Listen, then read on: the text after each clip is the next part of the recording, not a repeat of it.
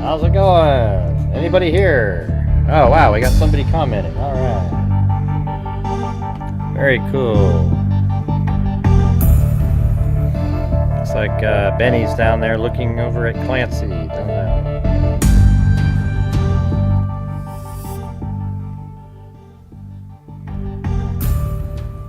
All right. What do you mean something's wrong with it? What does that mean? Yeah, there's a 84-year-old woman that was abducted. Yeah. So there is something wrong with it, yeah. Second letter. What do you mean? What are you saying? How come we already have weirdness right out of the chute here? Second letter. Okay. Okay, yeah. Second letter. What does that mean? Who knows?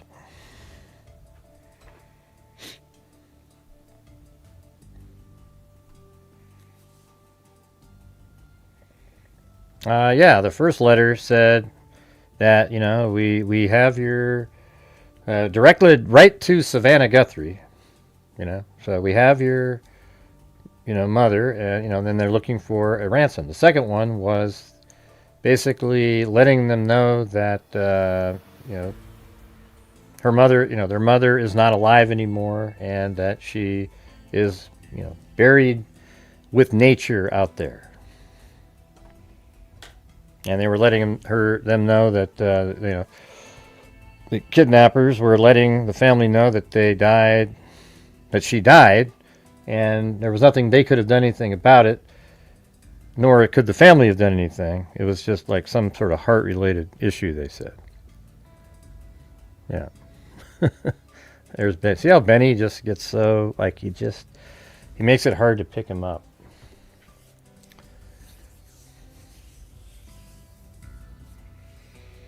Right.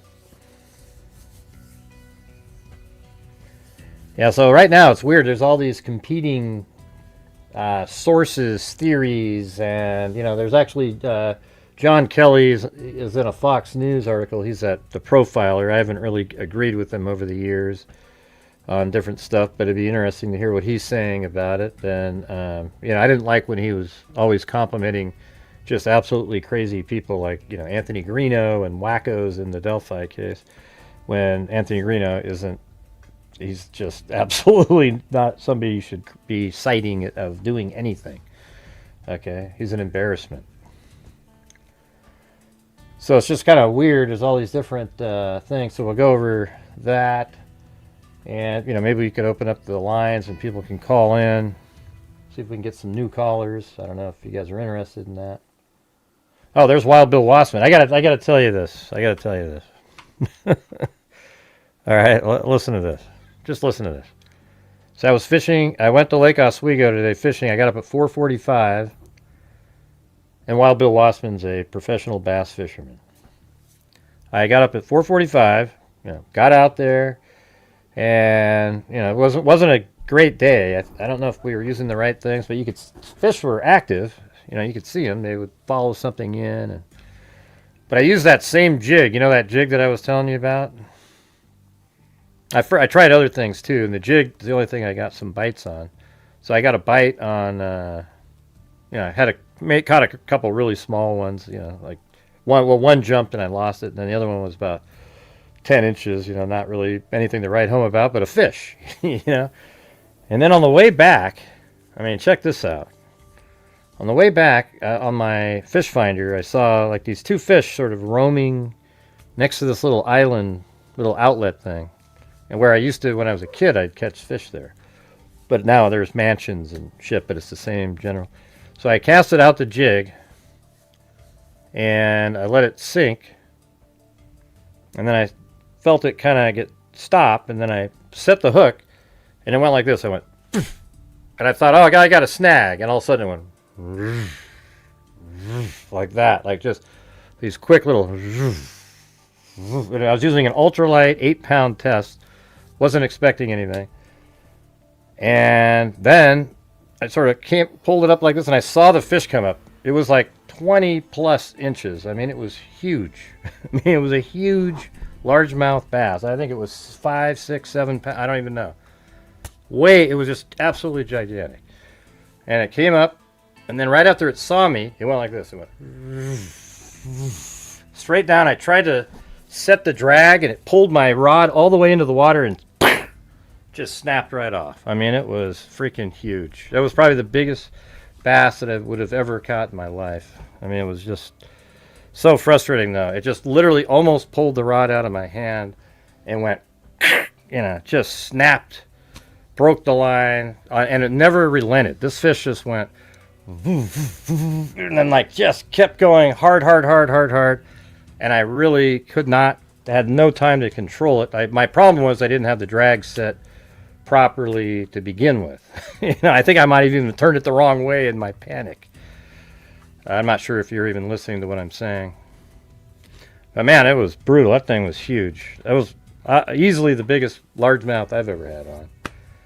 I mean, hell, the one I caught earlier, it could have eaten easily.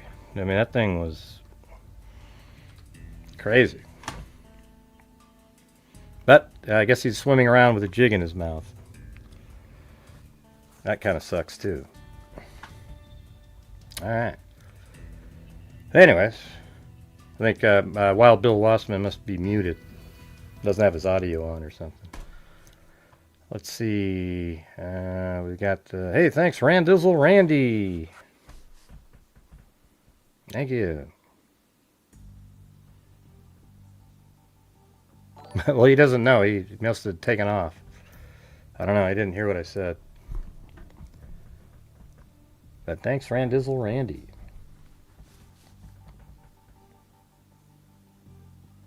No, it was fun. It was fun, but it was just one of those things where that's all you're going to think about is like, God.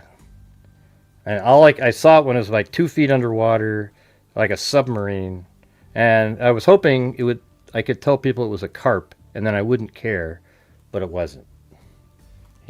Absolutely was not. So that sucked.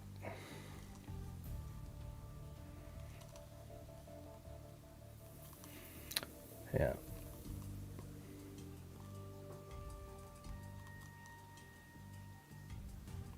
Oh, okay.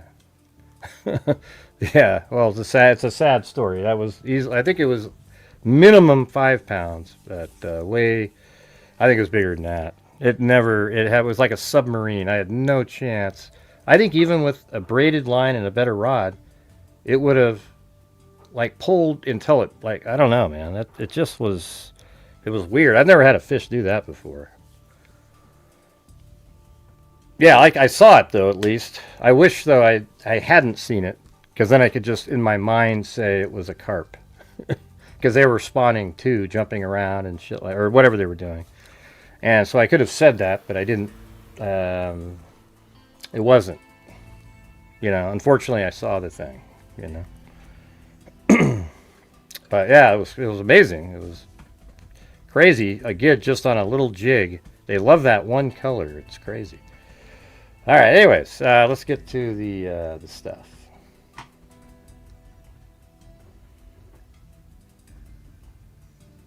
So on this one right here, this clip here, we've got. Let me see if I. Sent by the same person in the days following Nancy Guthrie's disappearance, February 1st. Yeah, so there was those two letters, the two original.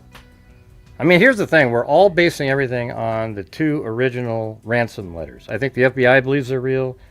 Savannah Guthrie believes they're real because the FBI told her that, and then she believes they're real just by what was said in them. And so I think it's just sort of like we need to assume that they're real. In this case, I think there's enough of that.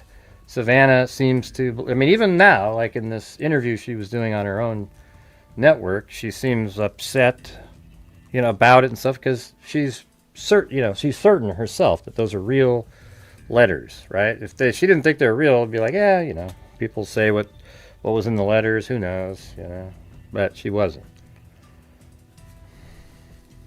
Sources tell CBS News the first note was written directly to Savannah. See, that's interesting, too, because I don't know if we ever knew that. And what's also interesting is, I think when the brother said, I think, remember how he told her, Savannah's brother said, I think, man, this person may have done it because of you. And then it was likely confirmed in that first ransom note, because I remember he said it when they were first showing up to the scene, and then they get this ransom note, and the ransom note is written to Savannah.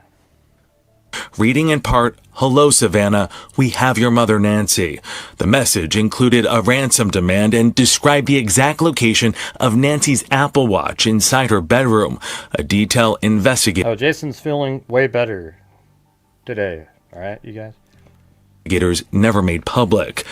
It's been 142 days. There is still no sign of Nancy or the person or people who kidnapped her. And Savannah Guthrie, in her own words today, begged the public for help finding her mother. See, I think that's crazy, this part. So it says, hello, Savannah. "Hello, Savannah. We have your mother, Nancy." So they sent it to, I don't know, man. It's so hard to determine what to think.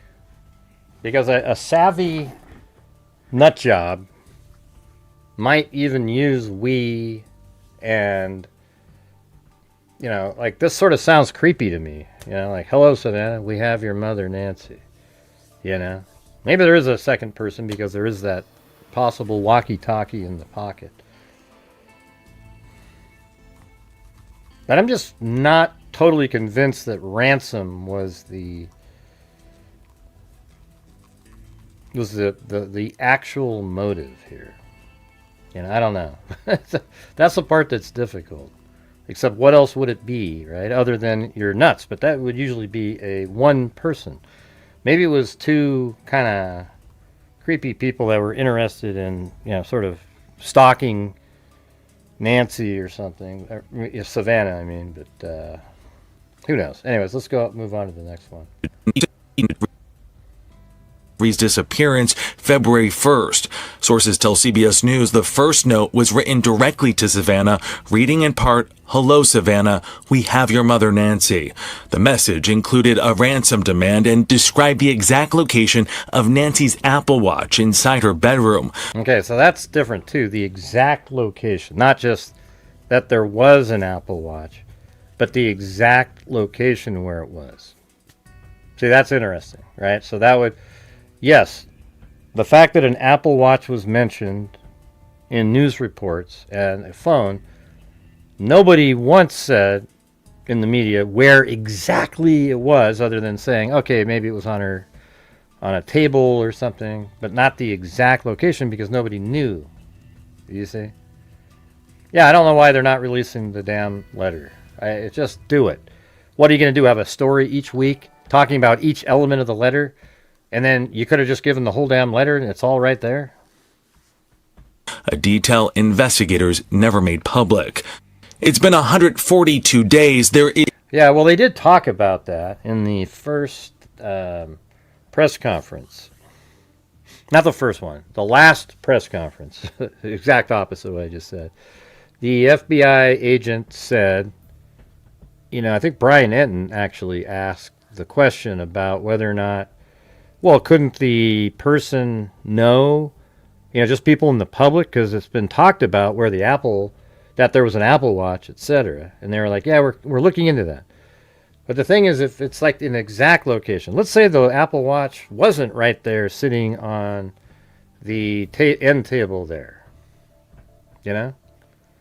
What if it wasn't sitting there? And it was just, or if it was on the end table, what if it was like, it's on the end table right behind the pacemaker unit. Something like that. Something really specific. That would be interesting. All right, now let's move on to this one here. Okay, so this is where we get into the... I'm just going to sort of play stuff. And we can talk about elements as we're going. But like, this is obviously Megyn Kelly, and I forgot her name. I think she's on a lot of shows now recently, though, about the case. We'll pay it. I will suck it. Yeah, remember what her name is? She's all over the place. I mean, she says something interesting in this to Megyn Kelly here. Anybody know? Come on, you guys. Let's focus on the case, okay? Let's go. I keep saying, back and forth, back and forth, back and forth. Come on, let's go. Yeah, Maureen O'Connell. Okay, yeah. All right, here we go. We'll pay it. I will suck it up. And they aren't getting back to him. So what's the story there? Well, maybe just as is the case with you, Megyn, maybe the FBI was tired of dealing with Sheriff Harvey. Yeah, exactly. Sheriff Harvey. That's right. I think they're close right now. So Sheriff Harvey meaning the TMZ guy. To pulling this case together, and that's what my sources are telling me. I don't know. I don't think she's incredibly accurate, Karen. What? Yeah, things are happening. Except here, I mean, I hope she's accurate here, She says stuff that just seems incredibly unlikely often, This case together, and that's what my sources are telling me. What? Yeah, things are happening, and but one of the reasons it's taking so long is because whatever defense attorney takes this investigation and represents whoever they she says my sources are telling me charge in this case, you have to operate under the assumption. I don't know what you're talking about, Haley. I have no idea what you're saying. Like from day one, you're doing your trial prep practically. Everything you do is. I don't know what you're talking about, Haley. I haven't referred to any comments that you've made tonight. Toward trial and prosecution. You're going to have the greatest defense attorney in the world handling this case, whoever takes this case. So you have to operate under the assumption that a couple of big chunks of your evidence may get tossed. This isn't Dana Perino. Dana Perino. Come on. We got to start over. That's right. I think they're close right now to... Yeah, I mean, this is something we've said recently. It seems like the way things are going down, that they're almost like they've already know what's going, who the person is, etc., because of how little information's out there. But these little things that we do know about sort of indicate feeling that way, And now she's saying something that matches that. Doesn't mean it's true or anything like that. That was fast. Haley, what? I don't even know what you guys are talking about. Pulling this case together, and that's what my sources are telling me. What? Yeah, things are happening, and what do you mean goal? Okay, I won't say any more in case someone's watching later. Watching what? Oh, you mean the United States? Okay. Yeah.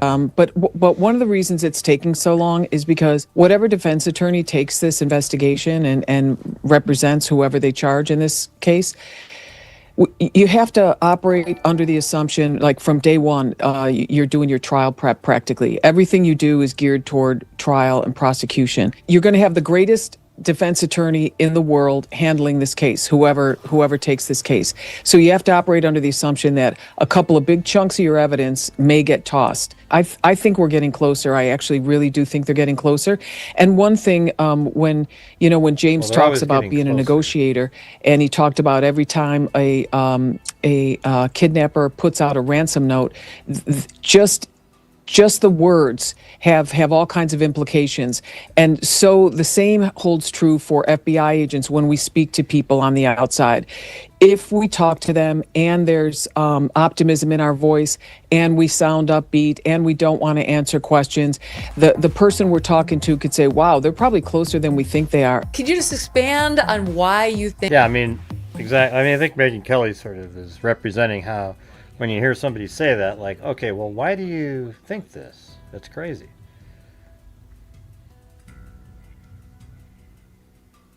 Yeah, let's see. Think they're they're getting there, that they're close to making an arrest? I think they're getting close to the porch guy. And when they get the porch guy, the floodgates. So they're getting close to the porch guy, she's saying. I mean, who's her source? Shall swing open. What's your level of confidence on that? 75%. 75%. Okay, what do you guys think of that? She's 75%. Man, but by the way, who do you think has had the best sources so far during this case? Of all the people out there, who's the person that you feel like, okay, because I know who I think it is. The one that has the best sources. It's always JLR is a pile of crap. He doesn't have anything. The people who have the best sources are, I would say Brian Enton has the best sources. Now, I'd say Brian Enton does. Yeah. I mean, he's right there. He's always talking to, the actual, like, some officials and people like that. I think he's got the best. I mean, I think Ashley Banfield had one early on that was giving her correct information that they were focused in on different people, which was true at the beginning. I think she had that, but I think Brian Enton has it. JLR, what a joke, Jesus. Oh my God.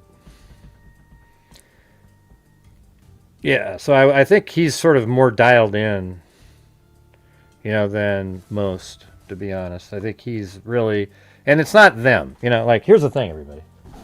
All these people that have all these sources, that's because they're from news channels and their producers go out and get them these connections. For the rest of us, it's hard to get those because we don't have producers and we don't have the sort of at least he goes there and reports. Oh, Jesus.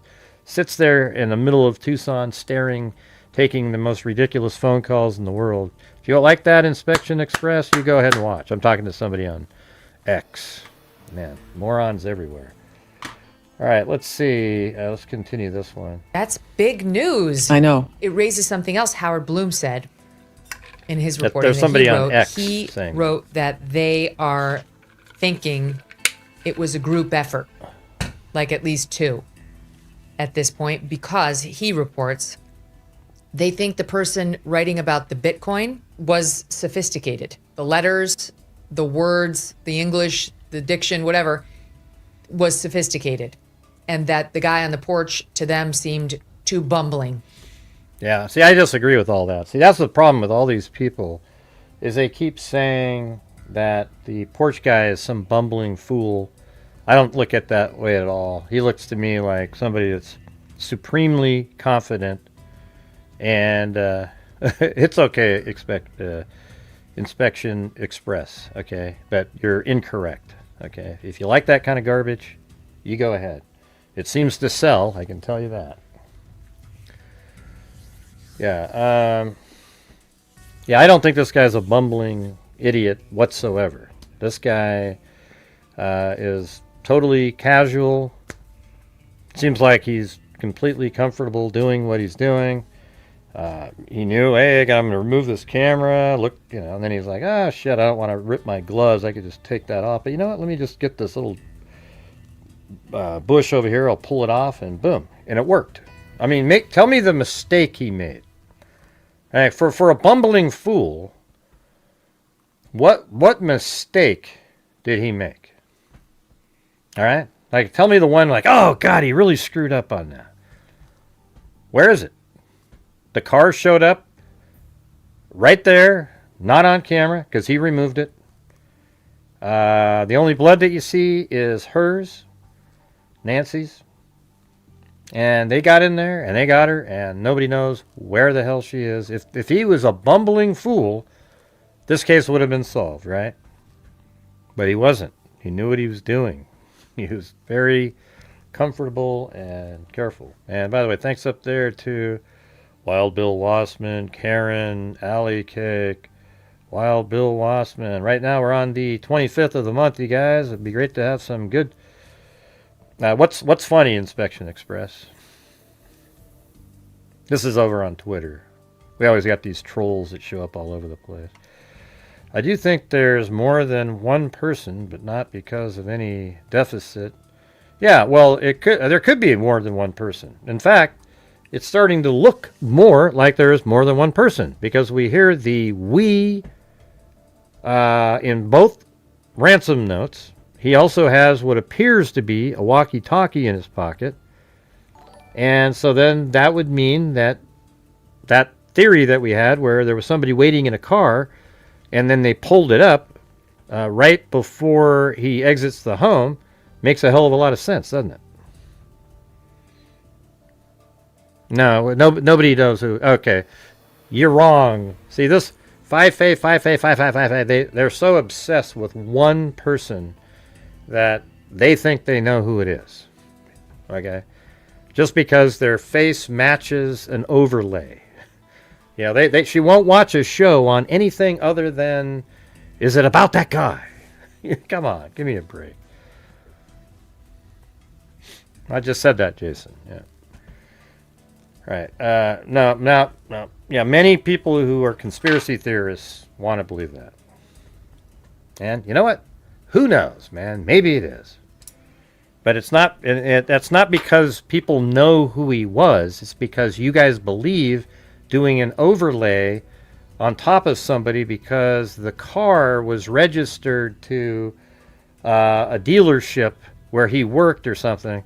All of a sudden, that's the guy. I mean, give me a break. It's just, it's not even the car. I'm talking about the car that was pulled over that one night that Daley was driving. Now, the conspiracy nutters, they believe it was the person, that it was the person they believe it is that was actually driving, and it wasn't Daley that was sitting there, even though it looks more like him than the one that they think it is. Yeah. So go back to watching the other people who just cover that over and over and over again, because they all know who he is.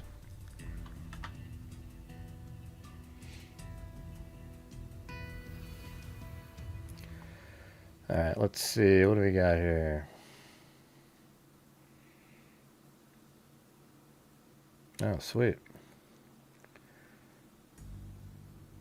Yeah, well, good luck over there, Wild Bill. I hope you catch one that same size. The one you'll probably get the big fish of the tournament. That thing was crazy. All right, anyways.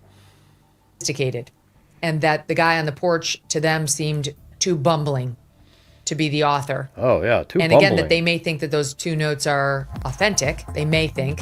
I don't know that. Oh, looks like it's 1-1 now. Thinking the bumbler on the front porch, alleged bumbler, there's a difference of opinion there, is not the person who did the Bitcoin account and wrote the sophisticated notes and is talking about she perished and she's with nature, she's buried in nature and all that. Like, that tracks to me. All right. Okay. So that one she just said, her source said that it would be, like she thinks 75% that they know who the person is at the front door. Now we got this one. I know there's been some information going around that there's like major progress happening with the case. And unfortunately, based on my sources close to the investigation, that's not necessarily what's going on. I'm told that there are still no suspects, that there are still no significant leads. Well, here's the thing: is what if his sources aren't willing to say, there's been they're not willing to say that kind of stuff to him, but we'll give him a little bit of insight here and there, where somebody else has a source sort of anonymously telling them where they're really at. See, it's hard to say, Progress? I think I'd say yes, there's been progress. And thank you up there to 6 Kids UK and Wild Bill Wassman. Because they're still, working every day. There's this task force that is assigned to the case, that's all they work on, made up of FBI agents and Pima County Sheriff's detectives. So they're working every day. They're tracking, they're going through their pile of leads, but in terms of progress when it comes to a suspect or something significant, I'm told, unfortunately, that just hasn't happened yet. I still have faith they will solve the case, but as of right now, it doesn't seem like they are getting close. So that's completely the opposite, right? That's not even close to the same. Something else new and interesting is CBS News is reporting that in that first ransom note, it was addressed to Savannah. It said, "Hello, Savannah, we have your mother." which I think is pretty significant. The fact that they addressed it specifically to Savannah just seems to go back to the theory that the person who did this may have done this because Nancy Guthrie was... Right, that's what we've said the whole time. How many times have I said on the show, the reason that Nancy Guthrie was abducted is because she's the mother of Savannah Guthrie. I've probably said that 700 times. Yeah, it's like, it's really obvious stuff. The odds of it just being a random 84-year-old that they picked, that they're going for a ransom, and the mother is, and the daughter is really wealthy, just luck. Bull crap. No chance.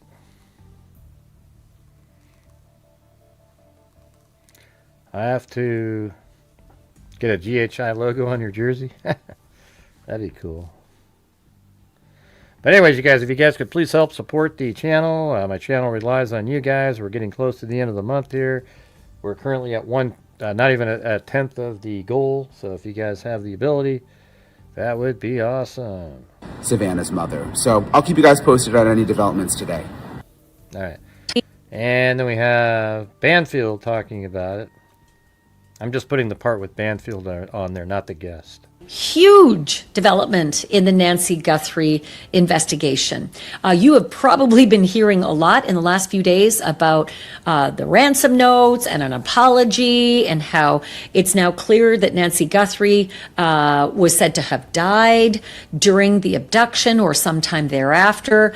The big news today is that CBS is actually releasing what the ransom note actually said, word for word. And what's chilling... Well, I don't think word for word the whole letter. There's got to be a hell of a lot more in the letter. Is that it said Savannah. It was addressed to Savannah. In fact, it actually opened with the words, "Hello, Savannah. We have your mother, Nancy." These are details that have been kept close to the vest, and by a lot of people, I will say, not just by investigators, because the ransom note... Yeah, it's pretty amazing that the news outlets haven't come forward really until recently. Not really sure. See, what prompted that to come out? Like what happened that made somebody or was allowed to leak portions of that? Notes went to 3 different places. The first ransom note that was sent went to TMZ and 2 local stations in Tucson. And so everybody within those orbs kept that to themselves, kept those details to themselves. But only in the last week have a lot of these details started to come out. And today, CBS decided that it was time to actually put out some of the wording. One other piece of information that CBS is releasing is that... I don't think CBS decided. I think somebody allowed CBS to do that. The ransom, well, I'll just say the alleged ransom seekers, this alleged ransom note, indicated that they had knowledge of where in Nancy's bedroom her Apple Watch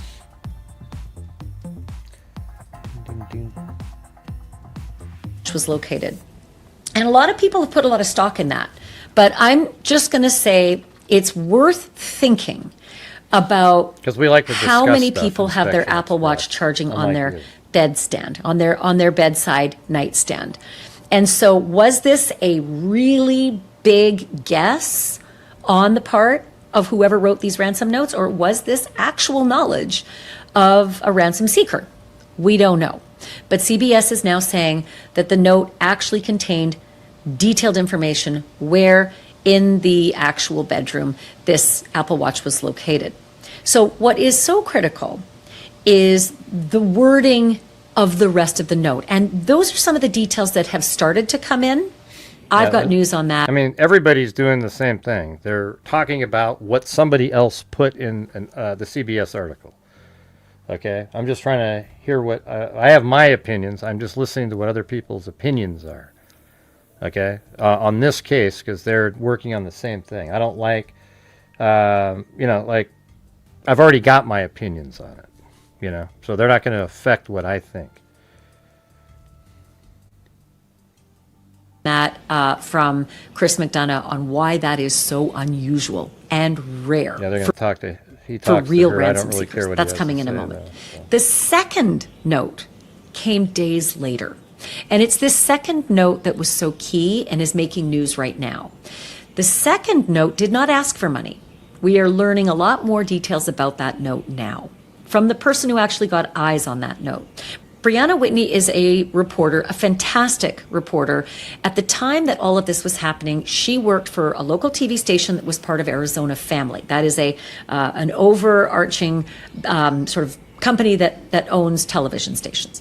And she got eyes on the actual note that came into one of the TV stations under the umbrella of Arizona Family. She no longer works for that TV station. She now works for Crime Junkie, a very popular podcast. But she has come forward to say, I have seen the actual wording of this note. And she has now divulged what the wording is. Lots of people were speculating and saying our sources say this and that, but Brianna Whitney actually knows what the words are. I'm going to tell you exactly what they are in just a moment. First, I just wanted to say thank you if you've already subscribed to this podcast, and if you haven't, please do, because it does us a huge solid. Also, join the membership. We've got a really great membership going, and I do private events for the members. I'm going to do another one really soon, so it'd be nice to have you in our little coffee clutch. Okay, now to the reporting. I think the wording of this second note is super critical, okay? Because it tells us a lot about whoever these authors are, if the authors are the perpetrators or if they aren't. Let me just go right to it. And again, this is from Brianna Whitney's reporting. She had eyes. Hey, thanks, Wild Bill Wassman and Wisconsin Cat Mom and Allie. Hey, look at Wild Bill Wassman did 777 in honor of Karen. On the note. She said that the note said this, quote, "We never intended to hurt her in all of this."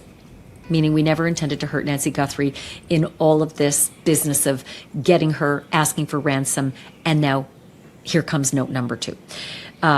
They admit, quote, "She perished shortly after she was taken." I got questions about using the word perished. Is that somebody who doesn't speak English? Yeah, I mean, I said the same stuff. It's like, I think the wording of that were choose, I mean, the wording that was choose is a little weird. It doesn't, it's just not common stuff. Like somebody that's a kidnapper or a psycho saying, she's with nature or whatever, it's like, that's just kind of weird, but they could have just came up with that to not on their own or something, as a I don't first know. language, It's weird. and this is the way they've translated it. That's my feeling. Because not many people say she perished. You'd say she died. Oh, so she thinks it was translated, like wrote it down in Spanish or something, and then it was translated. She passed away, But this is the wording. She perished shortly after she was taken, according to Brianna. The note goes on to say she was buried with nature. Again, a very odd choice of words for someone who is an English speaker. So I'm thinking maybe not. That sounds like someone who's been translating into English. Nothing you could have done. I don't know, but I don't know if translating to English would have said that. I mean, what word did they put in Spanish that would translate to she's with nature? Could have changed the outcome, and we are truly sorry. That's important. And truly sorry, are you now? What kind of person are you? You wretched beast. Have you suddenly had a flood of conscience? It's not enough just to go into someone's home and steal a grandmother out of her bed in the black of night? Really? Yeah, she likes to do this part. I can't do that. You're truly sorry? Something went wrong? There's also a reference to the fact that they underestimate. Well, they never said they were sorry something went wrong. They just said, she died, and it was something maybe with her heart, and you couldn't have done anything either, So I don't know where she's coming up with that part. The condition the fragile condition of Mrs. Guthrie. So these are critical aspects to the story that are now coming out from people who are actually firsthand reporters. Brianna Thanks, Tim and Allie K. Whitney in particular. I also wanted to let you know that something that Harvey Levin has reported that I find really significant. Harvey Levin's TMZ was one of the recipients of note number 1. And that was the note, again, that came in, I say 2 days because all of Sunday and most of Monday, right, before this note came in around 6 o'clock in the evening. And Harvey received it. So he's a first-hand reporter. And he said that this note said, again, $4 million by this date, or the price goes up to $6 million. And this additional detail is added, or we kill her. Wow. So that was something that I hadn't really heard in concrete reporting before, that there was this initial threat to kill her right away. When I talk to Chris, we're going to discuss about the rarity of real ransom seekers who go that far that fast. Like they're just 0 to 60, right? It's not normal. We'll go into what is normal, why that's unusual in just a moment. Then there's reporting as well. Harvey received and TMZ received a whole batch of other communications after the fact. Hey, I can't find that one, Jason, if you have it out there, that one. Remember the reporter that she just mentioned? I had it earlier today, but it's not in my folder. I don't remember. Can you email that one to me? That, the dark-haired reporter that reported that she works now for, was it Crime Junkie or something like that? Not from the original sender, Thanks, from 6K. someone else who said they know who did this and they're prepared to sell that information. And that person kind of nattered away at Harvey, suggesting, give me money and I'll give you info. And Harvey said that person said not only did they know who did it, but they know where Nancy's buried. Very interesting, because now we know that the second ransom note that Harvey didn't receive said she's buried with nature. And don't forget that the women's group that searches for missing people in Mexico, who just last week got that tip in Nogales, just south of Nogales, in the Sonora province, that Nancy is buried in a specific area, and they said in a grave over a stream. So buried with nature from some of this reporting, and this group down in Mexico gets this tip that she's buried in a grave over a stream. They didn't find her. This is a group that's found 25 unmarked graves, which is tragic in its own right, but they didn't find Nancy. Not yet anyway. Very legitimate search as well. Very legitimate development in the story, because the Mexican authorities gave them backup and helped them with security as they went out and did this search. All right, so interesting that Harvey's reporting has this notion that this person who's selling the info on the perpetrators knows where Nancy's buried. But also, Harvey has revealed that the FBI contacts that have been working with TMZ, because TMZ, again, is a part of the story. They received the original overtures. They received the original purported ransom letter. So TMZ's been... Did you get that, Jason? I need that one link to that lady. I don't know where it is. Working with the FBI. And Harvey said that the FBI has indicated that this second round of letters, the person who says they know who it is and where she's buried and they'll sell the info, that the FBI is suggesting they think that may be a woman based on the linguistics, based on the writings. And that's a fascinating development. Wow. Special place in hell for any woman that would do that kind of twisting of the knife, right? But okay, so this is what the FBI has told Harvey, that it's possible that one of the perpetrators involved in all of this one says that he or she didn't do it, but knows who did and where Nancy is and wants money for the info. So that could be a woman. It's fascinating stuff. Yeah, but that's that. Yeah, that's. I guess that's what's sort of interesting, that they think that other person that Harvey kept getting stuff from was maybe a female.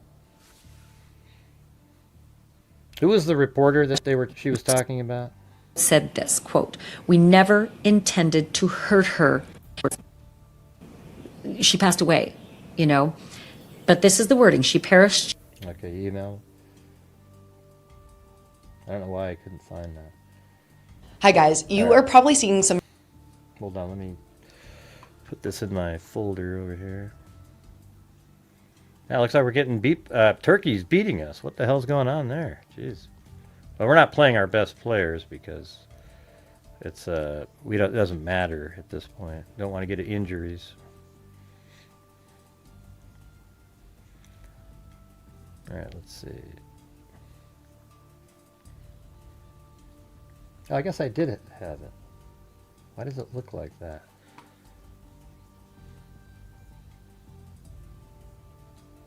Oh, I did have it. It had a different image on the picture, so it didn't make sense to me. All right. But thanks for sending that. All right, so here's the reporter.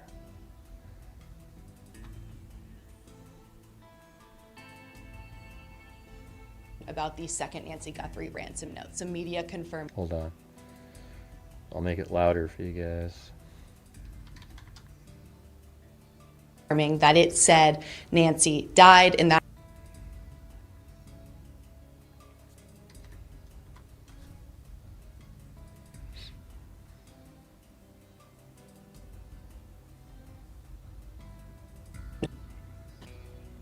about the second Nancy Guthrie ransom note. Some media confirming that it said Nancy died and that she was buried in nature. I'm Brianna Whitney, Crime Junkie's breaking news reporter, and I have spent months and months covering the Nancy Guthrie case, boots on the ground.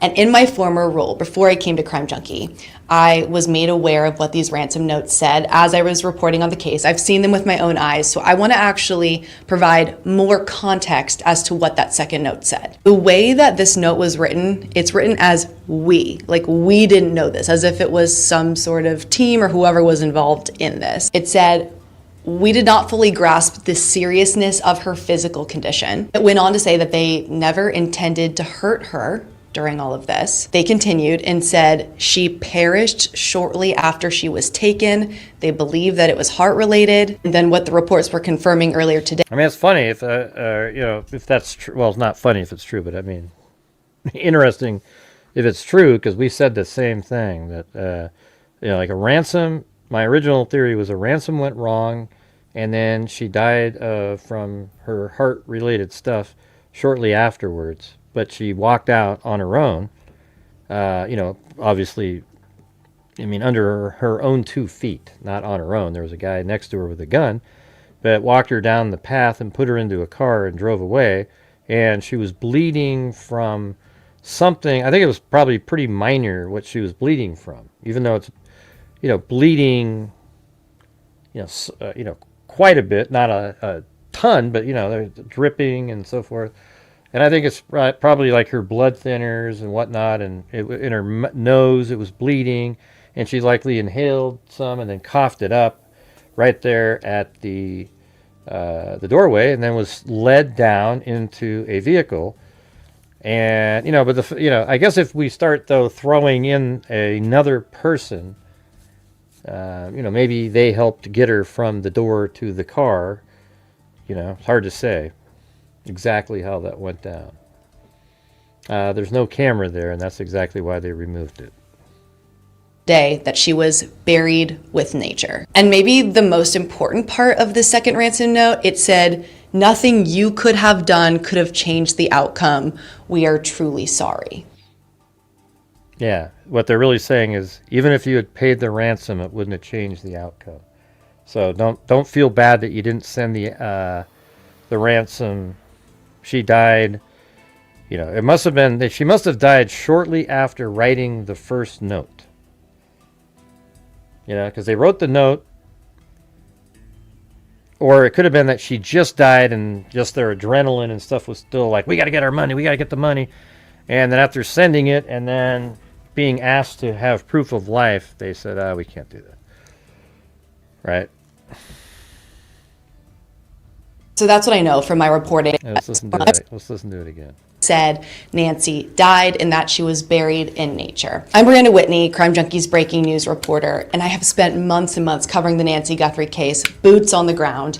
And in my former role, before I came to Crime Junkie, I was made aware of what these ransom notes said as I was reporting on the case. I've seen them with my own eyes, so I want to actually provide more context as to what that second note said. The way that this note was written, it's written as we, like we didn't know this, as if it was some sort of team or whoever was involved in this. It said, we did not fully grasp the seriousness of her physical condition. It went on to say that they never intended to hurt her during all of this. They continued and said she perished shortly after she was taken. They believe that it was heart related. And then what the reports were confirming earlier today, that she was buried with nature. And maybe the most important part of the second ransom note, it said, nothing you could have done could have changed the outcome. We are truly sorry.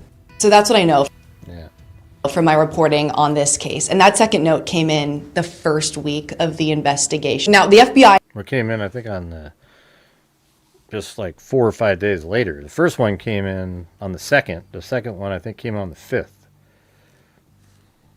4th or 5th, the second one. So I guess that would mean that it's, she could have been alive on the one that was written on the 2nd. And then... But I don't know. I don't even think she was alive when they wrote the first ransom note. It was when there was an ask for proof of life when they realized, okay, we're going to just have to, but why did they care? Like, why did they give a damn to write the second one? See, the second ransom note to me is weird. That they even wrote it at all. See, it's almost like they cared what, to sort of soothe somebody, Why would you do that? Why would you, so, I don't know. I think people who do ransom for money aren't as, they might not want to kill somebody. They're just trying to get money for somebody. And maybe there's some people who do ransom and they're never expecting to kill anybody. When somebody dies, they might actually feel shitty. I don't know. That's just one way to look at it.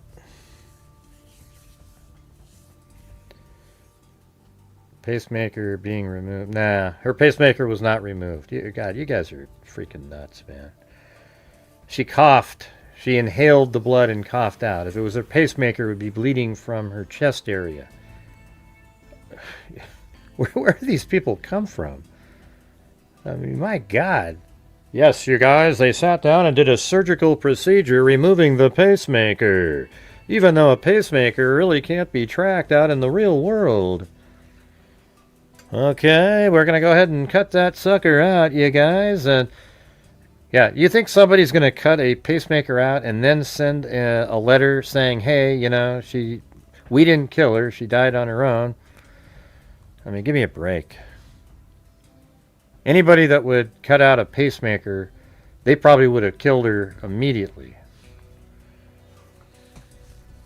So you'll get 0 points for creativity on that one. Okay? I know though that probably makes sense when you're watching other channels. They accept comments like that and pretend they're incredibly interesting, and we'll talk about it for 20 minutes. I'm going to give you the 2 of me just trashing it into oblivion. All right? And watch, we cut to the next scene. She's found with her pacemaker removed. Yeah, that would be crazy. I just think it's absolutely ludicrous, all right? And if it turns out that's true, it's pure luck that you said that. And the blood that's on the walkway there is not from that. So that would mean that it was just pure fantasy luck. Yeah. My God. Whew. Yikes. All right. So let's see. There's couple articles out there too. Gosh, Gray, that isn't very nice. Well, I don't know how you'd be nice to that kind of craziness. You got to be kidding me. I'm sure JLR would talk about it for 45 minutes and have other people call in and saying, yeah, it was really interesting what so-and-so said because they were talking, and it's like, whew, yikes. Give me a break. All right, here. There's a different kind of depth to the darkness and nighttime. So this is sort of interesting. Why the trail went cold in the Nancy Guthrie case. So I think some of this is exactly what we've been saying here. And I guess we'll get back to, well, I mean, I don't know. Maybe I'll do this later in the show. Because we're talking about the we, you know. So you get to, like, here's the house. And we've always said, you know, could be we, could be, you know, I'd say for the last month, I don't know, let's see, 2 or 3 months, we've been talking about the possibility that somebody else could have been driving the vehicle because of the walkie-talkie perhaps in the pocket. You know, so we've been talking about that. And let's see if we go to like this one. I mean, we've seen the walkie-talkie's been talked about since the beginning, but it's just, you know, if you really look at it and you go, okay, that's a walkie-talkie, a cylinder sticking out of the pocket there, then there's likely some other person that he's with in the area. And that would make it so, that would give him the opportunity to have the least amount of time with the car being exposed. I mean, if you look right there, the car would park right there, right? And, you know, how long do you want a car sitting in front of a home that close to the road? So you maybe would only want 2 or 3 minutes of that. So that would mean that the guy inside the house who's literally in charge of removing Nancy Guthrie from the home is the one who, you know, he's going to be the one that radios the driver, and the driver pulls up right there, and then they move her into the vehicle, right?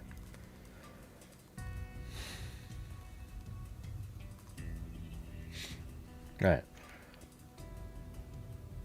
Yeah, we've been saying that all night, Jason. Yeah, the we means that there's likely 2 people if we believe that the ransom notes are real, which it seems like the FBI and Savannah Guthrie think are real.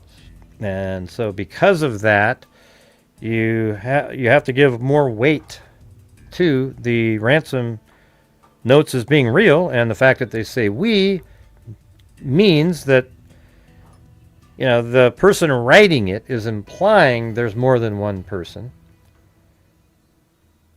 You know, however, you know, one person could make it just be making it want to look like there's multiple people, right? I don't know if that's more likely than, you know, saying we. And so the we combined with the walkie-talkie and sort of the logic of having the car parked in front of the home for less time kind of seems to really point to that there might be more than one person around near the scene at this time. One's just in the car waiting, probably maybe even acting as a lookout, for example. I mean, maybe they even, you know, if something was going down, they would just radio over to the walkie-talkie and say, hey, somebody's coming. Boom. Then they run out that back door that he had propped open.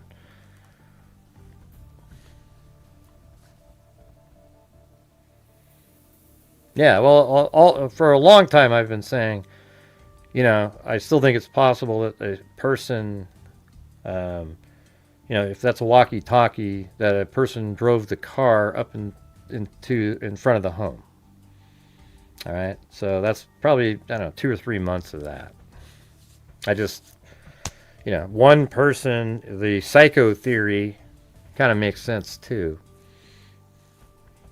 Except now with this new information, I think you have to, you know, I mean, why would you have a walkie-talkie and then later invent using the word we when the walkie-talkie already implies or almost absolutely, you know, proves in a way that there's another person. I mean, who the hell are you talking to? You know, then you have to come up with another. Well, they put the walkie-talkie with the antenna sticking out to make it look like there was 2 people. And then later he was going to say we in the ransom notes to make it look like that. But the walkie-talkie and the we comment were all just part of a ruse. And that's what the conspiracy theorists do. They do that. What we're trying to do is figure out what is most likely what is most reasonable and logical. All right, guys, we're hitting one of those massive lulls again. Right now we're currently at 1/4 of the nightly goal. So if you guys have the ability to help support the channel, we're getting close to our donation night, which is coming up in 5 days. So I need your guys' help supporting the channel. We have had 0 challenges tonight, and we have very few gifted memberships, and we're just, seems like every night's more of a struggle for me. I always have to ask over and over and over again to get to the goals. Yeah, there's a lot of just interesting stuff about this. So, you know, the whole Mexico theory that people are talking about now, cartel and all this kind of stuff. You know, well, it's interesting because, you know, a lot of people who do construction are from where? Well, they're from, you know, over the border. And a lot of them are, you know, they're not even legal citizens. They just work construction. They come over, migrant workers, whatever you want to call them, and they do construction work, you know, the jobs that only they would do. Well, that's not true. I think a lot of Americans would probably roof homes and do sheetrock if given the chance. But they're over here working, right? So what if somebody working on one of these homes over there is actually from Mexico, and then just through working right across the street for a while, noticed that, hey, wow, that's, you know, learned that Nancy Guthrie lived there, and then the daughter's really rich, and then you give that back to your you know, like superior or whatever, somebody else, or, you know, just talking to somebody else, and then you devise the plan. And then next year when you come back over, this is what you're going to do. You know, who knows, right? I mean, now there's a lot of doors that are opened up in the case in terms of theorizing. It's pretty strange.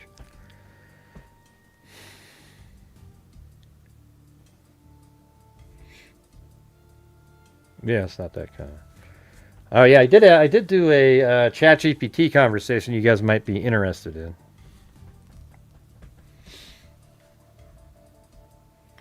But what do you guys think? Don't you guys think? Let's do a poll here. Okay, hold on.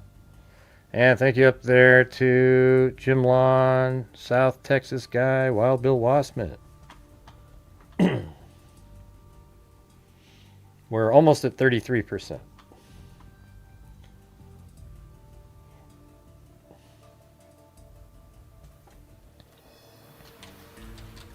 Do the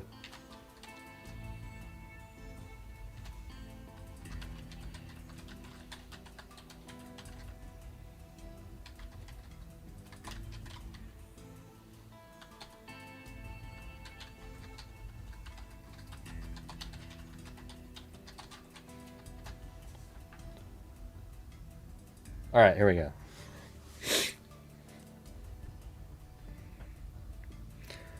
Yeah, I mean, if the ransom notes are real, then I think it's certain that there's more than one person. If the ransom notes aren't real, it's still a possibility because of the walkie-talkie. I think the fact that you have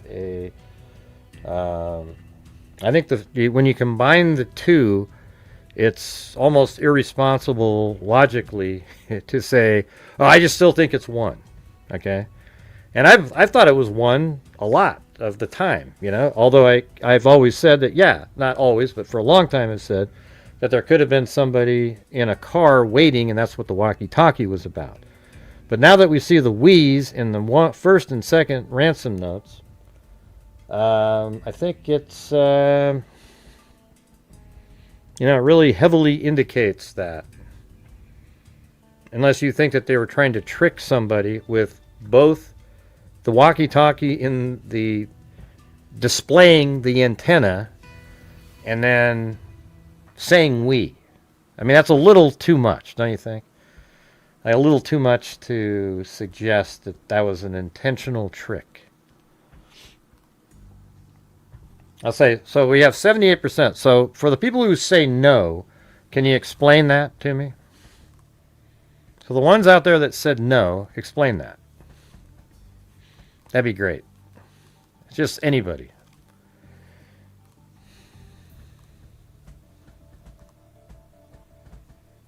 Hello.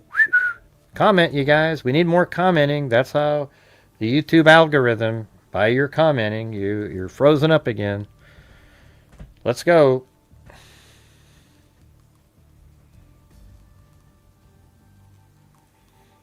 Yeah, you don't have to say that, Sandy. You weren't even here, so you don't have to say, forgive me for not greeting each of you.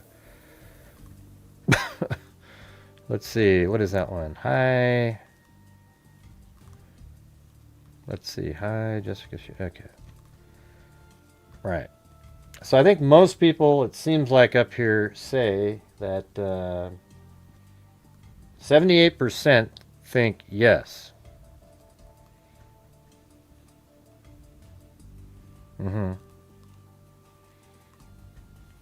Okay. Now, but for the other 22%, for those who said that, tell me why you don't think that indicates that. That's what I'm looking for.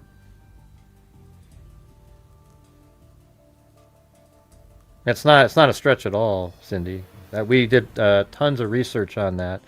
It matches a walkie-talkie more than anything else. It's not anything is possible. It literally, I don't know. I think you just do fly-by watching or something. Like you don't really, you always make those kind of comments like that. It's not a stretch at all. That's a walkie-talkie. That thing right there. See that? A cylinder coming out of the pocket. That's what they look like. It doesn't mean it is that, but it sure as hell isn't a stretch to say that that's a walkie-talkie right there. Because that's about the only thing that looks like that. Okay?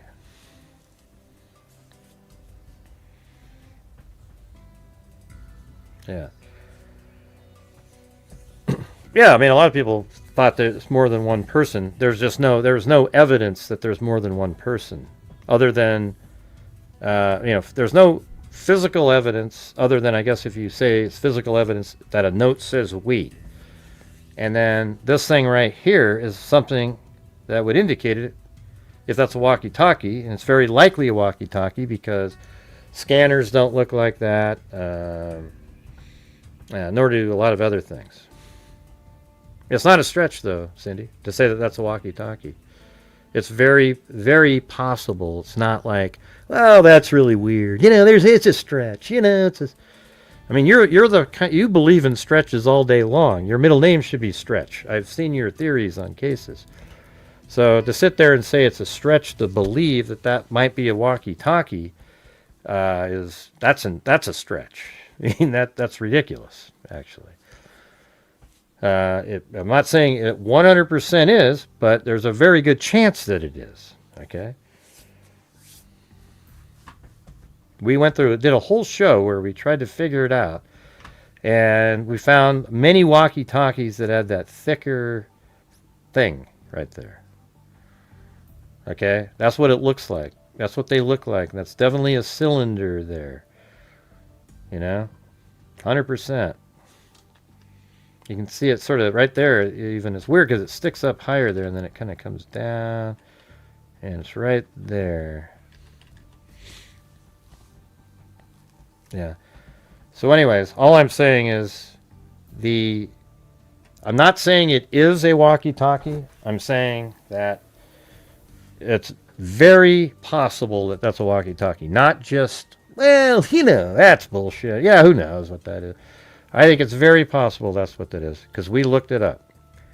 And then that was one of the reasons that I said, because of that, it's possible there's somebody waiting in a vehicle, the vehicle that they used to transport Nancy Guthrie, and they removed the camera at the front door because they knew they were going to be taking Nancy Guthrie out that front door. They abducted Nancy Guthrie because she is the mother of Savannah Guthrie. This is all stuff we've said over here since day one. All right. Or not day one, the first week, most of it. Okay. But the walkie-talkie though, we thought, or at least I did, I thought it was just one individual, and all we see is one individual, and one individual could pull off this crime. However, the element of the car being parked by the front door is something that you would probably need another person, because as we know, at 212 in the back of the house somewhere, a camera picked up a human, and I think that's the moment the person entered into the home. At 147, when the ring doorbell, the front doorbell camera was removed, they obviously, only an idiot would go, after removing the camera, go right into the home. That's what an idiot would do. They didn't do that. I think they waited about 15, 20 minutes. And they waited 15 or 20 minutes to make sure nobody showed up. Okay? They absolutely would not have just walked in, because you wouldn't know if the motion that you just created on that camera would notify somebody. So you waited 20 minutes. No lights went on in the house. No cars came up. Then they went in the back. And when they go in the back, they eventually get into the home. But it's going to be like at 2:15. Now, would you really want in the single person, when you came back after 20 minutes, you would have driven the car and parked it at around 2:07. But then you don't leave the house until around 2:28. That's 21 minutes of that car just sitting there vulnerably, right there, visible from the street. So what would make more sense is to have somebody in a lookout car, lights off, with a walkie-talkie on a street. You're over there doing your thing. And then finally, when you're about ready to take her out of the home, this way you don't have to leave the house, tying her up, walk out, get the car. That would be another way they could have done it by themselves, is tie her up in the home. And it just gets kind of messy and clunky, that logic. So in this case, you have the walkie-talkie in your own pocket, and you go, okay, we're ready. Pull the car up. Boom, the car comes around, pulls right up in front of the home. You walk her out. She's bleeding from the nose, coughs a little bit. Then you get her out down the little driveway, the little path there, down the steps, into the car, and she's out of there. Right, you get it? Yeah, we just said that. 1, 2, 3, Rockchild. I just said that. Thanks for repeating my exact words. You see that? Doesn't that make sense right there, what I just said? You just have somebody else, and that's the we. Those two people. You know?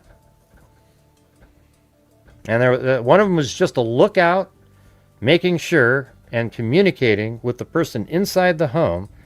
And then when they're about exiting the home, they could park the car, run out, and help get her into the vehicle. And it also fixes something else that I've always had a problem with. Is like once you get her into the car, people talk about putting her in the trunk and stuff. That just doesn't seem, I don't know, it just doesn't seem right, with an 84-year-old or whatever. So I think you would, not that they would care about that, it just doesn't make a lot of sense. So then you put her in the back of the car, maybe, and you have a person sitting next to her with a gun on her saying, hey, don't say anything. And then you drive her somewhere. And all of that stress is probably what led to her death. Okay? But doesn't it make more sense, like we've gone over this, said the same thing on other occasions, and it does make more sense sometimes to have that second person, right?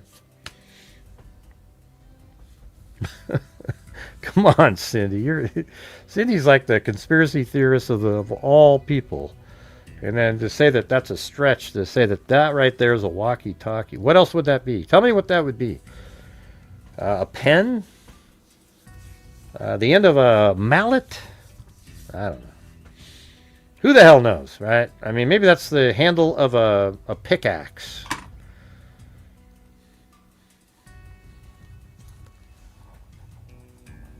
But like I said, I don't know if that's a walkie-talkie or not. But it makes sense now if there's a we, doesn't it? Because how else would you be communicating with the other person? No, that's not what burner phones look like, Lynn. They don't look like that. Burner phones look like a normal phone. What do you mean an anomaly? That's an anomaly? That's just some kind of a weird anomaly on the camera? Look at it. It's moving around. It's right there. It's on every frame. See that? How is that an anomaly? I don't get it. You can see it's in the pocket, and the little antenna or whatever part of that is sticking out of it. An anomaly is like if it shows up in a frame. You know what I'm saying?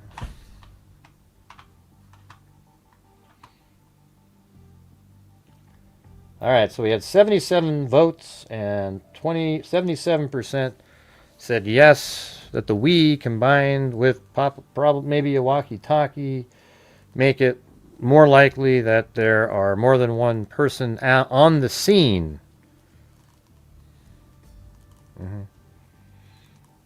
What do you mean, what's a burner phone? Come on, Richard, you've been watching this channel for years. Yeah, so when you say anomaly, come on. You know what's weird is I think that's it right there, too. Right here. And then it's really, the light's really hitting it right there. And then watch when it, see how it's already kind of sliding underneath there, and then the hand raises, and there it is. Boom. You know, so it's kind of interesting how that's higher right there, and then it kind of, right there. And the light's being blocked a bit now with the arm.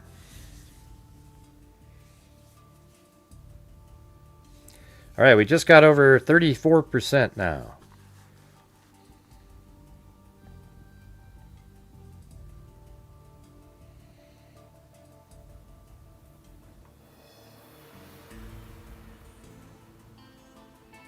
What was the one I was going to do? Yeah, so now let's look at that one article that I was just talking about.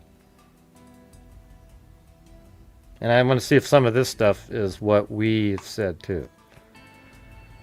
All right, so it says, there's a different kind of depth to the darkness at nighttime in the upscale Catalina foothill neighborhood of Tucson, Arizona.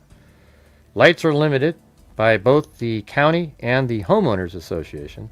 They must be shielded and can only face down, a deliberate effort to maintain Tucson's dark sky status, designed to minimize light pollution, reduce energy waste, and protect astronomical research at nearby facilities. The result is a quiet, peaceful blackness, making Catalina foothills the perfect spot, but I bet you they're going to say, I haven't read it yet, that it made it a horrendous place for investigators to track a vehicle.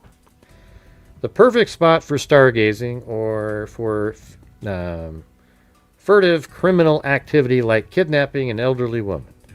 That's what happened overnight on the 31st of January when 84-year-old Nancy Guthrie, mother of U.S. television presenter Savannah, was pulled. That was actually the first, but presenter Savannah was pulled from her bed. The assailant or assailants vanished into the dark sky night with the church-going grandmother.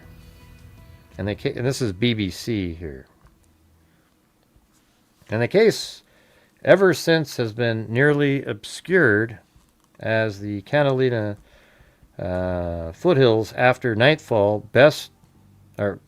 beset by everything from tricky terrain to law enforcement infighting.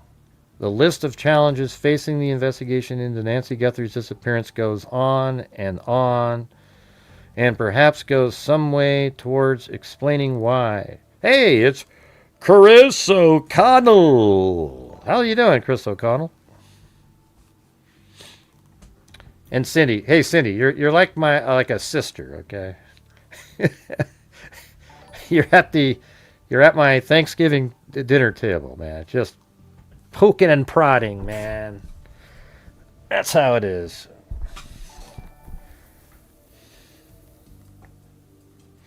But hey, thanks so much to Chris O'Connell. That got us to almost 50%. Actually, 50%, yeah. That was cool. Nice faces, Cindy. Nice faces. The list of challenges facing the investigation into Nancy Guthrie's disappearance goes on, and perhaps goes some way toward explaining why answers remain elusive nearly 5 months after 84-year-old was abducted from her Arizona home. The lack of resolution with no suspects identified and no information as to where Guthrie was taken is all the more perplexing given the spotlight that's been on the case from the outset, thanks to the celebrity of Guthrie's daughter, famous U.S. News presenter Savannah. Law enforcement consultants, media, and citizen sleuths have been poring over the case. Yeah. the Guthrie family believes the notes received in the days after the crime to be real. Yep. One of them allegedly demanded millions in Bitcoin. The second allegedly said she had died while expressing regret on the part of the writer. I don't know. I mean, it sort of implies regret, that's for sure. And the simple possibility of a kidnapping gone awry could be one explanation for why the case seems stalled, according to experts, though the Pima County Sheriff's Department says it remains active and ongoing. If Guthrie died during the crime, says private investigator Dan Ribicoff, now it's a murder and not just a kidnapping. Right. So this is what I've said. That once, for a murder for an abduction for ransom gone wrong, once Nancy died, their whole plot or plan goes out the window. And not only that, what would have been, probably a maximum, penalty of like 10 to 20 years maybe for an abduction. Now it's like the death penalty, because you've killed, an 84-year-old woman in the commission of a felony, and it would have been, probably the death penalty in that case. So what you'd want to do is wipe your hands of the case immediately. And it's interesting that they took the chance of sending one more message just to say that she's not alive anymore. Isn't that weird that they weighed the risk? They must feel incredibly secure in their countermeasures because the FBI has not been able to figure out who wrote those. And so they must be incredibly, they know exactly what they're doing. So, man, that's wild. And so they took the risk to write the second note saying, yeah, she's not alive. Basically, it's kind of a passive apology. Hey, you couldn't have done anything about it. Had you sent us the ransom, she still wouldn't be alive. That's what they're saying when they say that, by the way. When they say there's nothing you could have done that could have prevented it, it means that by the time you got the ransom note, she was already dead. That's what that means. Right? Do you guys agree with that? I don't know, Gray. They could have been saying... Okay, here we go. It probably drove the criminal underground. Yeah, see, there you go. Said Ribicoff, who founded, and right when she died, drove the criminal underground. The investigative group has dealt extensively with kidnapping and missing person cases throughout his career. He doesn't want to release where the body is buried because he doesn't want to expose himself, said Ribicoff, who agrees with the Guthries that the notes could be genuine. That's a good point right there. It's like she's buried with nature now, and they don't want to say, yeah, and that's why they didn't reply to her plea saying, hey, we understand now. The only way for us to have peace is if we have her body back. We're willing to pay for it. So basically, we got your note. We understand that she's not alive. You buried her in with nature. But if you could just tell us where you put her so that we can say goodbye to her with her body, we're willing to pay you for that. And they never got a response back. Isn't that wild? I mean, that means that they were just, I'm out of here. You see what I'm saying? Like they were out of here.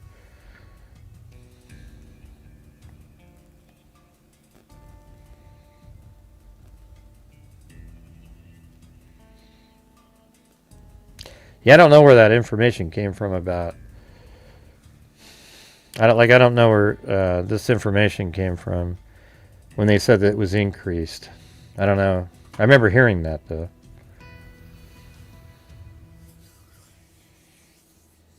Mm-hmm. So I think what I was just saying right there is how it went. They just wanted to say, and I find that interesting.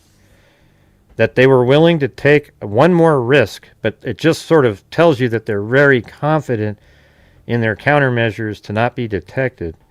But they still did it anyways, just to say, hey, you know, because when you call somebody a compassionate kidnapper, I don't think that that's the term.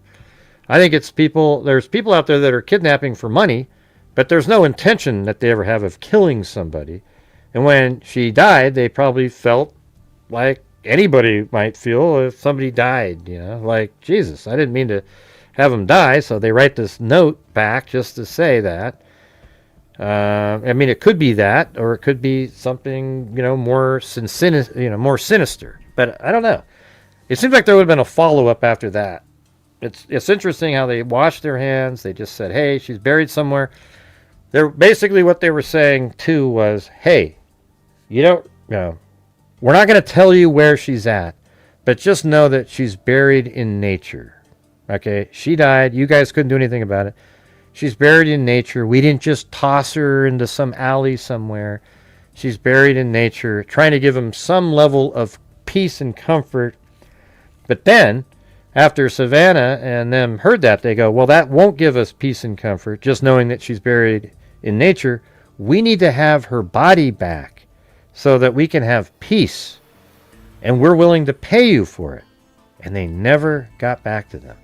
So what that kind of tells you too is that the where she was buried, it could indicate who they are, which is interesting, right? Like if you just drove somebody in the middle of the desert and buried her somewhere, how the hell would that implicate you? I guess you could go back and maybe look at vehicles that were driving down a particular road. I mean, but they know about that. I wonder if it's something a little closer to home, you know? A little closer to the area. Crystal Connell said, hanging in there. Loved your show about the party girl, cold case. Yeah. That one's we still have. I'm still shitty that we lost the Addison County Doe case to the FBI. They just came in and sort of scooped it up from Addison County, Vermont.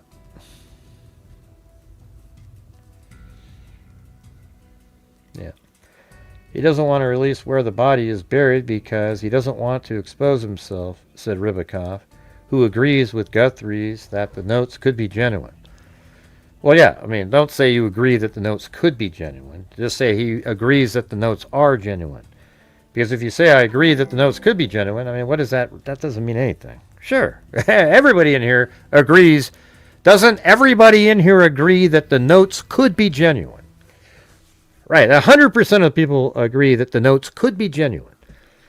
All right, what we want to know is the Guthries seem to believe that they are genuine, right?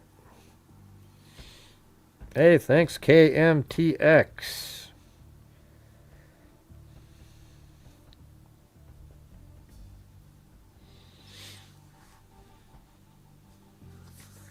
If the kidnapping had gone according to plan, he says, there'd likely be a better chance of a happier ending. You know, you got to look at it like that. I think that they were actually trying to do a real ransom. I mean, that makes the most sense right now, is that it was a ransom for hire, or not for hire, a ransom. Abduction for ransom gone wrong. That's what it makes the most sense now. That was my original first theory. Then I started going into the singular nut job mode, because this guy is the most casual person I've ever seen. See, when you watch this video right here, a lot of people have to go, "Oh, he's dumb, man. He doesn't know what the hell he's doing." I look at this and I go, have you ever seen somebody more casual in your life who's about to go and do something, abduct somebody? Let me look at this guy. Let me see. I got to get that camera. I didn't want to rip my glove. Let me get this plan over here. I'll just pull it off with that. That'll be pretty easy. Yep. Looks over there, probably glancing over to where maybe his buddy was in the car. You know, and he just goes like that, puts it over, and yanks it off instead of ripping his glove. And guess what? Nobody knows who the hell this guy is. They didn't leave a trace. But apparently he's some clumsy fool. Although you get that from the people who believe they think they know who this person is, right? There's a guy, you've heard of the guy named Zach something out there. Everybody keeps having him on their shows, and they're all talking to him. And they all think they got this super sleuthy thing, and they got it all figured out. And even if that is him, it's not that he screwed up. Okay? It's just some randomness thing with a car, and I just don't buy it, man. Yeah, I don't buy it.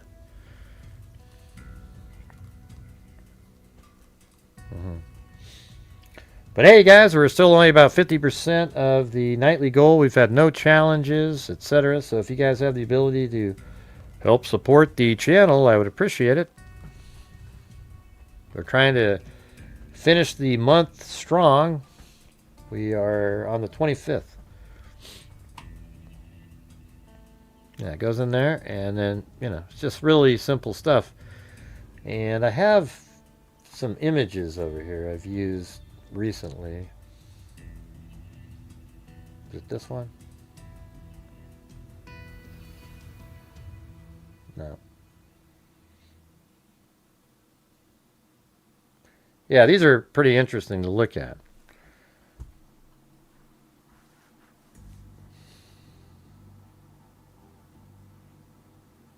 Yeah, like this. So it might be something. It might look kind of like this, you know, when they're taking her out. I can't remember if I have. This is the one. I have another one that has more images that I made. Yeah, they're just like representations. I'm gonna have to find it.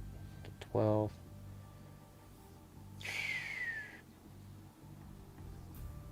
Yeah.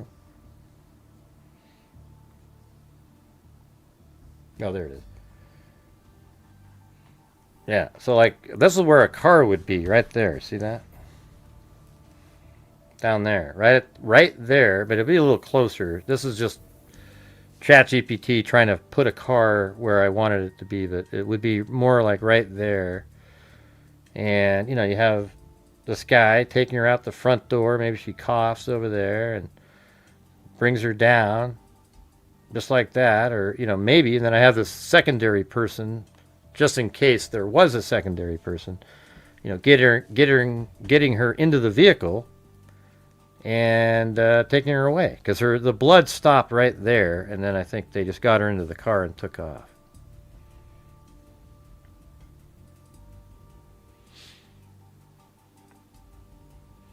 Yeah, but you got to admit, this guy, you know, the characterization that he's some bumbling fool is ludicrous. He thought enough to, every single thing he's wearing, he bought for doing this. The stuff he didn't own before, I would imagine.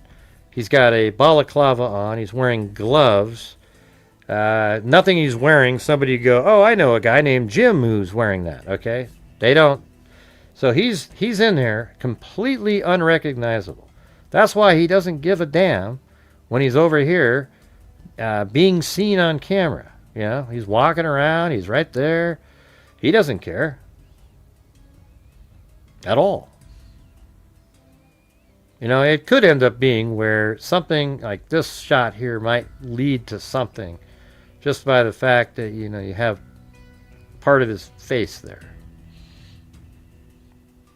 That would be about it. But once you remove that camera, he knew exactly, you know, that you could just get out that front door and she would not be seen. Which was that? That was the 14th.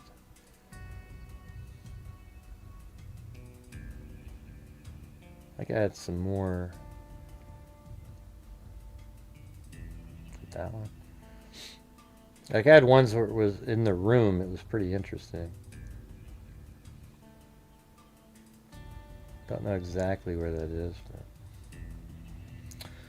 Alright guys, we're hitting one of those massive lulls again. So if you guys could help support the channel, that'd be great. We're just... Every night now, it's a struggle.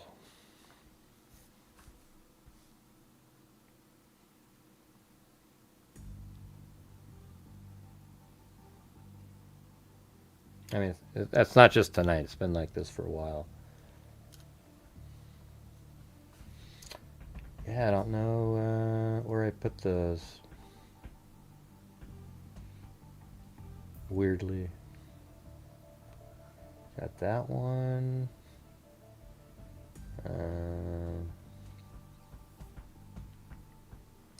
Is it 12? Yeah, I had one where they were in the room. It looked pretty realistic, too.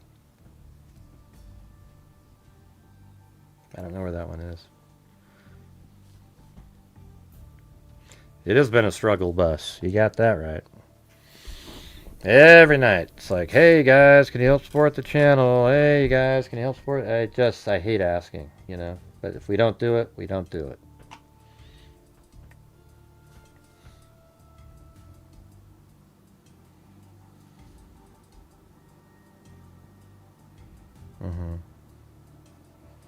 So let's see if we can get one challenge at least going in here.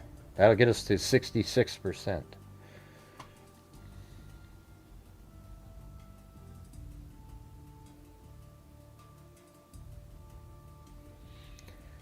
I believe that the ransom would have paid.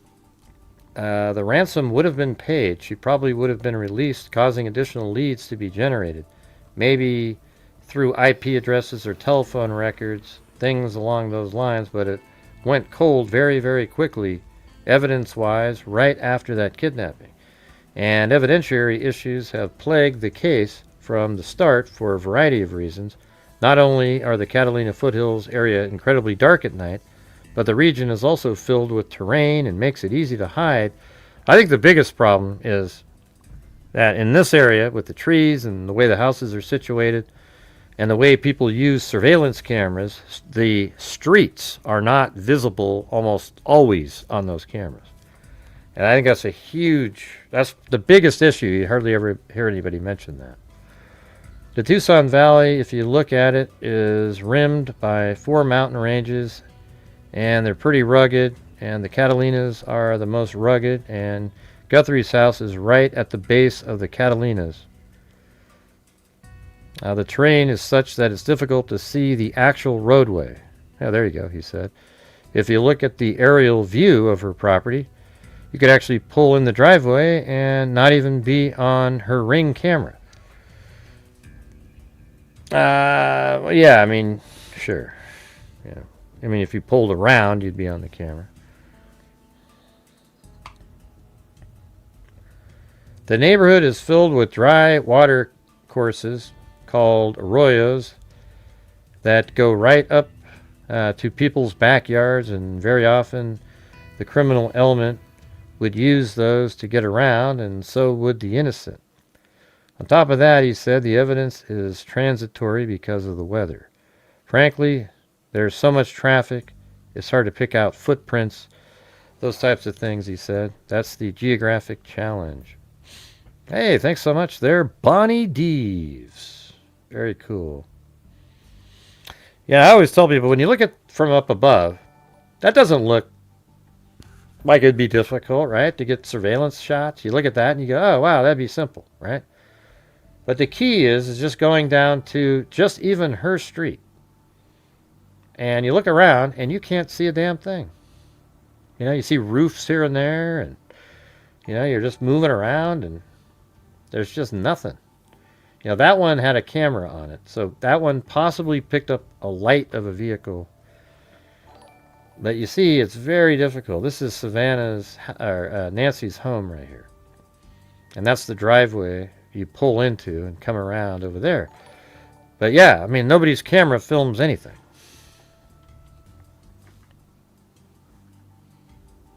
What, did we have a challenge or something? Thank you, Bonnie and Chris O'Connell. All right. Hey, Carl with a C. How's it going? Well, thank you. Thank you for matching. We got to 60, like 66%.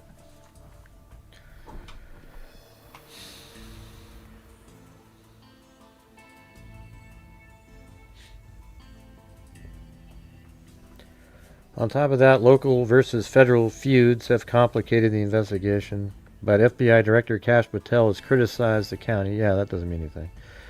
Decisions regarding evidence processing were made on scene based on operational needs. Yeah. What's it say down? That entire house, the property should have been cordoned off. No one should have stepped foot in that location other than law enforcement.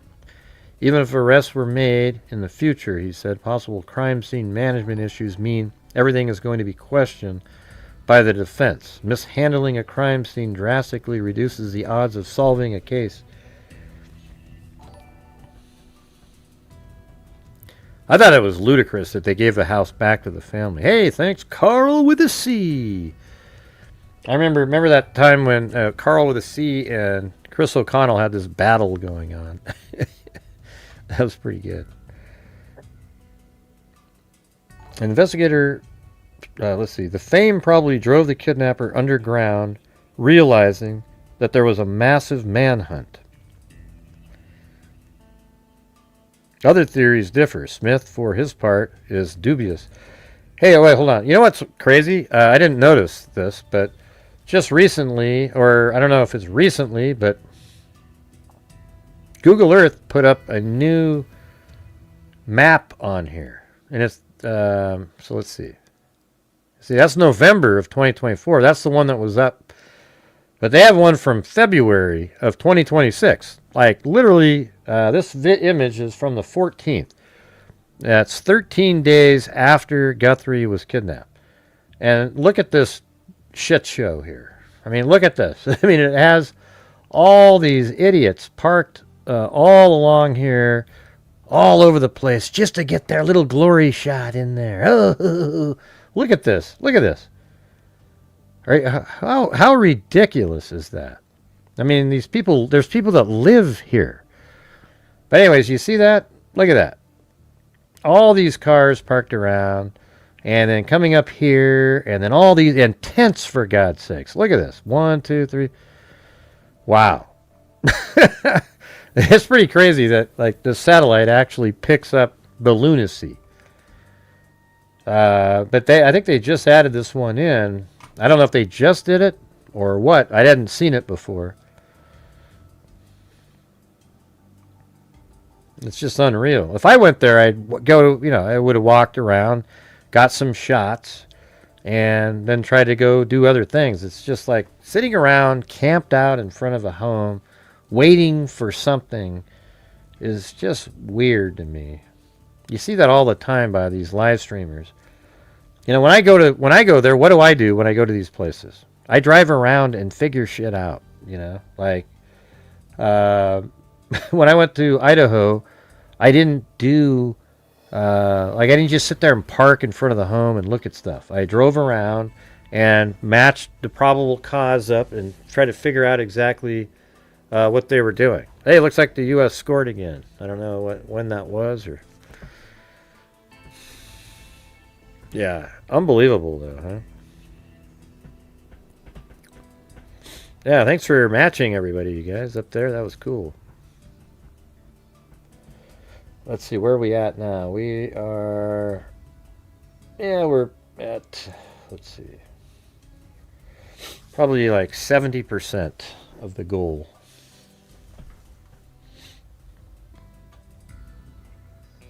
God, I just think that's crazy. Look at that. What are you guys doing? How is all of these people going to help find her?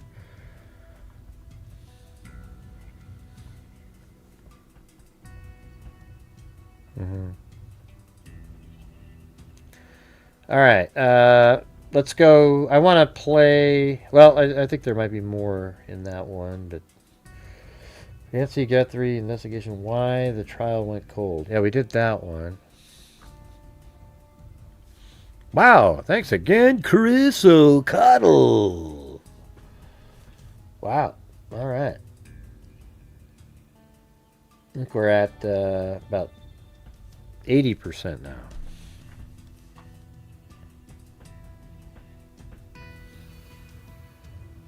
You guys missed my, if you missed my fishing story earlier, you guys, I'll tell it again. All right, we're gonna get on to listening to an interview that was John Kelly, the profiler. It's only like 10 minutes long. He did that on Fox News, and I think he talks about, sort of interesting thoughts that we could discuss ourselves. We'll do that here in a minute. Thank you, Carl with a C. But I went fishing today with my kayak, and it wasn't really, they weren't biting as good as they normally do, but, I got a few bites. A lot of times they were like bluegills, and bluegill, whatever, because I was using a little jig. But it was crazy because I caught one that was like 10-inch largemouth, who cares, right? Threw it back in the water. And then a little bit later, on my fish finder, I could see that there was a couple fish. I think my fish finder feels like it's backwards or something, but I saw that there was these fish swimming there, so I casted the jig out, and it just felt like my line started getting tight, so I yanked back, set the hook, and I thought it was a snag, but all of a sudden my pole started going, and I pulled back, and I was pulling it, and I saw the fish. I mean, it was huge. It was over 20 inches max. I mean, for sure. I mean, it was huge fish, right? And I pull back, and then I go, oh shit! And it started going to the right, pulling down. I mean, it just not like a normal. It was just lunge. I tried to reach over and get the drag on. I might have even turned it the wrong way because I had no drag going, and it went. It just broke. Okay. What the hell's going on in here? Let's see. We had Chris O'Connell, Carl with a C, and then Chris O'Connell again, and then Carl with a C, then Chris O'Connell and Carl with a C. Come on, you guys. Jeez. Thank you. You guys are too kind. Thank you, guys. I mean, I'm just telling you, it was huge. The way I've never had a largemouth bass fight like that. Normally, they're not as. This was like smallmouth quality, lunging, just never ended. The heck's going on? We got Carl with a C, then Chris O'Connell, then Carl with a C, then Chris O'Connell. Well, thank you guys, man. You guys are incredible. Well, it looks like we made the goal. So thank you. Maybe made up for a little bit of one of the other nights. And there's Carl with a C again. Good God, man. Unbelievable. Be cool if you guys showed up like that on donation night. Then I wouldn't even be stressed out the whole show. Yeah. Yeah, it was amazing. Thank you guys. Yeah, so far, yeah, I don't know if it's 100, but close to it, anyways. Well, thank you guys. Really appreciate it.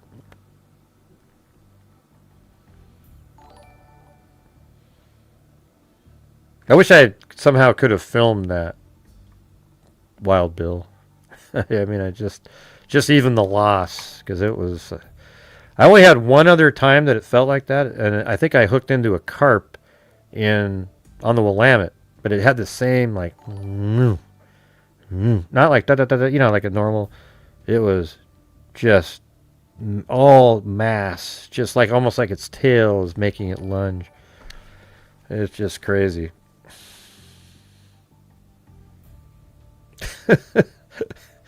Oh, come on, really, Chris O'Connell?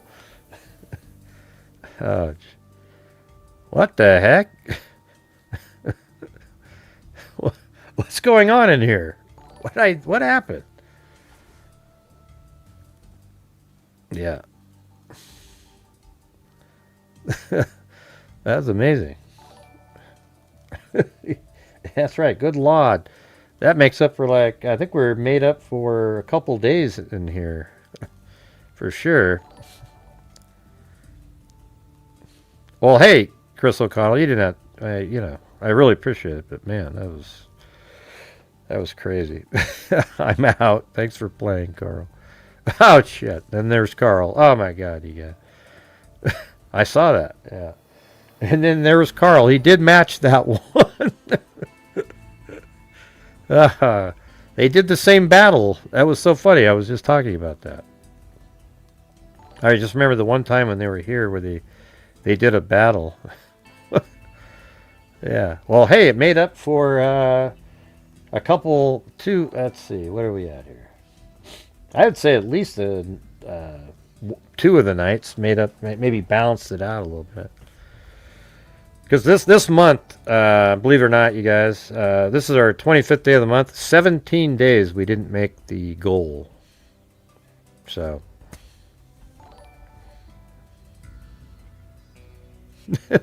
Well, hey, I love you guys. Crystal Call, that was amazing. Thank you guys. I really appreciate that. Wow, that's amazing. And welcome to all the new members out there. That's a lot of them. That's like 134 new channel members out there. Make sure to stick around. I'm not even sure there's... Did you get one? Jason Bourne, did you get one finally? There's no way you didn't get one out of that. I don't think you're set up correctly. No, Chicken Wing, we didn't hit the goal, man.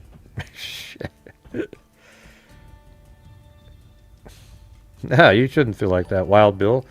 You're what keep the normal shows reasonable, you know?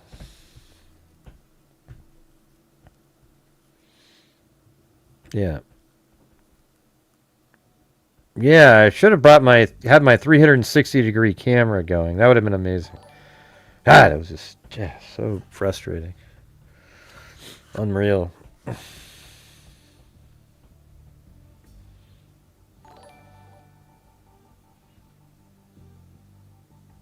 I couldn't keep up. I forgot what I asked you now.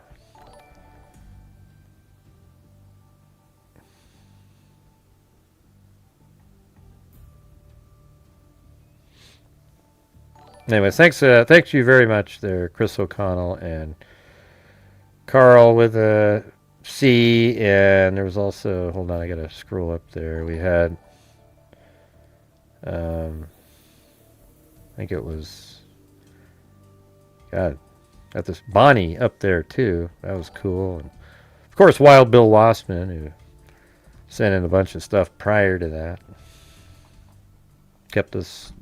And other people too, but... All right. Anyways, you guys want to listen to that? Let's listen to the interview here.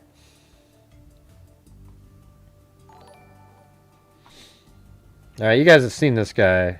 He doesn't make his videos like he used to do, but... Looks like it's 9 minutes and 16 seconds. I'll just play it off to the side, though. It's on Fox News. Paraphrasing what I've heard and what's been on television, bottom line is... Thanks, Wild Bill Wassman. If I don't believe they're real, but with that being said, there is a difference there.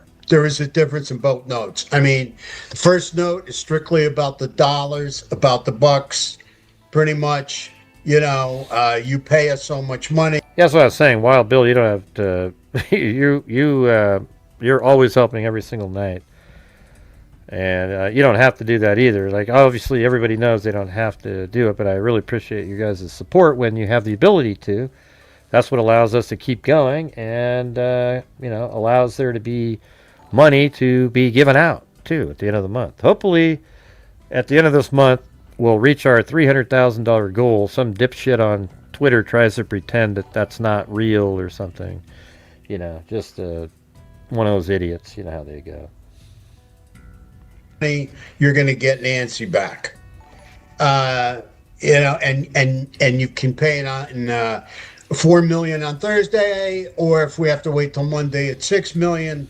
Cut and dry business, and that's the way these guys usually think and operate. Now, when you get into the second note, you're talking about a kind of a different personality to me. This is so he's he's been a profiler. Like, he's shown up in some articles we've read on, even on some of the cold cases we do. He's been in those. Not your straightforward business. Let's do the deal and get it over with. And even going back to the first one, I'm concerned with, nothing being. Yeah, Carl with a C. Thank you for doing your little thing with. I guess Chris O'Connell calls it a dance. But anyways, thank you guys. That was amazing. Said about proof of life and talking about proof of life and let me prove it to you, or then answering the Guthrie's message.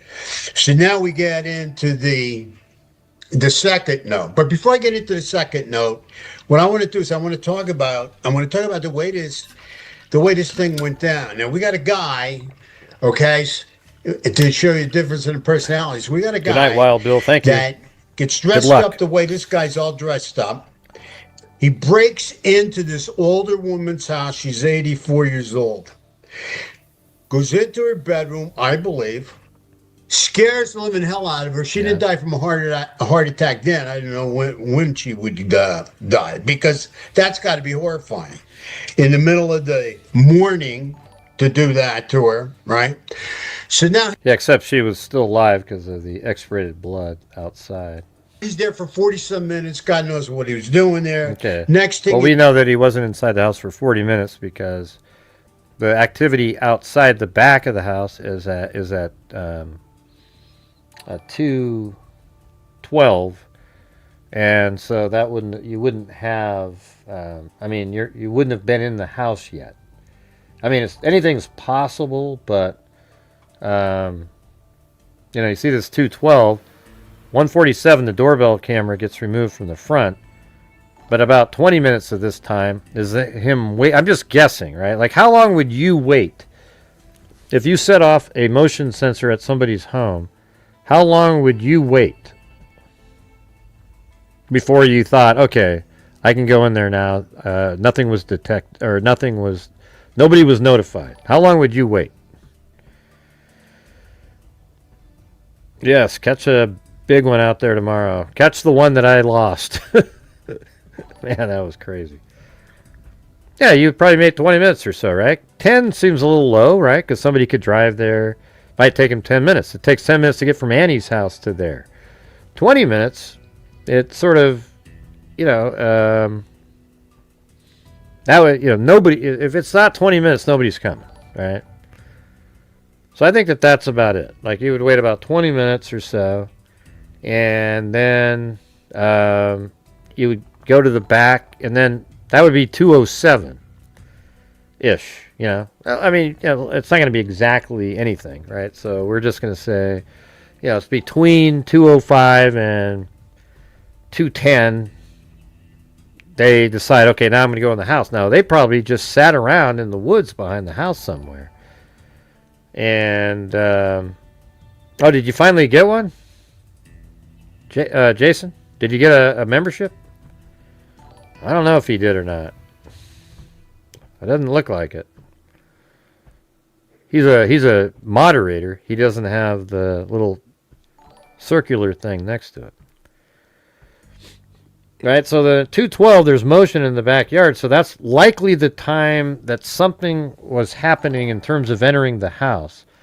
And then 16 minutes later, her pacemaker was over 30 feet away, so she could still be in the home by the front door at 2:28.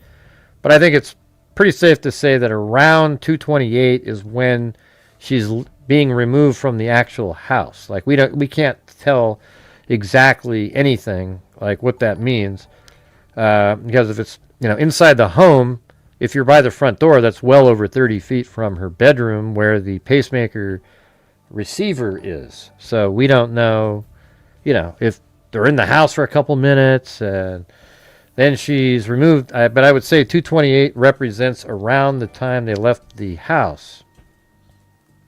And so what you'd want, though, is let's just say, for example, at 2:28 is the moment they're exiting the front door. Well, you'd want the car to pull up at about 2:26. Hey, I'm ready to go. And then you walk her out, and maybe she struggled a little bit, who knows. She's bleeding more than she should have from whatever happened to her because she's on blood thinners.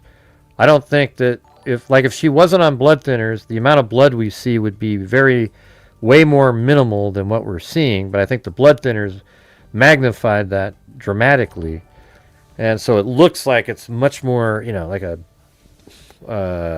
wound of some sort.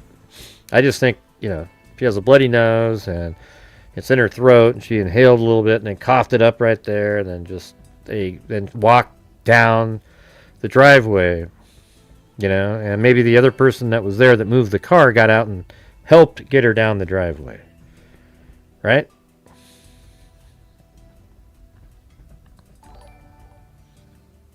Mm-hmm. Yeah, I don't think he's got one yet.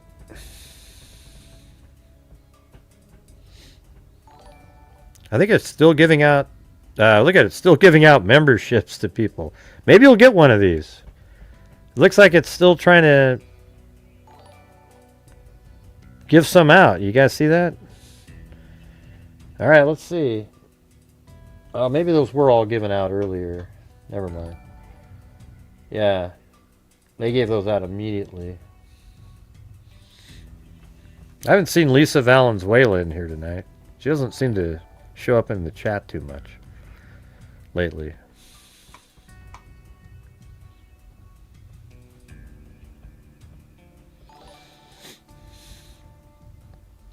All right, let me keep playing this.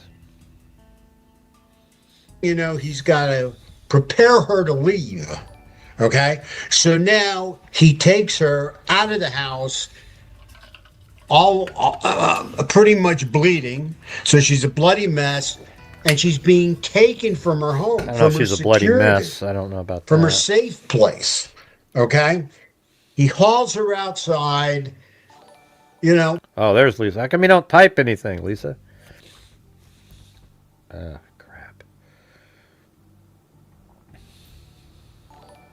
Paraphrasing him, died because goes into her bedroom, I believe, scares the living hell out of her. She didn't die from a heart attack. Right. So like 2:15 or so, her pacemaker goes nuts, and law enforcement has the exact time that she was confronted in that bedroom. They have and I'm talking the seconds too. Like they know it, like at 2:14 and 37 seconds, Nancy Guthrie's abductor confronted her. Because that's right when her heart rates just started going nuts, And I don't know when she would die, because that's got to be horrifying. In the middle of the morning to do that to her, right?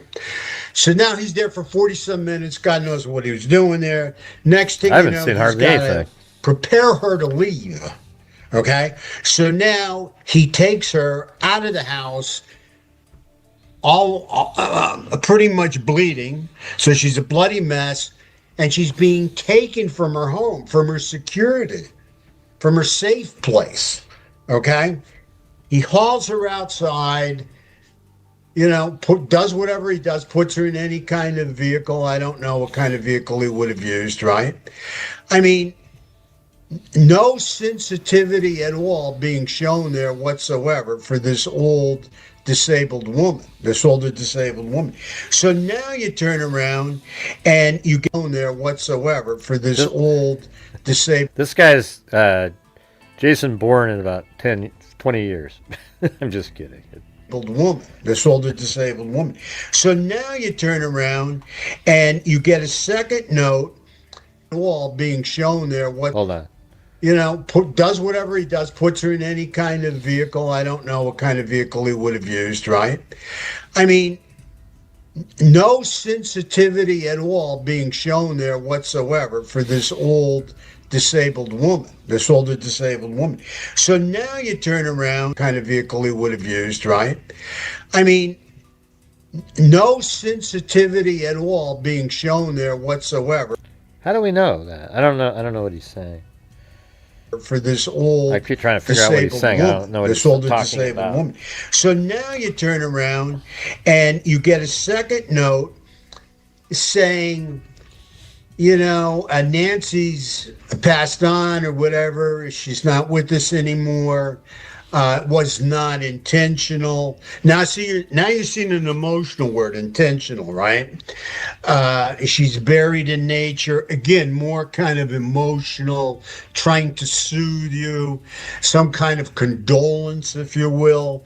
It was not intentional. It's really what sticks to me, because most of these guys that are psycho and going to do that and roust an older woman out of her bed and haul her away like that, bleeding all over the place. You know what's weird is, like, this plant here is the one he was holding. And this video was taken a couple days after. So law enforcement never even collected that. They just thought it was there. And then later you see the video. Hopefully they collected that damn plant. Because, if somehow, when you put your gloves on, you have to touch it with your own hand for a moment. I mean, I don't know. There might be something valuable on that plant. Place, okay?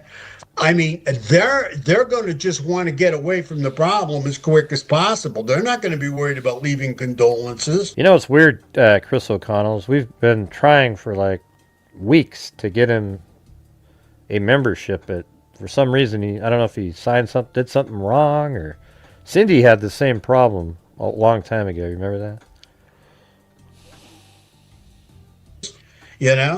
I mean, they just want to get away from it, and they want to get on and not get caught by him sending this letter of condolence, if you will, or this message of condolence. He's actually putting out some crumbs, if he's in fact the guy, and I don't believe he is, because a professional wouldn't. Yeah, like maybe if he's caught later. Screen, you're not blocked.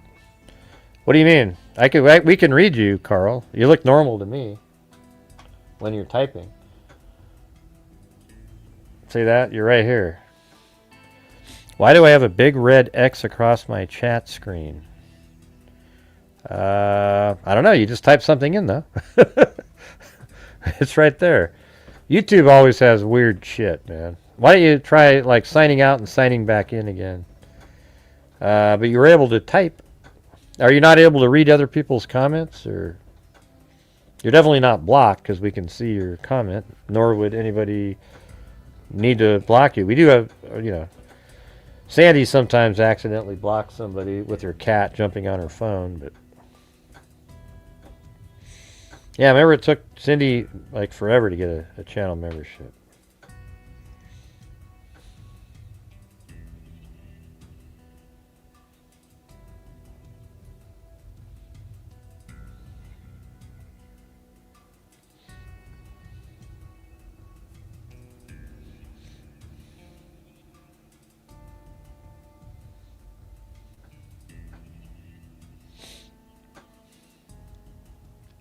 Yeah, we can see all of your comments though, Carl. So I just think it's some glitch or something.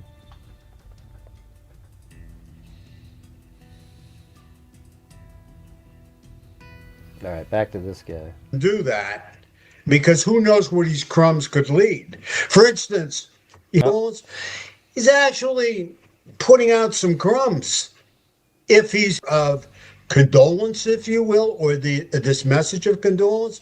Why do you guys think that he put out that second ransom? That's to me, the second ransom note is a valuable clue to who this person is. That's what I said. I think last night or the night before. The fact that there is a second ransom note that's more sort of implying some sort of feelings of some sort that, hey, we didn't mean to kill her or anything like that, but we did bury her in a nice place, but we got to wash our hands with this. Then, of course, Savannah replies with, hey, don't leave us like that. We need to have her body back so that we can have peace. We'll actually pay you for that. And they never responded to that. So like I said a long time ago, I think they washed their hands of the case right after that second message, when Savannah but it's, just thinking about it like that is interesting, right? Like, why in the hell did you leave? Why did you send that second note? What made you do that? It's pretty weird, right? Do you guys have any answers for that? Why do you think he sent that second one? Risking another opportunity to be caught.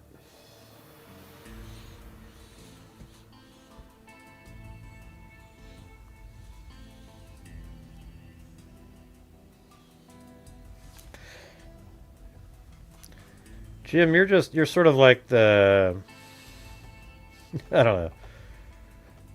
What do you call it? We play this one for you. 1.21 gigawatts! What the hell is a gigawatt? Mm-hmm.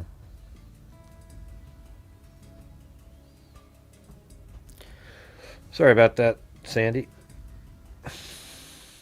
Anybody have any answers? Maybe it was the second person and a woman she wanted to explain what happened. Well, if that's true, then wow, wouldn't it be interesting? Hey, KM. So here's something interesting about what you just said. Wouldn't it be interesting if the second person was a female? It does sort of have a female feel to it. But what if the second ransom note was written by the female partner, the one that was driving the car? She doesn't have the physical ability, so she just drove the vehicle for her boyfriend to get in the car. Wow, wouldn't that be interesting? If this is a boyfriend-girlfriend opportunity to make money, and the girlfriend's the driver of the car, and then she ends up doing the second ransom note. And then you remember how we just heard earlier that Harvey thought that the person who sent him all those other ones was a female. So what if that person continued to send, hey, we're just trying to get another 100, get 100,000, look over here kind of thing. Because remember they were trying to get money. What if that's the same person? Wouldn't that be crazy? But they changed up their wallet or something. I don't know. Just throwing it out there. That would be kind of wild. But man, maybe this is a Bonnie and Clyde situation, huh?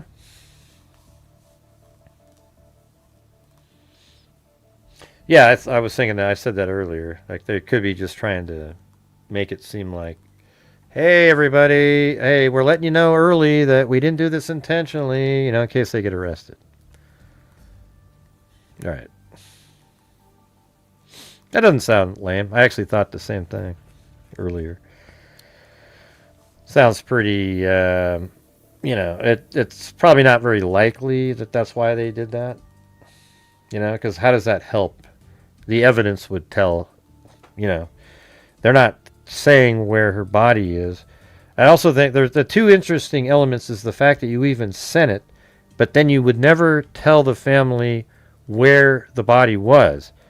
Because why wouldn't you do that? Well, you might think that where the location is might be where they live, for God's sakes. I mean, what if these people have a piece of property and they buried her on the property in nature? They might have a few acres and buried her in nature on their property, and now they can't say where she is because that's where she is.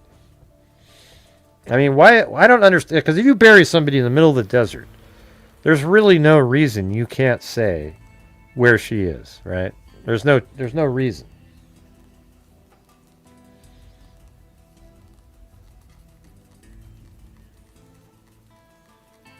I'm not a big fan of the cartel angle, though. I don't know. It seems too. I mean, of course, it's possible, and maybe it is what happened.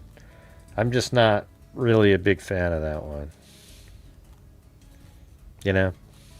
And what do you do with that, even if you talk about it? He's actually putting out some crumbs.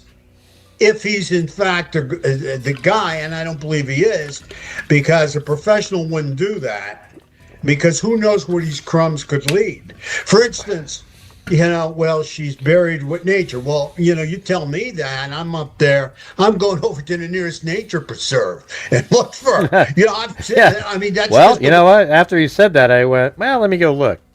So I went up in the air here, and I typed in, I mean, hell, that's what he said. Let me see. I went nearest. There, see, you can even see it right there. I already typed that in. And you go like that, but look at all these. You got one over here.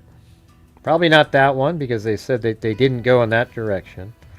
If there was one. And then look at this, though. Oh, my God, it's right next to where Annie used to live. There's this nature preserve over here, This whole thing, just down south. And look at this, near Estevan Park. Oh, my God, where is McDonough when you need him, man? He's going to go. It must be in this nature preserve right here. All right, you have that one. And then there's like this one. I don't know what this one is, but that would be a hard one to get away with something. Looks like a lot of people show up there. And, yeah, then there's this one way out here. That one looks like a better shot at something if you pick the right time, and way out in the desert over here somewhere. And then I guess this one, it's near a golf course up there. But I don't know. Yeah, just I wouldn't look at a nature preserve for something like that. I just did it because he said that. I didn't think, didn't. Somebody saying buried in nature doesn't make me think nature preserve. It makes me think of out in an environment that is like a national park or like, or it doesn't even have to be that, just a big open place that there isn't a lot of people. Way, an analytic mind will work when you're in a situation like this. If it's a very cruel person, I have to believe it's a psychopath. I was watching his... Wow, that matches our nut job theory, though, right? Hear that, Jason? A psychopath. That's exactly what we said. Let's see. The second note goes to close things out with the family. Perhaps also a tinge of... Yeah, right. But why'd they do that, though? I mean, why not just... I mean, I see what you're saying, but why not just go after the first one? They realized they couldn't. Why do they need to close it out, I guess is what I'm saying. Why do they need to close it out?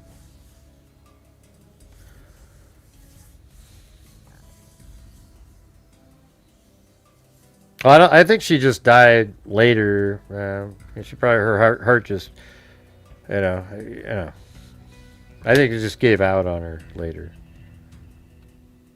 Hey, Carl, were you able to get back in? I just want to make sure. We could still see his comments, though. But here's the thing is, why bother with the closing it out? Oh, my God, we can't prove she's alive. Let's just wash our hands. Let's get out of here.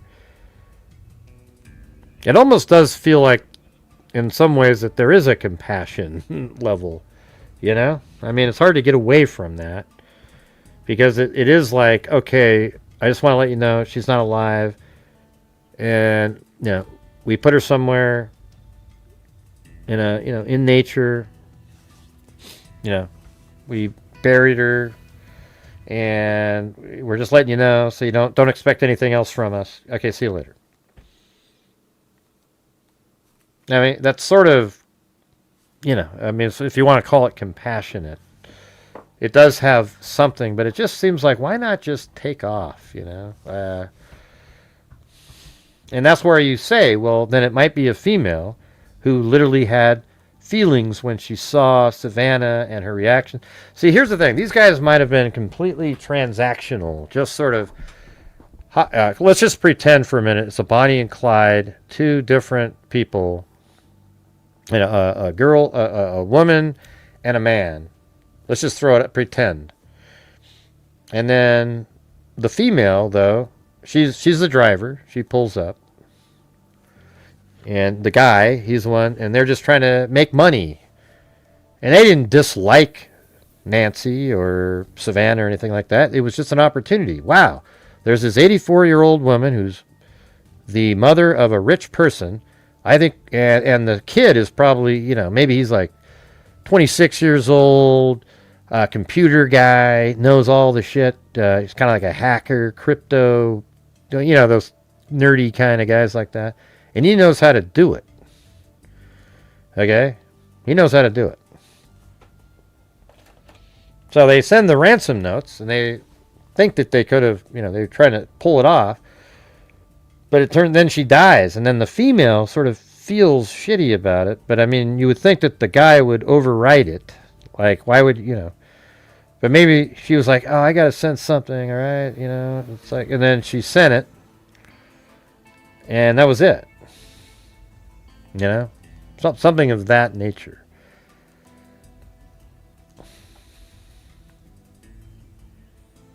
Oh, he came back in? Oh, yeah, we got you. It's being stubborn, but everything else is working. Oh, send me a screenshot of that, Carl, would you? I can send it to the YouTube people. You got my email right here? If you can do a screenshot, I want to see that. That's weird.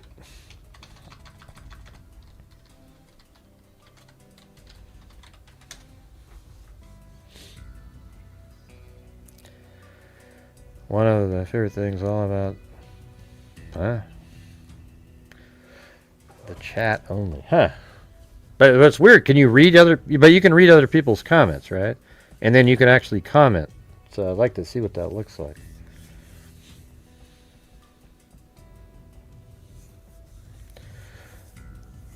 Second set. Aren't you supposed to be asleep, Wild Bill? The second set of letters was the killer partner. Yeah, I just said the female, yeah.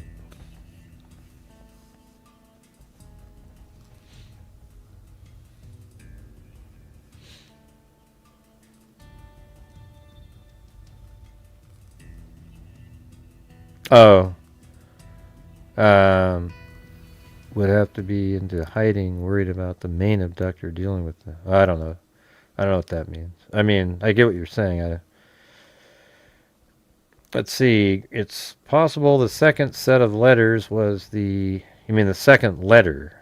Oh, the second person, right, was the killer's partner they mentioned. Well, I was thinking maybe that female. That would be the killer's partner.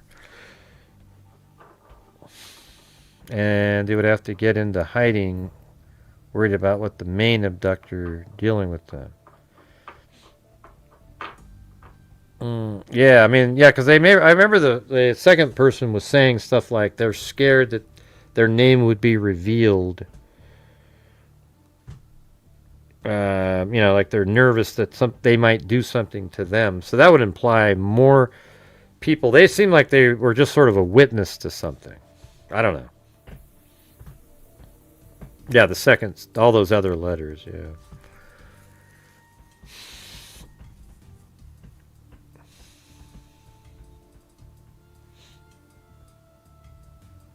Yeah, that's what we were saying. Sounds like the letter is female. They've been saying that. That's why I was saying the other day. Remember when I said, that's an odd phrasing right out of the chute. Right when I heard it, I go, man, that's weird.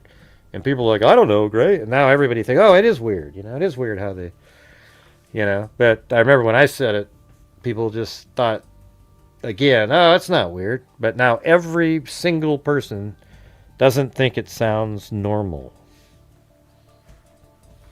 And now people are coming up with stuff like, well, he ran it through AI, and he got this. And his eyes on the video that we could get. For instance, well, she's buried with nature. Well, you tell me that, and I'm up there. I'm going over to the nearest nature preserve and look for her. That's just the way, an analytic mind will work when you're in a situation like this. If it's a very cruel person, I have to believe it's a psychopath. I was watching his eyes on the video that we could get to see. I wasn't seeing normal blinking taking place. I wasn't seeing anxiety.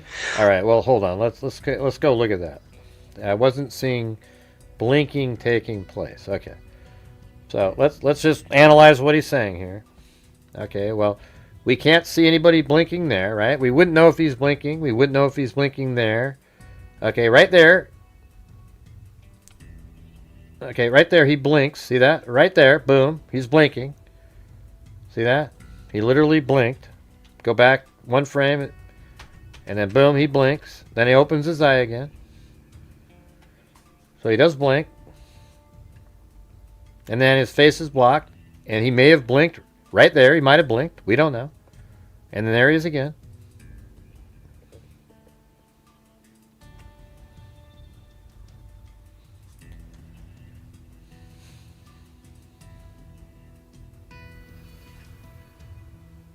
And we don't know if he blinked. You know, like, we listen, this is one, two, these are like a third of a second. Not even a third of a second, a tenth of a second, these little clips right here. And then he turns his head away. How can you tell that he's not normally blinking? There's no way to make any kind of a correlation or, I mean, any sort of a comment about that. You can make the comment, but... So let's just see. Right there, we see his face. But then one frame later, you can't see his eye. Then you can see his eye again. Then you can't see his eye there. Then you can see his eye there. And then 1, 2, 3, 4, 5, 6, 7, 8, 9, 10, 11, 12, 13, 14, 15, 16, 17, 18, 19, 20, 21, 22, 23, 24, 25, 26, 27, 28, 29, 30, 31, 32, 33, 34, 35, 36, 37, 38, 39, 40, 43, 44, 45, 46, 47, 48, 49, 50, 51, 52, 53, 54, 55, 56, 57, 58, 2, 3, 4, 5, 6, 7, 8. So it's like 2.5 seconds that he didn't blink. How is that anything? I mean, do we always blink? Let's type in ChatGPT. How often do people blink naturally? It says people naturally blink about 15 to 20 times per minute. That means 1 every 3 seconds. As I just said, we saw his face for 2.5 seconds. That doesn't indicate anything at all that he didn't blink in those 2.5 seconds. It wasn't even 2.5 seconds.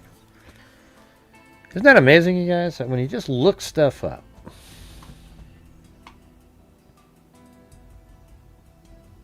Psychopaths are like that. They can be as cool as cucumbers. They don't feel a whole lot of fear. They don't blink a lot. There's not a lot. There's hardly no anxiety. They just go about their business. That's just my take on it.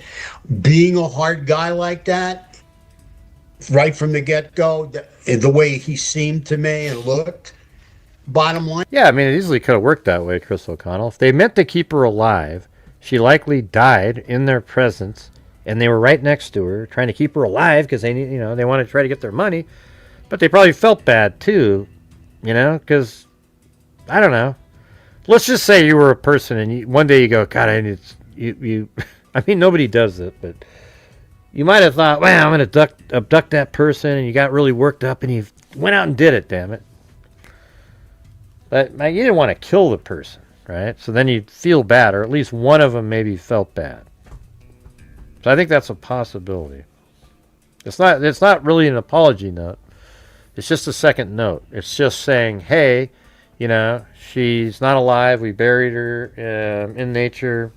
It looks like she died from something related to her heart, and nothing you could have done could have stopped it.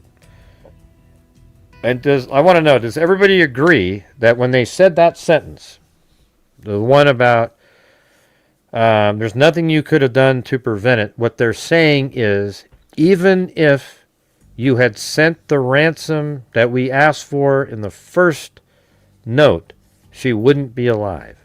Do you guys agree with that? Because to me, that's the only thing that makes sense. There is absolutely nothing else that makes sense on that. When they said, hey, there's nothing you could have done to help, or it means 100% that what they're saying is even if you had sent the money, because that's the only thing they could have done to help, in the situation that they were in, right?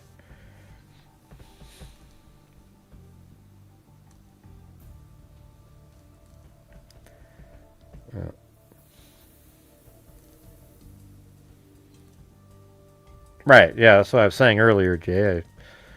I don't know if you guys ever hear me, but I said I think it's weird that they left the second note. I mean, even if you're just feeling bad about something, it's dumb. It's like that means you're risking another, ability, another time for the FBI to track you. But come on, don't you guys put a 1 if you agree that when they said there's nothing you could have done to help, they're saying even if you had sent the ransom note, that she would still not be alive, because I think by the time they sent the ransom note out, she was probably dead. They tried for a Hail Mary on the first one. Then then proof of life was demanded, they realized they couldn't do it. Then they sent the second one. But there was really no technical reason to send the second one at all, right? Don't you agree with that? Do you guys notice, like in here, even though we've only got 200 people, that the stuff that we're talking about is at a different level than, say some of the live streamers who sit there all day long staring at the house? Do you ever notice that? It's interesting, isn't it?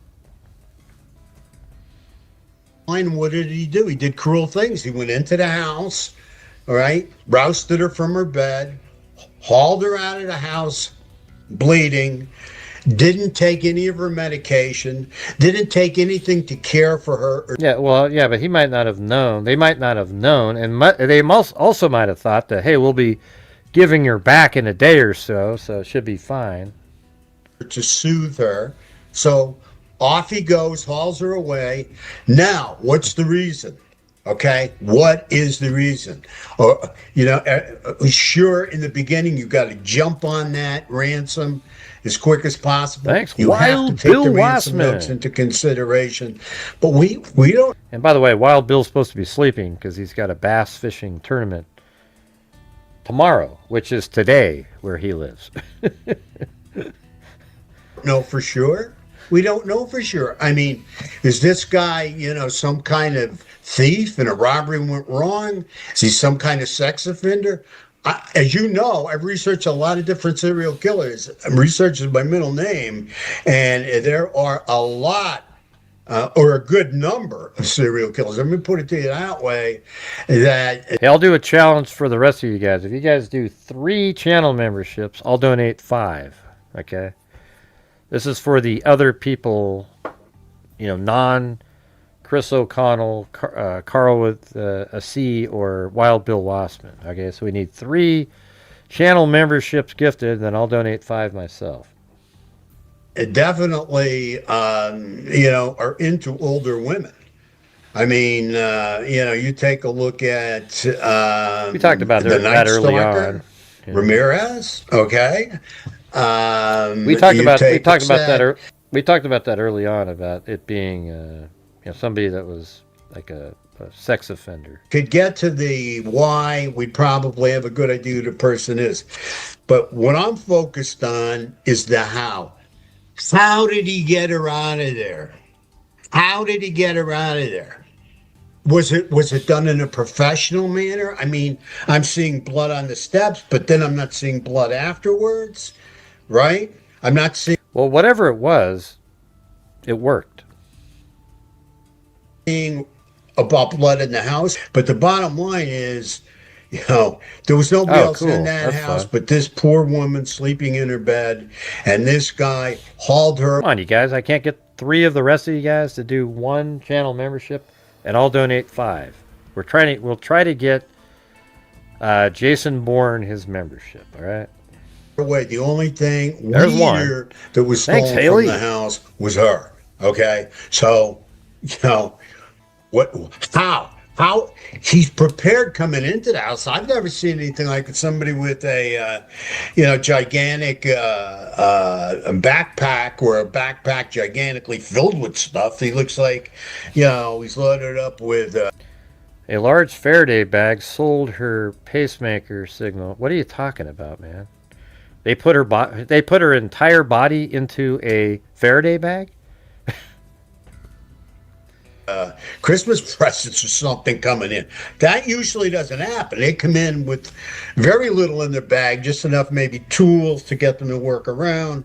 And then leaving, they might have a big bag full of stuff, but not coming in. Okay? So that's kind of throwing me off too. This guy came prepared. He came prepared to remove her. Why? Why? And how? How? Did he have something in that bag? Like a tarp or what? What was he removing her with? Why did the blood start? They didn't remove her with anything. She walked out. I think that's kind of like the key thing for me is like, I think she just walked out on foot with a gun telling her to be quiet. And she came out, maybe coughed and walked her down the steps. Based on what we see, it seems like they might have been kind of, maybe they weren't as, I don't know. Maybe they weren't as aggressive as people picture getting her out of there. They just got her out of the house. All right, you guys, we need 2 more gifted memberships. Then I'll donate 5. But let's have 2 other random people do it. All right? Shouldn't be that difficult. From a shot in the face? Did it start from her being in hysterics?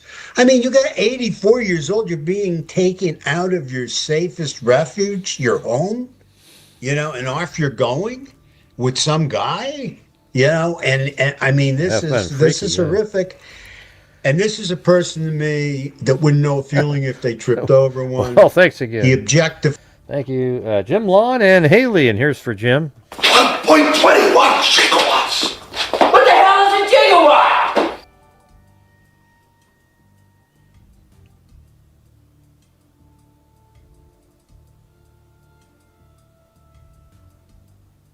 Yeah, there we go.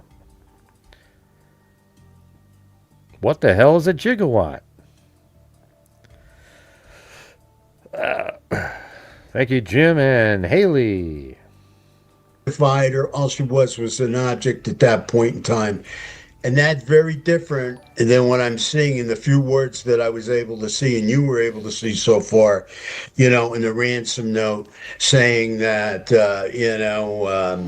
it wasn't intentional and she's buried with nature now. Like that should give us some comfort, after that whole horrific trial. No, we didn't get it. Removing Nancy and. Yeah, I don't know. He's got interesting thoughts, but some of them I don't agree with. All right, I'm gonna load up my conversation with ChatGPT earlier. You guys might find it interesting. Let's see, where is that? Right here. So I was wondering about, my first question was, are there any true crime cases where a person was abducted from the United States and brought into Mexico for ransom? It said, yes. Although it is relatively uncommon, there have been several documented cases in which people were abducted in the United States and taken across the border into Mexico for ransom or extortion. Some notable examples include 1. The Phoenix kidnapping ring cases, 2000s to 2010s. Federal authorities uncovered multiple kidnapping rings operating in the Phoenix area that targeted undocumented immigrants and smugglers. Victims were often abducted in Arizona and either held in stash they were targeting immigrants and smugglers. Stash houses in Arizona or transported into Mexico, while relatives in the U.S. were extorted for payment. The problem became so severe that Phoenix was at one point described by federal officials as one of the kidnapping capitals of the United States. 2. The kidnapping of It's sort of interesting that that's in Arizona. The Felix family members, Texas, Mexico. Several cases investigated by the FBI involved U.S. residents of Mexican heritage being lured or abducted from Texas and transported into Mexico by criminal organizations to force family members to pay ransom. Many of these cases receive limited publicity because families fear retaliation. 3. Cartel-related express kidnappings. Cartels and organized criminal groups have occasionally kidnapped people from border communities in South Texas, Arizona, New Mexico. Victims have included human smugglers, drug traffickers, migrants, business owners with family ties in Mexico. In some cases, victims were taken into See, so far, none of them really match Nancy that well, you know? Mexico and held until payments were made. Others were abducted in Mexico after crossing the border, but had been targeted while living in the United States. 4. The 2023 Matamoros incident. While not an abduction from the U.S., this case demonstrates cartel willingness to seize Americans for leverage. 4 Americans crossed into Mexico and were attacked by members of the Gulf Cartel in Matamoros. 2 were killed, and 2 were kidnapped before being recovered. 5. Family-targeted kidnappings. The FBI has described a pattern sometimes called transnational family kidnappings, in which a person living in the U.S. is selected because relatives reside in Mexico. No. The victim is abducted in the U.S. or lured across the border. No. The victim is moved to Mexico. Relatives receive ransom demands. Many of these cases are prosecuted under federal kidnapping statutes and involve cooperation between the FBI and Mexican authorities. How common is it? Abducting someone from the United States into Mexico for ransom is relatively rare compared with kidnappings occurring entirely within Mexico, but it does happen. Cases involving organized crime, human smuggling disputes, or victims with cross-border family connections are the most frequently documented scenarios. For your type of... And then down here I said, knowing what you know about Nancy Guthrie, has there, I spelled there wrong, has there been a case like hers resulting in a kidnapping for ransom in Mexico? I'll compare Nancy's pattern against documented cross-border ransom kidnappings, especially cases with home abduction, elderly victim, medical vulnerability, and movement into Mexico. Yes, but not really one that matches Nancy closely. The closest public match I found is a 2019 Tucson case. A New York-based businessman was kidnapped near Tucson, transported through Nogales in a car trunk, held in Sonora, and a $500,000 ransom was demanded from his brother. He was later found alive in Hermosillo, Fox 10 Phoenix. But Nancy's case is different in key ways. Nancy-like elements, Arizona home area, possible Mexico-Sonora angle, ransom communications, planned abduction. Major differences. The 2019 victim was a businessman, not an elderly medically fragile woman abducted from inside her home at night. Also, he was kept alive and located. Nancy's case has disputed uncorroborated Mexico claims and later messages claiming death. www.actionnews5.com. So my best answer is, there are cross-border ransom kidnappings from Arizona into Mexico, but I don't see a strong public precedent. Yeah, and then it said, the key is that the family can pay. That's what I told ChatGPT. It's not that there was a businessman. I said the key is that the family can pay. And the businessman, yeah, his family could pay because they have money. But in Nancy's case, her daughter, so I said Nancy's daughter is wealthy and could pay the two ransom and the 2 ransom notes the FBI believe are real were addressed to Savannah Guthrie. I guess just one of them now. The daughter. So while she isn't the wealthy person, the key is the family could pay. And it says, let's see. Yes. It says you're giving feedback on a new version. Oh, this is new. Which response? Oh, wow. They want me to pick which one I like better. Yes. That changes the analysis somewhat. If we assume for purposes of analysis that Nancy was abducted alive, the ransom notes are authentic. The notes were specifically directed at her daughter, Savannah. The offender believed the family had substantial resources. Then the case begins to look less like a typical homicide and more like what investigators would describe as a targeted familial ransom kidnapping. The challenge is that there still doesn't appear to be a well-publicized U.S. case that closely matches all of these features. Characteristic Nancy scenario, typical Mexico ransom cases, elderly victimees, 84%. Rare abducted from U.S. residency, son common target. Chosen because relatives can pay ICIS transport to Mexico, possible yes ransom demands directed. So that's just saying 84 years old, not 84%.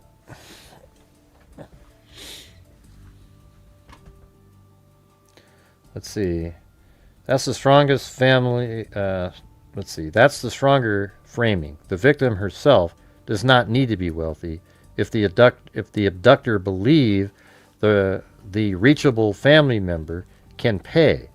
I'll treat the ransom note targeting of Savannah as the key comparison point, not Nancy's personal finances. Right, there you go. So compare that to the businessman. Exactly. That makes Nancy fit the third-party ransom target model.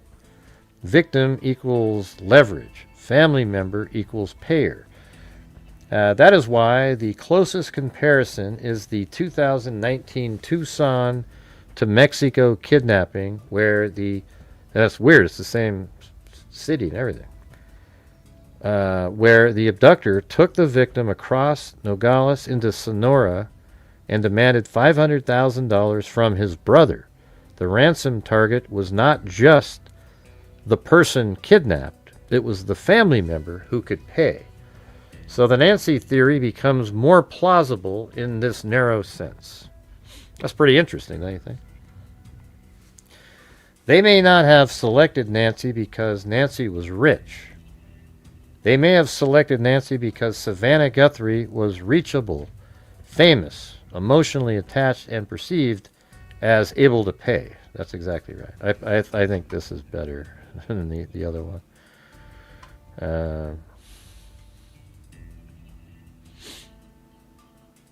I'm not sure why it got rid of it after I clicked on that, but no, it does have that, so they put it right here. They may have selected Nancy because Nancy was rich. They may not have selected Nancy because she was rich, and they selected Savannah because knowing that Savannah had the ability to pay. That also explains why notes to media were to Savannah. KOLD reported investigators believe the two notes likely came from whoever abducted Nancy, and Reuters reported two credible ransom notes in this case. The biggest problem for the Mexico ransom theory is still the lack of proof of life in Nancy's medical vulnerability. A serious ransom crew usually has to keep the leverage alive. Well, I know, but now let's say more. Okay. Yeah, but the second ransom note actually admitted that Nancy was dead, and they cut off all further contact. Only the first ransom note asked for money. Let's see, Nancy. Let's see. Second ransom note. Yeah, actually admitted that Nancy was dead, and the abductors cut off all further contact. Only the first ransom note. Why does it keep leaving off letters? Asked for money. Let's see what it says now. I agree that materially changes how I would evaluate the Mexico ransom hypothesis. Assuming the facts are as you've presented them. Ransom note first. Demand for money directed at Savannah. Ransom note second. States Nancy is dead. After note second. No further contact and no additional demands. That sequence is quite different from a typical profit-motivated kidnapping. Comparison to a traditional ransom kidnapping. Typical sequence. Victim abducted. Family contacted quickly. Proof of life provided. Negotiation occurs. Additional pressure applied. Payment sought. Contact continues until money is obtained or authorities intervene. Nancy sequence. Assuming your description. Nancy abducted. Initial ransom demand. No proof of life publicly known. Follow-up communication says victim is dead. All communications cease. No apparent attempt to negotiate, reduce demand, or continue extortion. That is unusual for a financially motivated kidnapping because the offenders essentially destroy their leverage by admitting the hostage is dead. Yeah. Possible explanation. Let's see what they say for that. Possible explanations. 1. Intended ransom kidnapping that failed. Under this theory, Nancy was taken alive. The offenders intended to collect money from Savannah. Nancy died unexpectedly, medical event, lack of medication, accident during transport, injury, etc. Once she died, they attempted one final communication to explain why they could no longer produce her. They then cut contact because they had nothing left to bargain with. This It's almost like they heard my show, ChatGPT. That's literally exactly what we just said, that whole thing right there. may fit an elderly victim better than a professional cartel-to-style kidnapping. 2. Ransom demand was secondary. The abduction may have had another motive: personal grievance, obsession with Savannah, extortion opportunity discovered after the abduction, delusional offender, attempt to monetize an already completed crime. The first note becomes opportunistic rather than the original objective. 3. The second note was truthful. If the abductors truly caused or discovered Nancy's death shortly after the abduction, then saying she was dead and disappearing arguably makes more sense than continuing a bluff that could quickly be exposed if they were unable to provide proof of life. How I would view the Mexico theory. The Mexico theory still has some points in its favor. Sonora is geographically accessible from Tucson. Cross-border ransom cases do exist. Savannah is a highly visible and presumably wealthy target. Hey, what are the words again? Let's open up that one video again. Hold on. Let's put the words that it's used and see what it comes up with. This one. I want to hear what these words are again. As you are probably seeing some reports surfacing this afternoon about the second Nancy Guthrie ransom note. Some media confirming that it said Nancy died and that she was buried in nature. I'm Brianna Whitney, Crime Junkie's breaking news reporter, and I have spent months and months covering the Nancy Guthrie case, boots on the ground. And in my former role, before I came to Crime Junkie, I was made aware of what these ransom notes said as I was reporting on the case. I've seen them with my own eyes, so I want to actually provide more context as to what that second note said. The way that this note was written, it's written as we, like we didn't know this, as if it was some sort of team or whoever was involved in this. It said, "We did not fully grasp the seriousness of her physical condition." It went on to say that they never intended to hurt her during all of this. They continued and said she perished shortly after Hold on a second. team or whoever was involved in this. It said, "We did not fully grasp the seriousness of her physical condition." It went on to say that they never intended to hurt her during all of this. They continued and said she perished shortly after she was taken. They believe that it was heart related. And then what the reports were confirming earlier today. Hold on.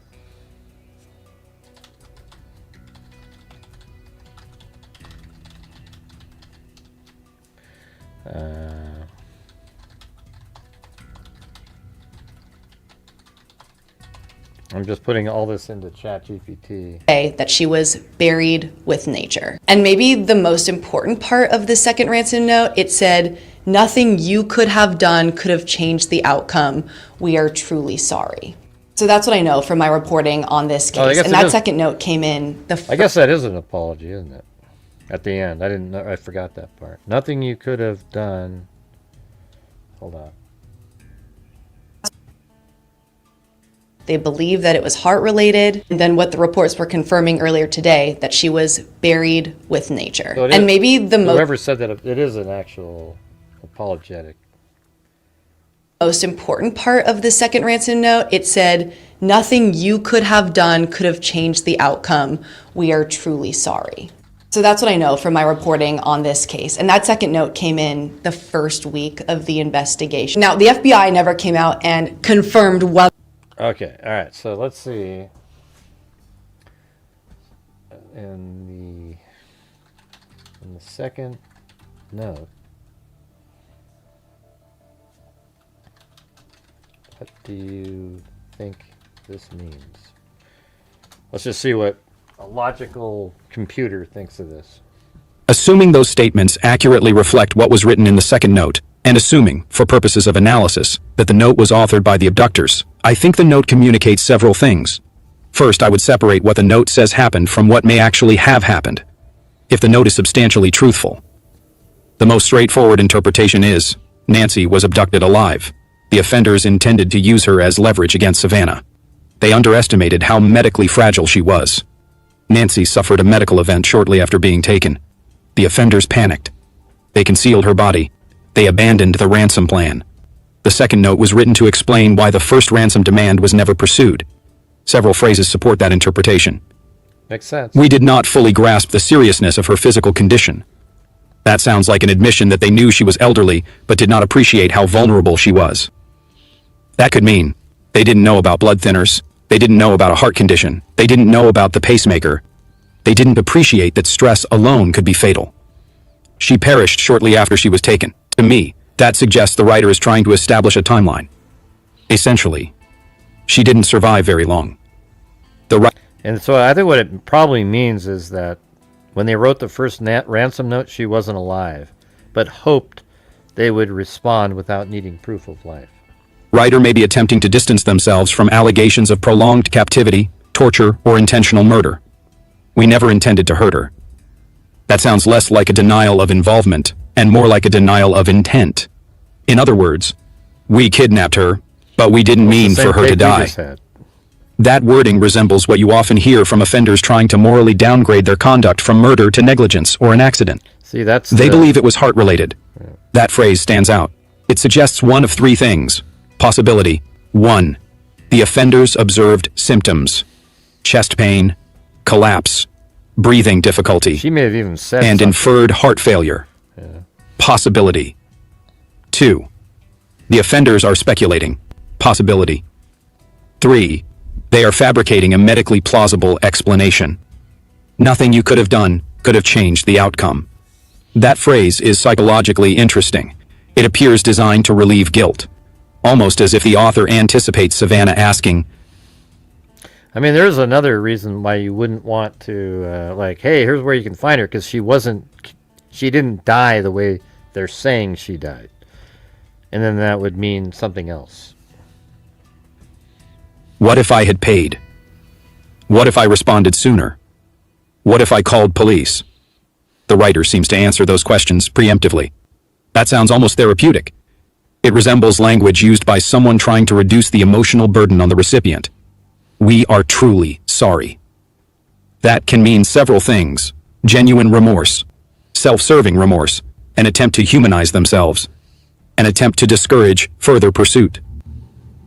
Alternative interpretations. Yeah, we're not going to look for you anymore because you said you're sorry. That's stupid, ChatGPT. Interpretations. 1. Entirely truthful. Nancy dies unexpectedly. Abductors panic. Body hidden. Case abandoned. This is probably the most internally consistent reading of the note. 2. Partially truthful. Nancy dies shortly after being abducted, but due to restraint, lack of medication, stress-induced cardiac arrest, accidental injury. The offenders then frame it as unavoidable. 3. Largely deceptive. Nancy was intentionally harmed. The note is an attempt to appear compassionate, discourage hope, prevent further negotiation, reduce perceived culpability. My impression, the language you've quoted, strikes me as less consistent with professional ransom kidnappers, cartel extortionists, or financially motivated criminals trying to maximize profit. It sounds more consistent with either offenders whose original plan failed catastrophically, or offenders attempting to explain away an unintended death that occurred very soon after the abduction.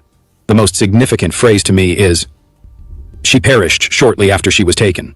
If true, that statement potentially explains several aspects of the case at once. Why there was only one ransom demand, why there was no proof of life, why negotiations apparently ceased, why there was an apologetic second note, and why all communication stopped afterward. The key investigative question becomes whether the author knew facts about Nancy's condition, disappearance, or movements that only the actual abductors would have known. If the answer is yes, then the note may be one of the strongest behavioral windows into what happened after Nancy left her home. Yeah, let's see what it says up here. It says so what makes the fact that Nancy died not professional? Let's see. That Nancy died make you believe that the kidnappers were not professional.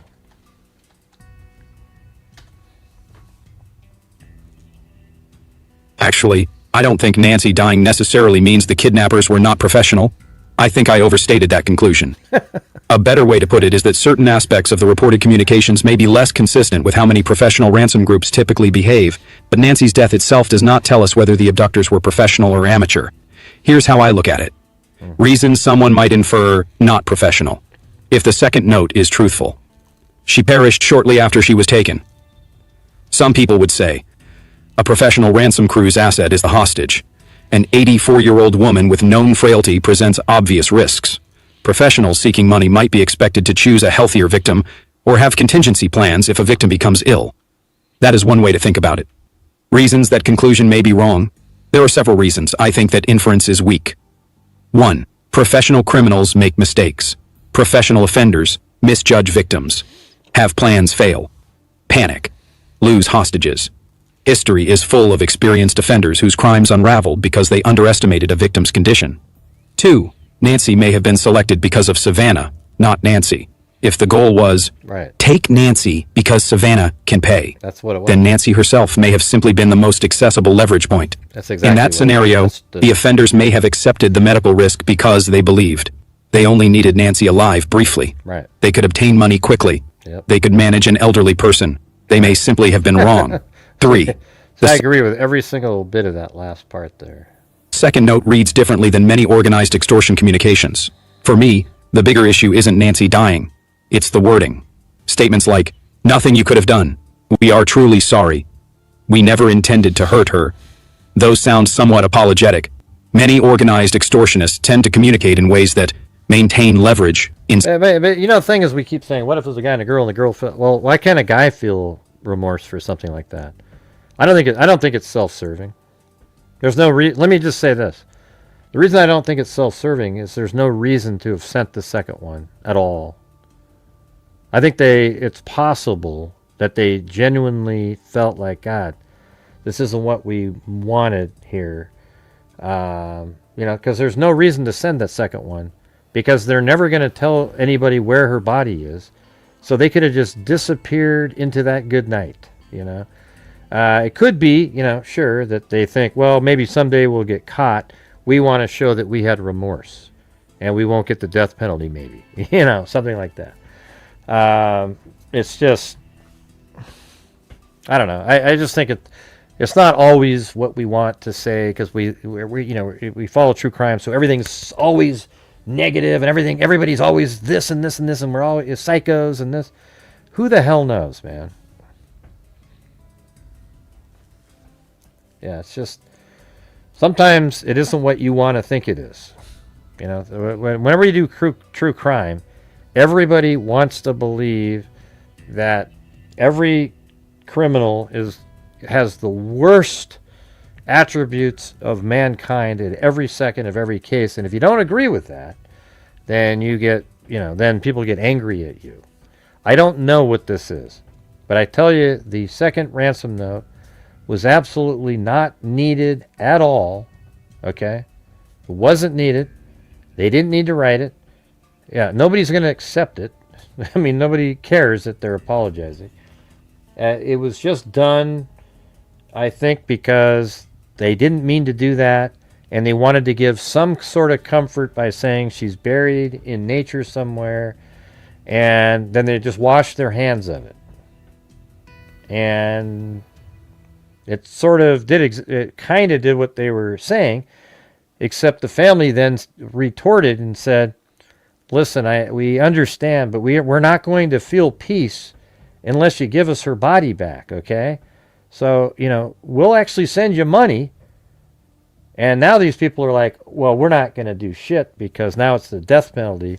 It's a murder case. Okay? And so I've said that for a long time, that same point right there. Instill fear, maximize payment. However, that observation has limitations. Some offenders genuinely feel remorse. Some offenders may want to reduce their own guilt. Some offenders may believe an apology lowers the chance of retaliation. Some offenders are not stereotypical cartel actors. Right. Looking at it another way, suppose a sophisticated crew planned, removed... I'm just going to go down here and say, let's assume this isn't cartel, and wasn't cartel, and there are only 2 offenders, and one was female. Let's see what happens. If we assume the second note is authentic, there were only 2 offenders. One offender was female. The primary objective was obtaining money from Savannah. Nancy died shortly after the abduction. The offenders genuinely did not anticipate her death. Then I think the psychology and dynamics look quite different from organized criminal kidnappings. Scenario reconstruction. Phase 1. Victim selection. The offenders decide Savannah is the target. Nancy is the leverage. Reasons. Savannah is wealthy. Savannah is highly visible. Savannah would likely pay quickly. Nancy may appear physically easy to control. Nancy may live alone and have predictable routines. The offenders may have underestimated the medical risk. Phase 2. Abduction. The offenders enter with a plan. Remove camera. Wait. Bring vehicle closer. Oh, jeez. Move Nancy quickly. Yeah. Keep her calm. Contact Savannah later. A female offender could be useful here because an elderly woman may perceive another woman as less threatening. Examples. Nancy, we're taking you somewhere safe. Please don't fight us. No one is going to hurt you. That doesn't mean the female offender is compassionate, only that she may be used to manage Nancy. Phase 3. Medical crisis. If Nancy was highly stressed, elevated heart rate, This is confusion, crazy. inability to access medication, cardiac event, the offenders may observe difficulty breathing, collapse, unresponsiveness. They panic. Phase 4. Decision making. At this point, they have a problem. Option A. Pretend Nancy is alive. Right the first Problem. ransom. Eventually, Savannah demands proof. Option B. Kill Nancy intentionally. But if Nancy is already deceased, this isn't necessary. Option C. Hide Nancy. Now, Claim why death. give us option B then? End communications. That appears closest to what the note describes. What the wording may suggest. The note language feels somewhat interpersonal. Examples. We never intended to hurt her. Nothing you could have done. We are truly sorry. These phrases strike me as more consistent with someone trying to explain themselves than someone attempting to intimidate. A female participant might make such wording slightly more likely, but I would be cautious about overemphasizing gender. Men also write remorseful letters. it did bring that What up. would concern me? Brought that up. One aspect that stands out is, we did not fully grasp the seriousness of her physical condition. That phrase almost sounds defensive. It implies, if we had known how fragile she was, we would not have selected her. That suggests they may have viewed Nancy primarily as an asset or bargaining chip, not as someone they intended to injure. Right. Overall assessment under your assumptions. Under your assumptions, my current assessment would be theory relative fit planned ransom that failed after an unexpected death high intentional murder disguised as accidental death moderate hoax notes unrelated to abductor slower. If FBI truly believes the notes are authentic, professional organized kidnapping glower two-person amateur or semi-sophisticated extortion attempt Over fire. here. The biggest unanswered question for me would still be this. If Nancy died very shortly after being taken, why send the first ransom demand at all? Right. If the first demand came before Nancy died, then the sequence makes considerable sense.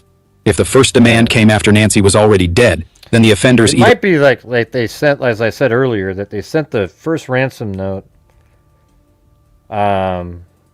like almost like simultaneously, like they were sending the ransom note and then she dies, or they were just sort of desperate to give it a shot, you know. Or how about, well, maybe they sent the first ransom note just to try and get money, hoping no proof of life would be necessary. When that failed, they sent the second note. Isn't it stranger, though, that they sent the second note? There really is no need. Let's see what it says to that. Boom, chakalaka. Let's see what it says. Yes, I actually think you've identified what I consider the most psychologically interesting part of the case. I agree with you that the second note is stranger than the first note. The first note has an obvious purpose. Give us money. Whether it was realistic or not, there is an objective. The second note appears to have no obvious benefit to the offender. If Nancy is dead and they are abandoning the extortion, then why write again? I think there are only a handful of plausible explanations. Theory 1, they felt guilty, my leading explanation. If we assume 2 offenders, 1 female, Nancy died quickly. They did not intend to kill her. Then the second note reads almost like people trying to reduce their own guilt. The message essentially says, we made a terrible mistake. We didn't understand. She died quickly. You couldn't have saved her. We are sorry. Notice what the note is doing. It doesn't help them. It doesn't get money. It doesn't help them escape. It doesn't shift blame to Savannah. It doesn't threaten anyone. It almost sounds like the writers are trying to convince themselves that they aren't murderers. I think that's very interesting. Theory 2, they wanted Savannah to stop waiting. Suppose they knew Savannah would spend years wondering, is my mother alive? Should I have paid? Did I make a mistake? Could I still save her? Yeah, that's interesting because they were trying to alleviate Savannah's long-term guilt by saying, even if you had paid, it wouldn't have made a difference. That's pretty interesting, isn't it? The second note essentially says, stop wondering. She died almost immediately. You never had a chance. That explanation is surprisingly compassionate. Not compassionate in the act, but compassionate in trying to relieve uncertainty. Again, that's unusual. Yeah. Theory 3, they feared escalation. If the first note failed, perhaps they realized, the FBI is involved. Savannah isn't paying. There will be no proof of life. The second note could be, this is over. Don't expect further demands. Stop looking for a ransom exchange. Basically ending the game. Theory 4. The note is self-serving. The note may not be guilt. It may be reputation management. Notice what the note allegedly does. We never intended harm. We didn't know. It was heart-related. Nothing could change it. Those are not neutral statements. Those are statements designed to reduce culpability. They are almost legalistic. The writer is saying, we kidnapped her. But We didn't murder her. We weren't reckless. We didn't cause this.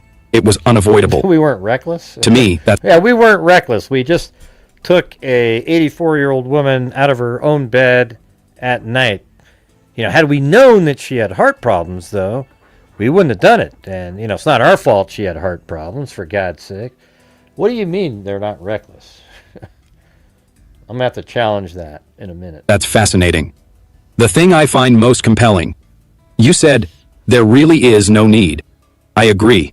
That's why I think the second note may tell us more about the offender psychology than the abduction itself. Yeah. People usually communicate. That's what I said, man. That second note and what they're saying is really, it might lead to who did this. Communicate when they need something. And they've had this, though. They've had this information. Something.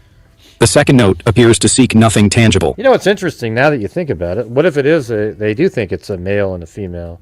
Remember that one FBI, that first night, there was a female and a male that were in that vehicle that they pulled over. Tangible, which suggests it may satisfy... the house they went to, I mean. Satisfy an internal need. Examples: guilt, remorse, cognitive dissonance, desire to be understood, desire to lessen Savannah's suffering. And I believe that was after both of these notes. Suffering. Desire to avoid being thought of as murderers. A female participant insisting, we can't just leave her daughter wondering forever. If the note is authentic, I think one of the strongest inferences is not necessarily that the offenders are amateur or professional, but that at least one offender may have struggled with Nancy's death after the fact. I actually think that is one of the strongest arguments in favor of your earlier assumption that one participant may have been female, not because women are inherently more remorseful, but because in a two-person partnership, the second note feels much more like the product of someone who could not tolerate leaving the family with total uncertainty than someone whose sole objective was money or self-preservation. Of course, there is another possibility. Right? The second note is not intended primarily for Savannah at all. It may have been intended for the writers themselves, an attempt to rewrite what happened from we kidnapped and caused the death of an 84-year-old woman into we made a mistake and her death was inevitable. That distinction could be psychologically very important to someone living with what they had done. I don't think somebody would write that to make themselves feel better. Where was that part up here? You said above that, where was the part about reckless up here?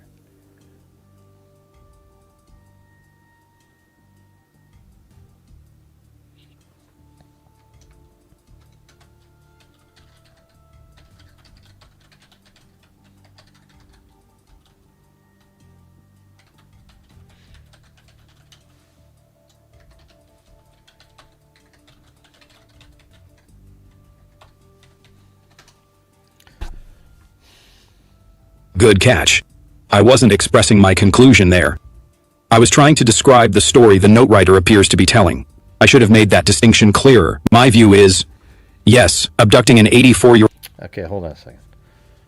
But why would the abductors even attempt to try and make their behavior seem not reckless merely because they didn't realize her heart condition when the act of abducting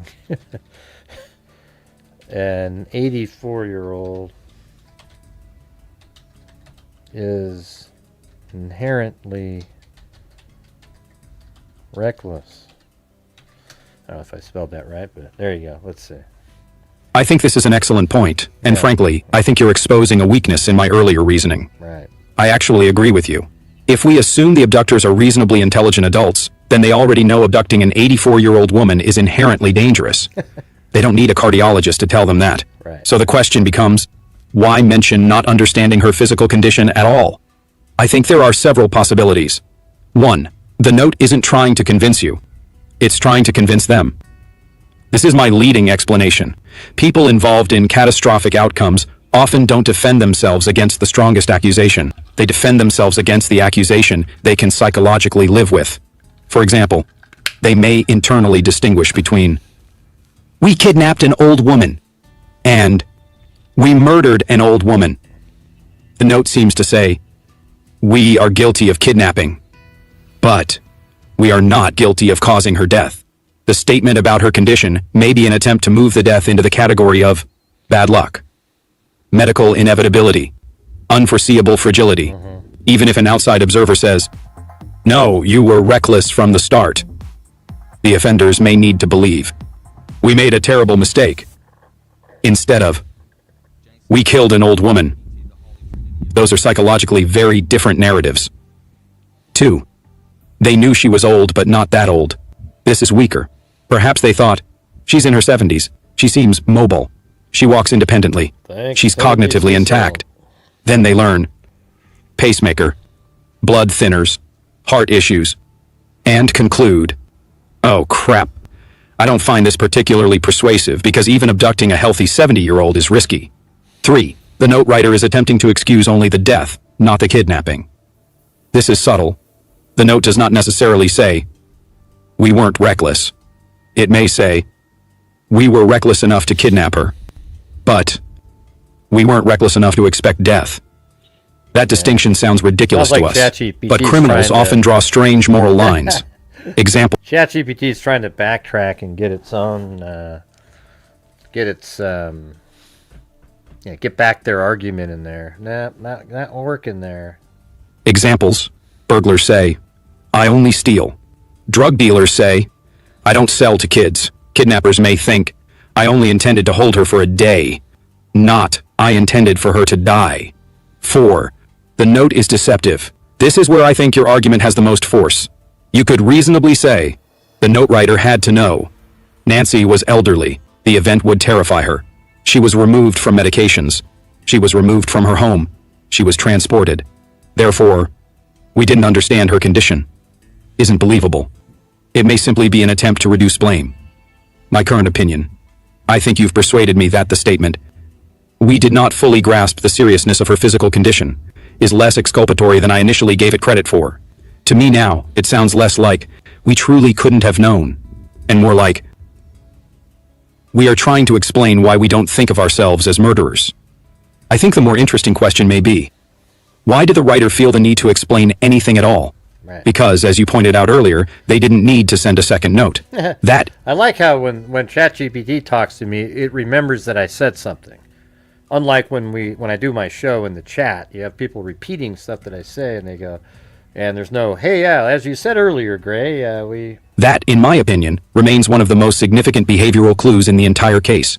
If the note is genuine, I think it suggests that at least one offender was uncomfortable with leaving Savannah believing one of two things. Nancy was still alive somewhere suffering, or Nancy was intentionally murdered. The note seems almost designed to narrow Savannah's interpretation to, "She died quickly. She didn't suffer long. We didn't mean for this to happen. Whether that's true is another matter, but I think that's what the note writer wanted Savannah to believe. That may tell us more about the writer's psychological needs than about what So what are we putting in next? Yeah, it's in there. Buried in nature. I didn't specifically say, like, let's see.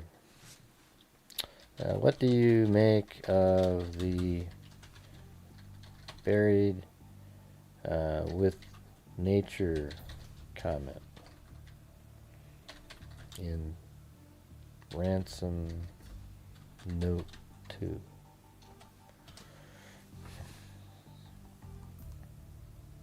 I think the phrase buried with nature is probably one of the most revealing phrases in the entire note, assuming the note is authentic. There are several ways to interpret it. 1. Literal meaning, most likely. The simplest interpretation is, Nancy is buried outdoors in a natural setting. That's what I think it means. That could mean desert, forest, wash, arroyo canyon, BLM land, private rural property, shallow grave under brush, covered with rocks or debris. I think this is the most likely interpretation if the note is genuine.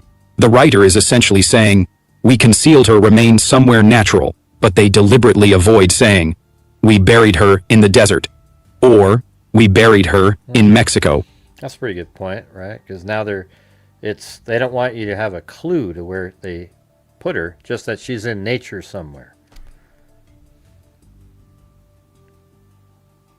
Or we buried her in Arizona. Yeah, we've been talking about male-female duo the whole time, Jason. Have you noticed that for the last 25, 30 minutes? The phrase is intentionally vague. And then Timothy goes, I'm leaning that way, Jason, as if he's the one that was been talking about that. Have you noticed that, Timothy? Have you been following the show here yourself, or what? Vague. 2. Euphemistic language. Crazy. The wording doesn't sound like typical criminal language. Most criminals might say, we buried her. We dumped her. We left her. Instead, buried with nature. Almost sounds poetic. Or spiritual, or guilt-driven. It softens the image. Compare Statement A. We buried her in a shallow grave. Statement B. She was buried with nature. Statement B feels gentler, almost like returned to the earth, resting naturally. But what do you mean if it picks up on the gender split? We've actually, I said, assume to ChatGPT that the two people, one is a male and one's a female. I put that into the conversation. I don't understand. You guys. Peace.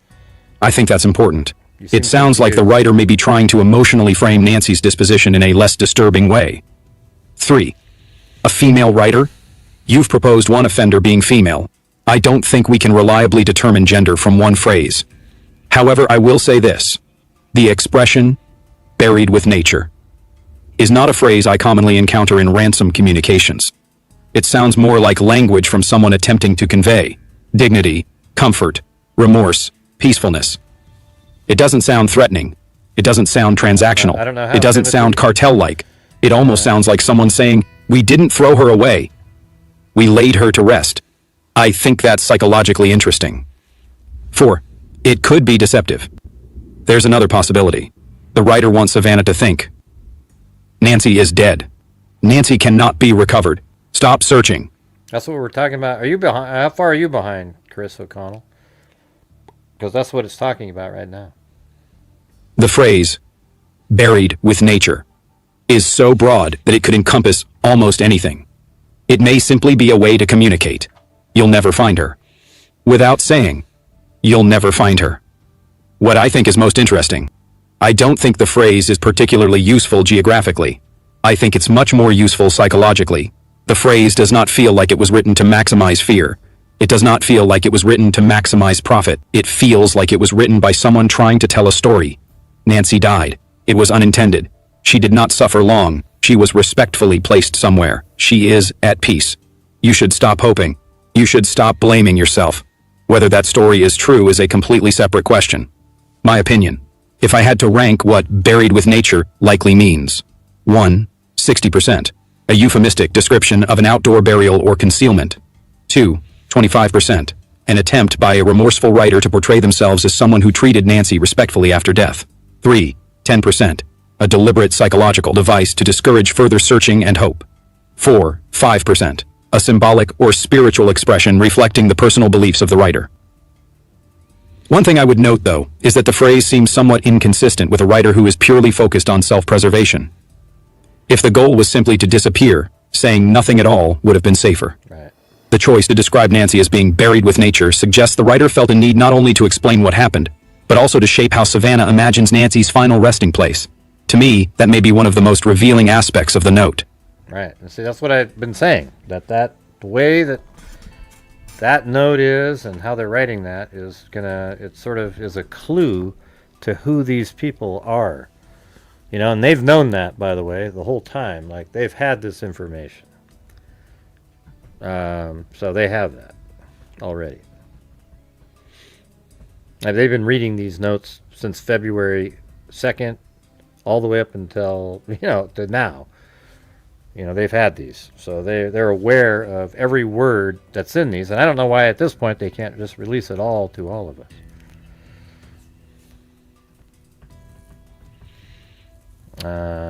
Just evil in trying to explain it away. Yeah. Yeah, I mean, if we go up, let me just show you up here. I said, I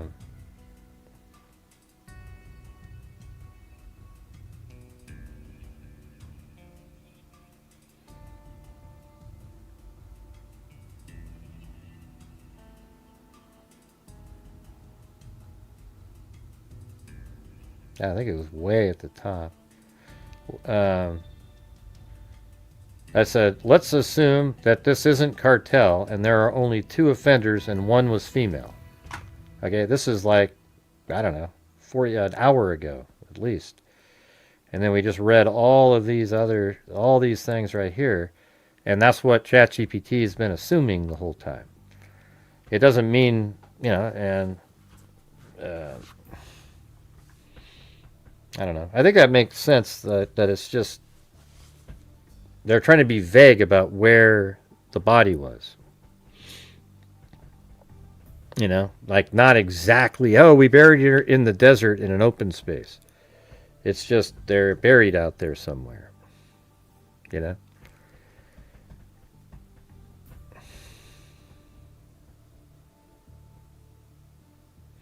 know, Sandy, you're always skeptical of everything. We get it. You say this every case, no matter what. You've got it all figured out. You've got whatever the negative angle is, you've got it nailed down, and the rest of us, man, we just don't get it. I don't agree with you. Okay? You got to think a little bit with a little bit more logic, reason, and common sense. Let's see. It's all thinly veiled description of where she... Yeah, they're just saying where, like, hey, she's buried in nature. That's about as vague as you can get. I mean, hell, you could even be like she's in the ocean somewhere. I mean, it's just, that doesn't mean anything. So what else should we add in there? Anybody? Jason Bourne, you got any more questions to throw in here? I know it's kind of late. People are probably falling off, going to bed here now. It's already probably 12. Well, what time is it? No, it's already 1:16 in other places.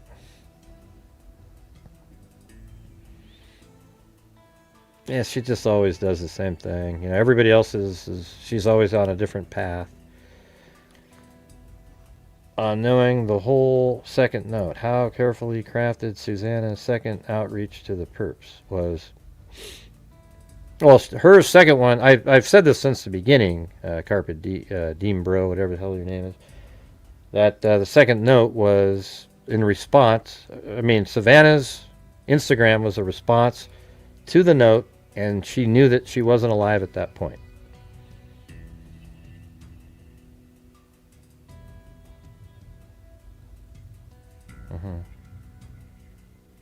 I know, but you're always like contradictory for it just seems like and with something less likely. So what else should we add to this? Anybody?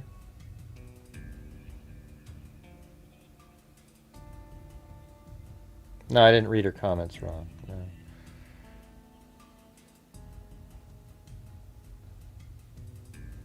Let's see.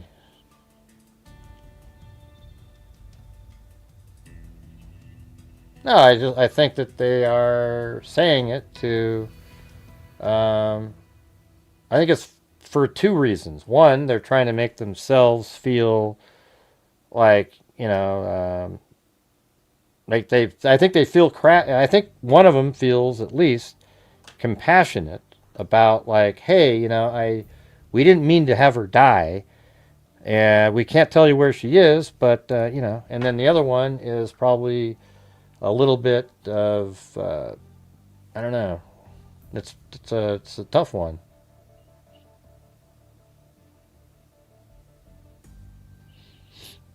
Let's see. She is out in nature. Wait, what was the one that she said? Gray, you don't think. What do you mean you don't think? They're saying it to make themselves feel better. Yeah, of course it would make yourself feel better.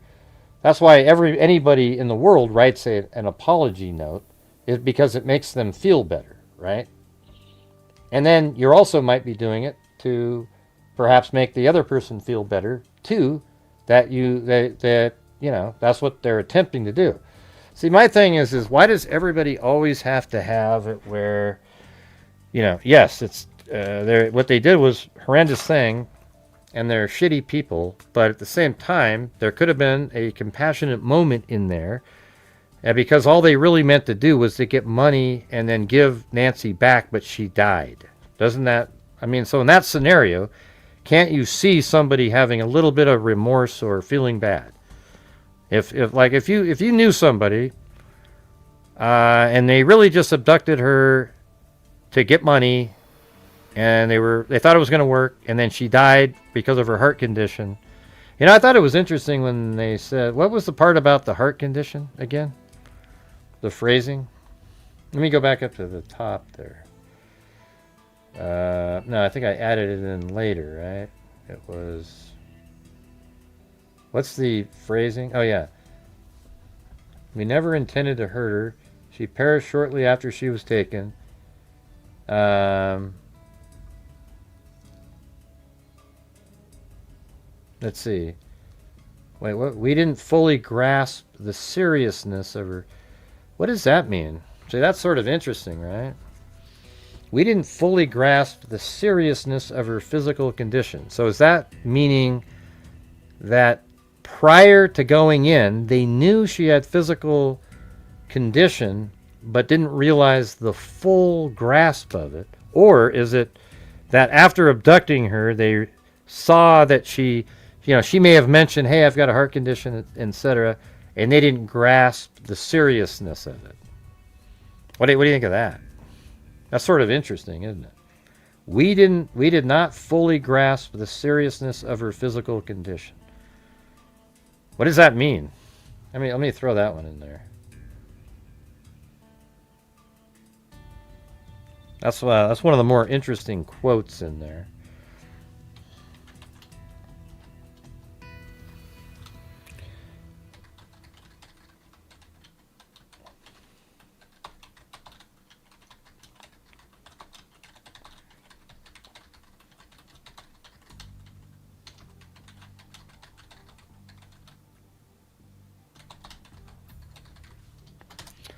Let's see.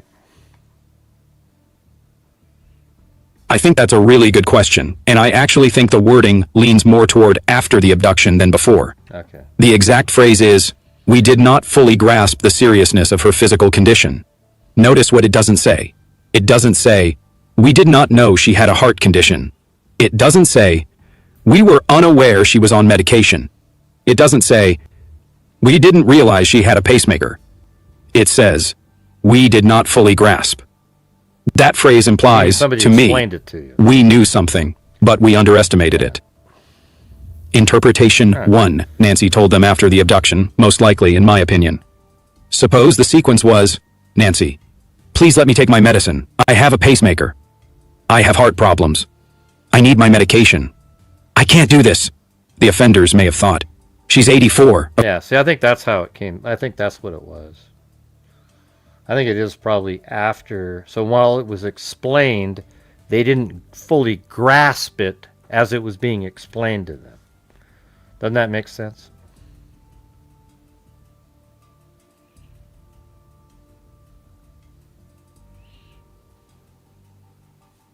Yeah, I mean, them having remorse, Sandy, doesn't mean a damn thing. But they could have had remorse. Okay? That's what I'm telling you. One of them could have had remorse. It's absolutely possible. All right? Yeah, I mean, nobody cares what they're feeling. I mean, that's what I hate, you guys. Why can't we just have a conversation about, hey, it's possible, very possible, that one of them had remorse. That's part of the story. That might lead to something. Okay, instead of going, oh, I don't give a shit if one of them had. I don't care about your ethical standing and your moral compass on the case. I'm trying to figure out what actually happened here. Okay, not like if you feel like, oh, hey, you know, you get what I'm saying? Let's just focus in on what we're looking at. Yes, obviously, see, here's the thing. If this is exactly what happens in any case. The moment you try to figure out the why and discuss something, if you don't sit there and just keep, oh yeah, these killers, these psycho nut jobs, the people listening get frustrated and they need to like, hey, but what about, yes, the people who kidnapped them are absolutely responsible for the death of Nancy Guthrie. It's felony murder no matter how you look at it. Or it's murder, whatever it is, they are responsible for it. Yes, everybody gets that, okay? What we're talking about here is why, you know, like when the way that the stuff is written at the end, there's no need to send out that second letter at all. And it's not self-serving if nobody's ever finding the body. What good does it do to be self-serving? It just, you know, I know it's a discussion, but it's like you guys, it's like it's word, you guys word stuff in a way like I'm some crazy person because I'm not sitting here saying like every phrase. Let me start off every sentence the same way. You notice how like in some cases you always have to say, yes, everybody, I think this person's a psycho and they did this, but let's talk, and then everybody, oh, you always have to start it that way because people freak out if you don't mention the caveat every single sentence. I've already said 100 times that they're responsible for the deaths, and it's, you know, it's felony murder no matter how you look at it. I'm just trying to figure out, because it's very significant, what's going on in that second letter, because there's no reason for them to have written it. Yeah. Anyways, what we were talking about a minute ago was the other thing. I don't know, man. It feels like I can't have do a conversation without it being like, unless every time I bring up a sentence, I say, yeah, these psychopaths are,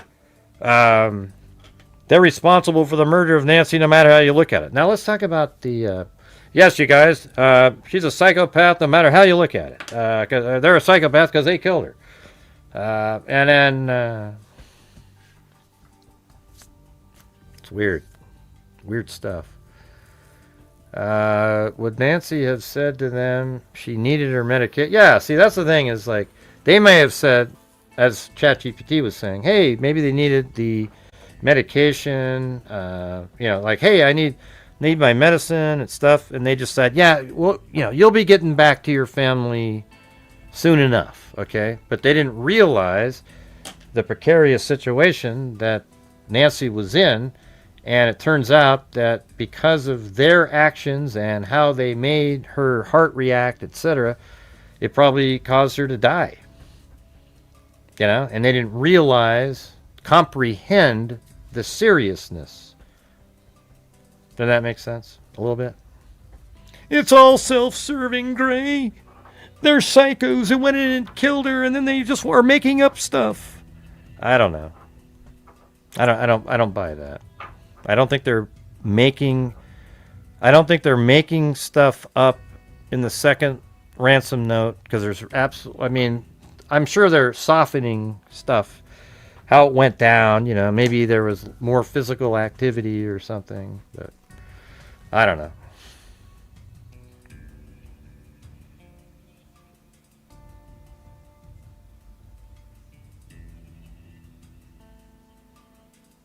I'm kind of tired myself, though. I got up at 4:45 this morning, so I'm probably a little grumpier than I'm supposed to be. And I lost a huge fish, so that counts. Shit. Yeah, I don't care what these people are feeling. They're responsible for their death. Yeah, we get it, Lisa. I know you're in touch. I'm just trying to tell you that I don't care either about their feelings. I'm trying to figure out if they did have feelings or not. That's it. Not that I care about their feelings. They're the ones that went into somebody's house late at night and abducted an 84-year-old woman from her home to get money from somebody else. You get what I'm saying?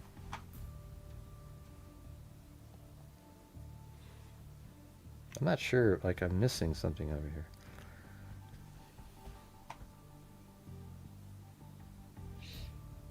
Yeah, it is fun. I think it's fun. But people get so offended if you don't every sentence say how guilty they're the killers, they did this and they did that. I mean, I think you guys know what my opinions are on the case. I'm just trying to figure out if we can't have I mean, everybody can do what you guys are doing with oh man, these guys are nuts, man. They're evil people. I don't give a damn about. That's not what the conversation's about. The conversation's about is, why did you send the second one, and what does it mean? Does it mean that one of them maybe felt some? And I get it that you don't care that they may have had compassion or not. I don't care. Nobody cares that they had it. It's did they or did they not? And that's where you can sort of think about stuff. You can go, that's interesting. So maybe one, I think is funny, though, is the inherent bias of ChatGPT and everybody else, okay? I think it's, it's funny how ChatGPT and everything assigns the compassionate person to the female. Like as if guys are just inherently these nutjob psychos, and there couldn't be a guy that's in there that had some compassion, You get what I'm saying? Yeah.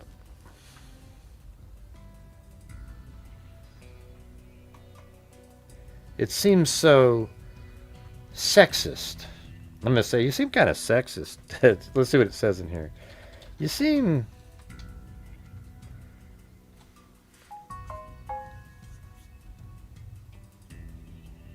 Yeah, of course. Yeah, we've talked about all that. In the middle of the night, she got woken up. She was immediately, her heart rate probably pounded outside. Went absolutely nuts. They know exactly what time that was. She got woken up out of bed. Oh, there's Haley up there.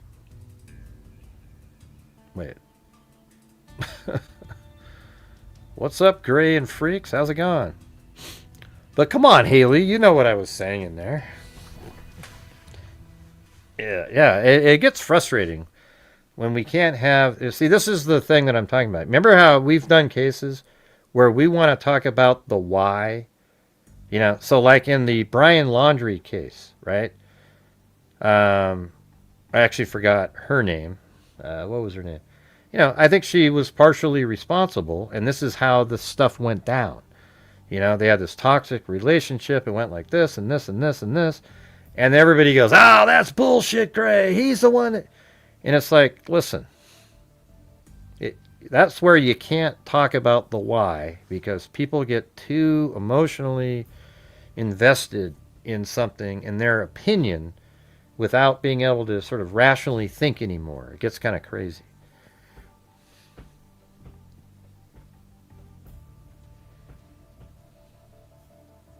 What was the one more recently that had we were doing the Y in?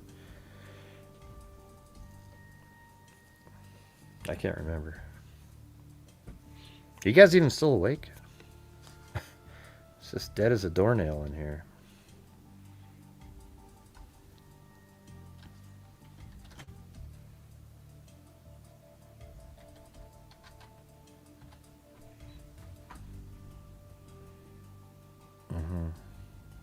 What was the other question? I don't know. I think we did a pretty good job of figuring this whole thing out.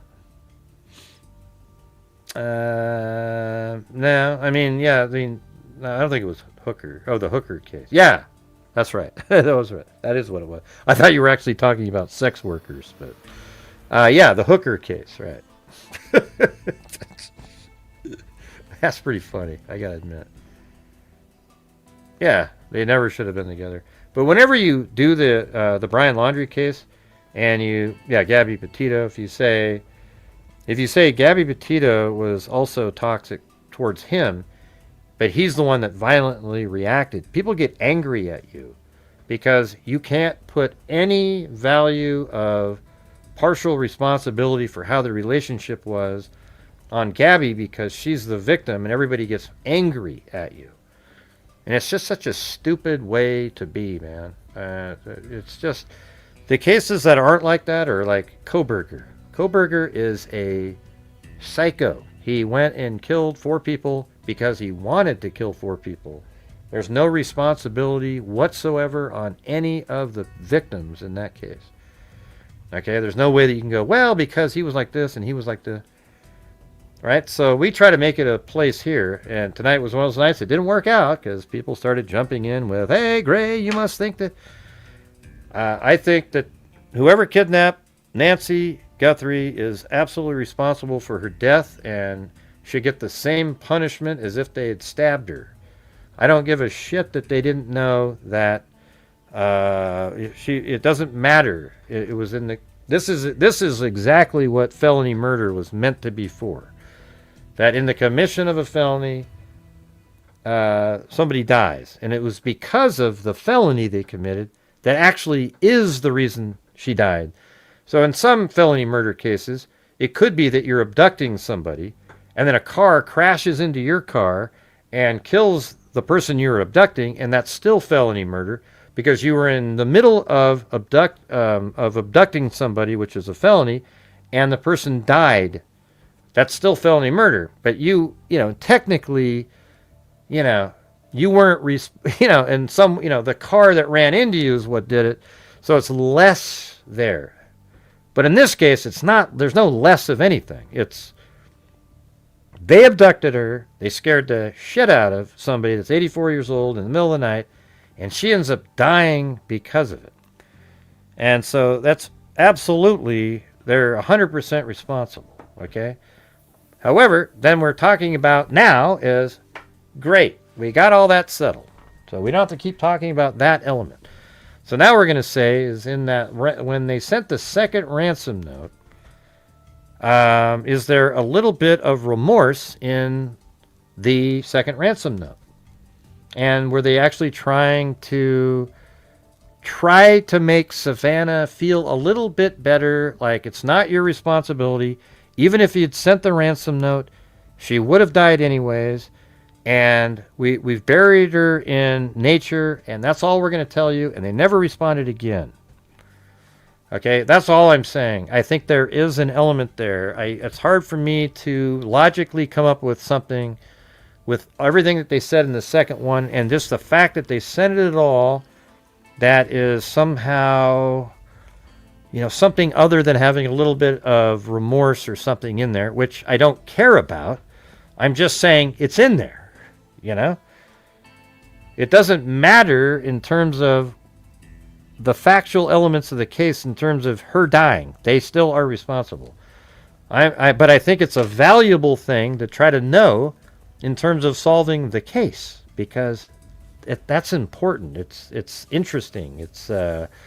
if we just sit here and, I don't know. I've already explained it.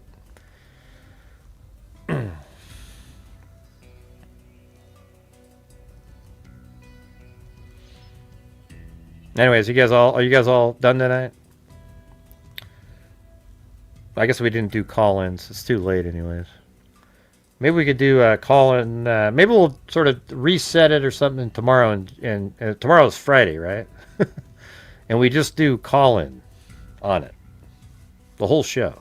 All right? What do you think of that? Would any of you guys actually call in?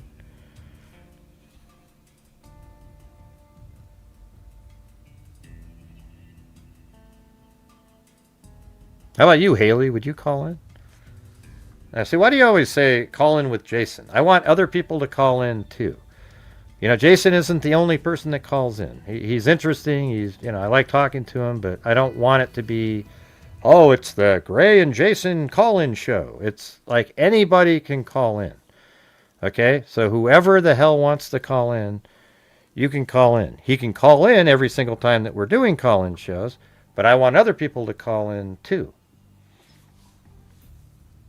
You get it? What do you mean about what? About the same topic, but we can have, people can throw their opinions in there.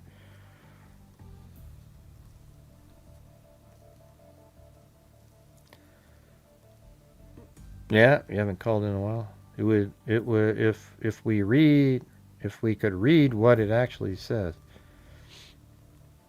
All right.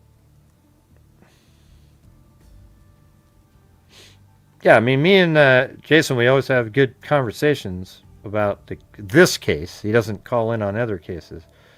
But I'm just saying, I don't hate you, Jim. What the hell are you talking about? That's ridiculous. But like, I mean, it'd be great if we had some scenario where people were calling in on different cases that we do too,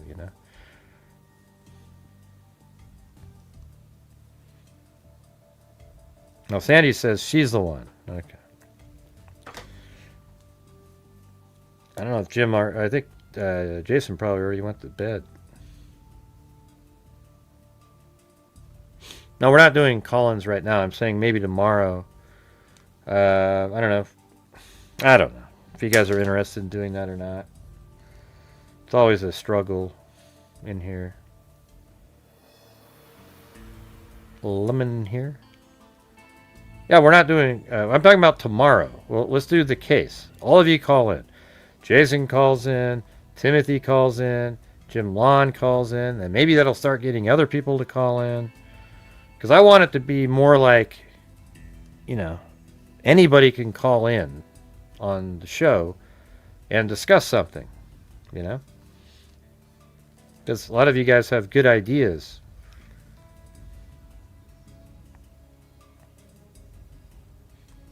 Yeah, well, there is a death penalty. Liam?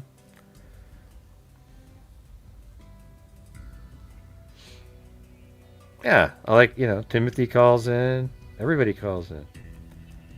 I just don't want it to be like, hey, everybody. Because maybe there's a night that I'm doing a case and Jason doesn't want to call in. I cover other cases. He doesn't call in about those. He calls in about Nancy Guthrie. So if we were doing other cases, it'd be cool if other people called in, I think that'd be interesting. I guess Yellowstone. Oh, that's the old Yellowstone. Huh. I know. Why don't women call in? We've used to have a lot of people call in. There's no difference. You must be sleeping, Jason. What time is it over there? 2 a.m? Yeah, it was pretty good. Yeah. It was crazy for a minute there. We had Carl with a C and Chris O'Connell. This battle back and forth, and I think it made up for one of our nights, or a couple nights from before. I guess we'll see when the numbers come in. But you got some good donations tonight. Oh, yeah. Yeah. You still there, Chris O'Connell? No, it was cool. I'm just saying, I always feel like whenever I go down the route of trying to figure out something, people get so offended when you're not just constantly trashing the perpetrator, you know, like that's not, sometimes you're just talking about something else, you know. Like if you say anything like, oh, they had some compassion there, as if you're somehow complimenting them and they're good people. You know, that's not what people are doing when they say that.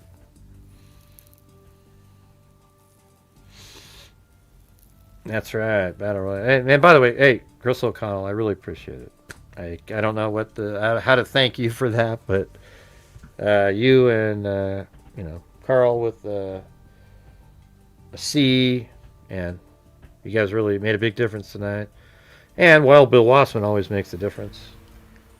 Just because he keeps something going during the show, where like sometimes it's just like dead as a doornail, and there's Wild Bill Wassman.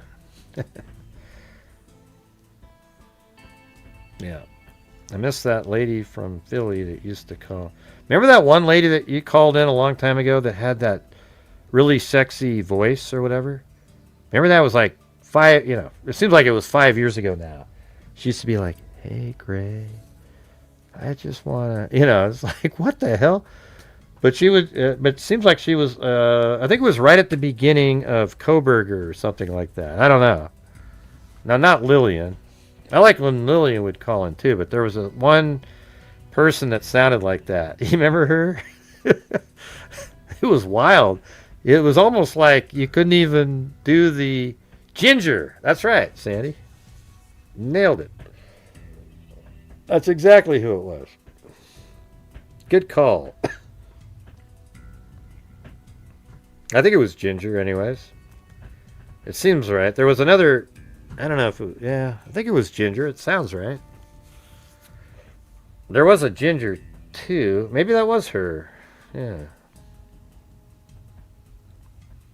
Oh yeah, Mildred. Hey, Gray, yeah. Mildred's name was absolutely fit her name perfectly. Oh, she sang to me once, right. Yeah, that's right. She did sing. That's funny. Crazy. Those are the good old days, huh?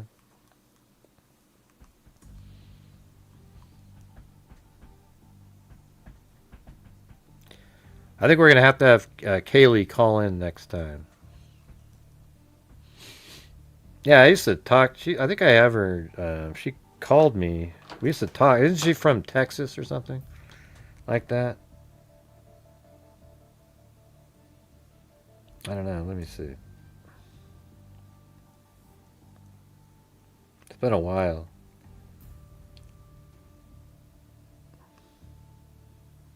Yeah, I think that might be her. Their last name start with an M. I think that might be her. She used to stay in touch with me.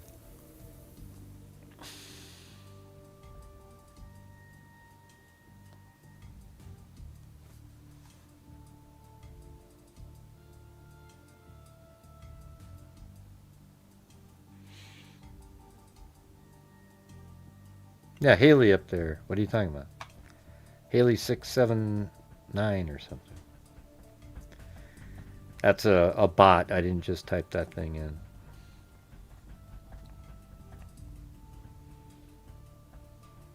Yeah, a lot of the trolls though try to get rid of as many of the good people in here as possible. Like if you send in super chats, boy, you might as well. They're gonna start emailing you, because they're nut jobs. Yep, there have been some interesting people, but some of them have disappeared.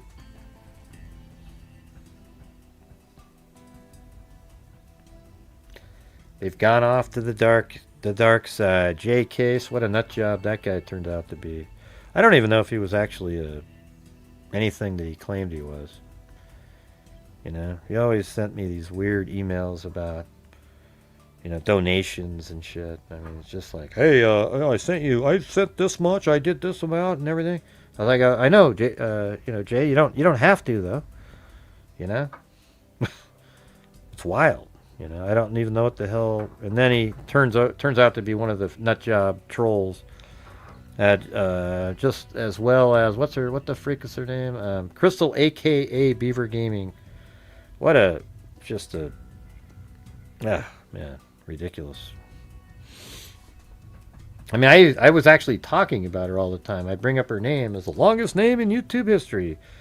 Turns out she's over there trashing all the time, just, you know, because she wanted to be liked by a bunch of people, so, you know, had to sort of join in. Yeah, people liked her here. She just didn't show up. She made up some excuse. I've got some crap, and disappeared for a long time. But instead of coming back here, she goes over to the troll community. Yeah. There was a guy who did a lot of traveling. Yeah, that was, well, it wasn't insurance. It was Cairo. It was for his satellite. Yeah, satellite. It surprised me too, because I was never mean to Crystal, aka Beaver Gaming, sub Crystal. She just wanted to be cool and liked somewhere, so.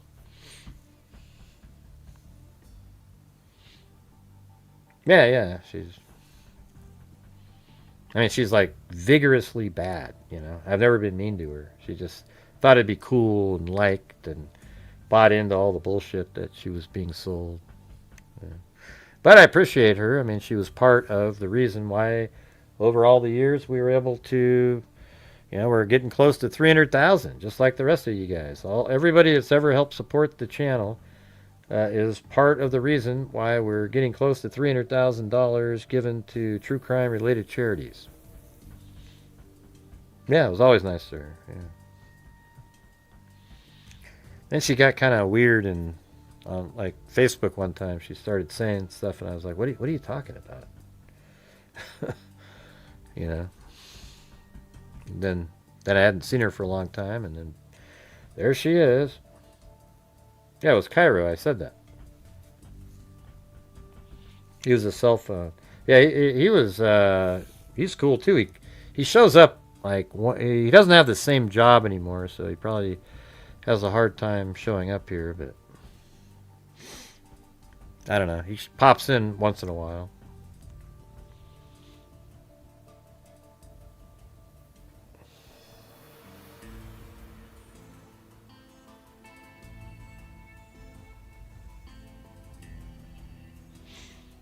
Marty McFly. Mm-hmm.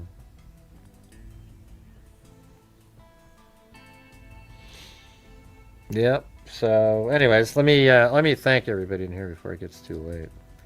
So, thank you to Randizzle Randy, Wild Bill Wassman. Hey, but Jason, we got to do the call in tomorrow, okay? I know I got kind of late because I had so many stuff to go over.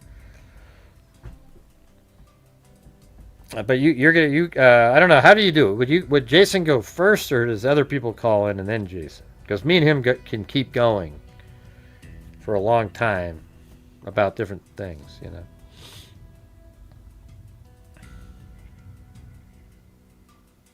Yeah, Cairo was buddy with Blue and everything.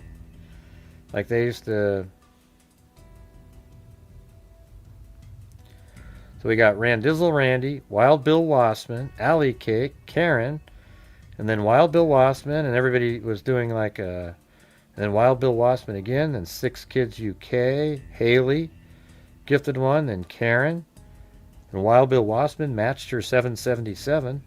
Then Wisconsin Cat Mom gifted one, then Alley Cake, then Timothy Cecil, then Alley Cake, then Jim Lawn, and Wild Bill Wassman, and then Six Kids UK, then Karen 777, then Haley 679, and Karen, I mean that's her number, Karen 777 again, then Wild Bill Wassman, breaking up the monotony. I mean, it was like 7:31, and then 8 minutes later, Wild Bill Wassman, then 9 minutes later, Wild Bill Wassman, and then South Texas guy, right at the same time, then Jim Lawn, Alley Cake, Jessica Schubach, Timothy Cecil, and then Wild Bill Wassman. Then, out of nowhere, came Chris O'Connell, gifted 10. Then we had Jim Lawn. Then guess who? Wild Bill Wassman again. Then KMTX. Then we had Bonnie Deeves, gifted 5. Then we had Chris O'Connell matching Bonnie Deeves. Then all of a sudden, Carl with a C popped in and gifted 5. Then Chris O'Connell matched Carl with a C and gifted 5. Then Carl with a C gifted 5 more.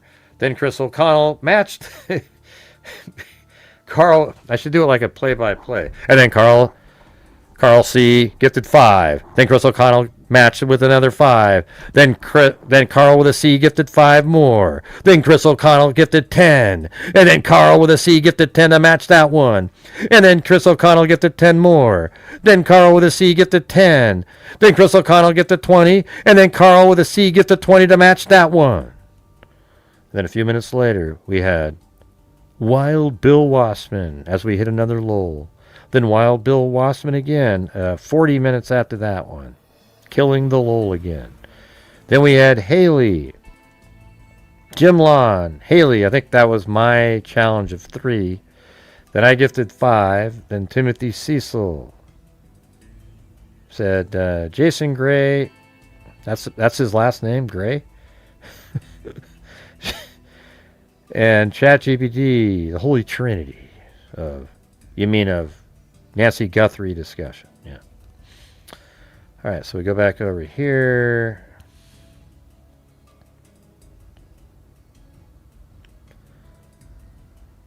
Which case is that? Nader Bader just disappeared. I bet Jason would be good at other cases. He just seems to be more interested currently in that one.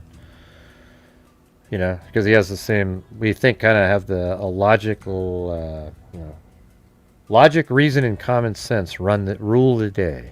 You know what I'm saying? Yeah, but anyway, you guys are amazing up there. It was the goal. You beat the goal and then some. It made up for maybe this month. You know how, when we have a good month, we pretty much reach the goal every day, but maybe 1 or 2. But then we have these huge other days. And then we do well, right? But then this month we've had, I think, 17 or 18 days where we didn't reach the goal, and 10 where we didn't even come close.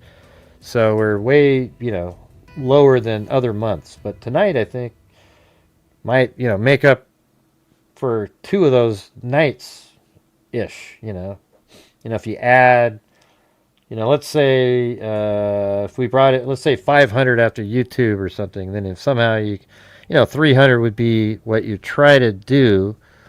So then you add 100 to 2 other nights, and maybe that makes 2 of those nights over 300, like that. But I don't know. No, well, she just isn't back. I don't know. We don't have to talk about Plato, I'm not sure why we're talking about her.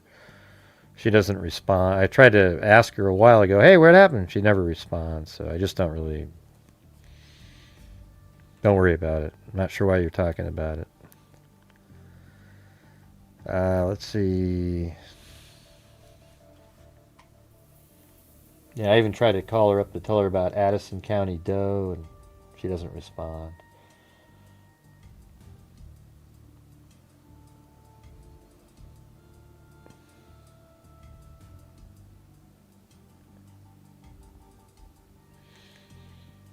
But yeah, Jason, when we do the cases, you should get really think about each case that we do, even if it's just a short one, using the same thinking just about what we're talking about. Even if it's a cold case one night, it might be pretty good. Yeah, I don't know what happened. Bama girl, I don't know what she was doing, but I know Scouting dude's just kind of doing his own thing, walking. He's trying to do something, not really sure exactly.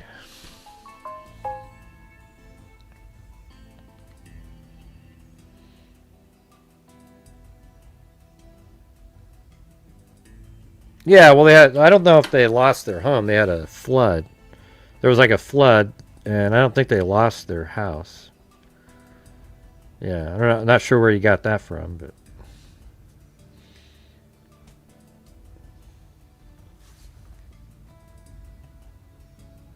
I sent him some money back then too. Yeah, it'd be cool because a lot of times when we cover other, like it'll be like when we're covering Guthrie, you're always commenting, and then as soon as we cover something else, you disappear out of the chat. But you know, it might be cool if you're actually like following along, and then we can do something, you know, talk about that one. That'd be cool too. Not that you really want to spend that much time, you know, paying attention and shit. It's like, I know. You guys have other things to do. I think they did have a problem with their home. Like, water got in there, but I think that they were able to get it out or something. That's what I remembered anyways. Maybe I got that wrong.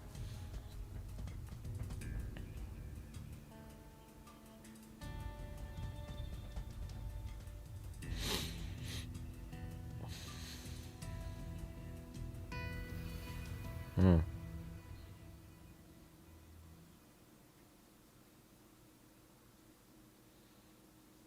Kit Kat shows up every once in a while. Still. I think she was just here a couple, I don't know, 2 or 3 weeks ago maybe.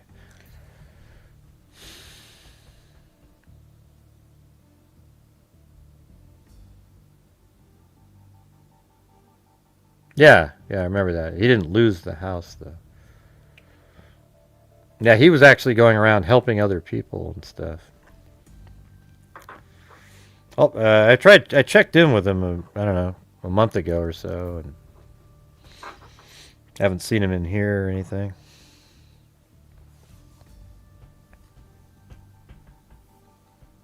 Yeah, his name became Broken Scout a long time ago. But anyways, thanks everybody who was here helping support the channel tonight. Everybody that was just watching, everybody that's commenting. I appreciate it. Thanks, Jason, for sending me various video clips that we could use. You know, the one that I had already had was the one with the lady talking, but I'd seen it already. I mean, but some of the other ones he sent, and some of the ones I went out and got, but always makes it kind of interesting. Yeah, he's a cool guy. You know, he's actually visited me twice over here at my house over the years. He's driven all the way out here. And Cairo's been to my house twice. But he disappeared too. Don't know what happened. Yeah, well, thank you, Haley, for being here and supporting the channel. And how long have you've been a member here? Just recently, right?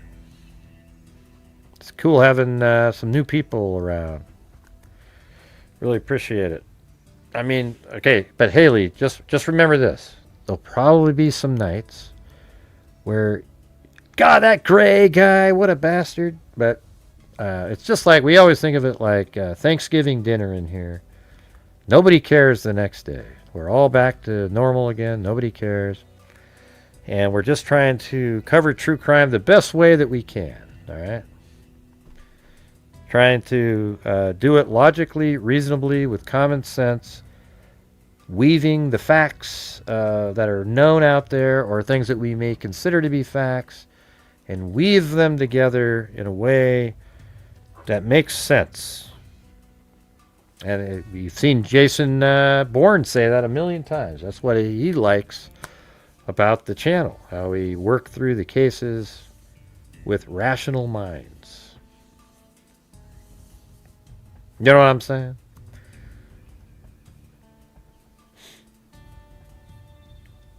Yeah, you've been here, Charlie? Yeah. That's been a year or so, right? Almost a year. Well, I guess it's, what, September? So maybe 9 months. That's a long time. Yeah. And yeah, what he just said, you guys just absolutely crushed it in this. I don't expect to have nights obviously like that. I mean, I was nuts. I mean, 145 channel memberships, or 140, not from me. That's pretty amazing. And so That's going to be one of our better nights of the month. Hopefully we have a night similar to that, or maybe close to that on donation night. Then we'll see if we can reach, I think we need another, like we've already donated 1,000. What are we at right now? Let me just check something really quick. That's not the one. This one. Oh yeah, so we only need 1,400 more. So hopefully we can do that, and maybe, you know, I don't know. It'd be cool if we could do another 2,000. We'll just have to see how it goes. I don't know. That way we'd be over the 300.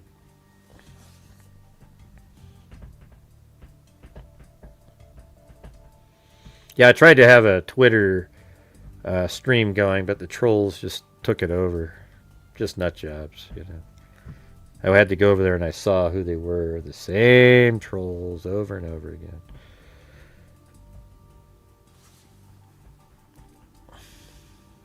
What does what one mean?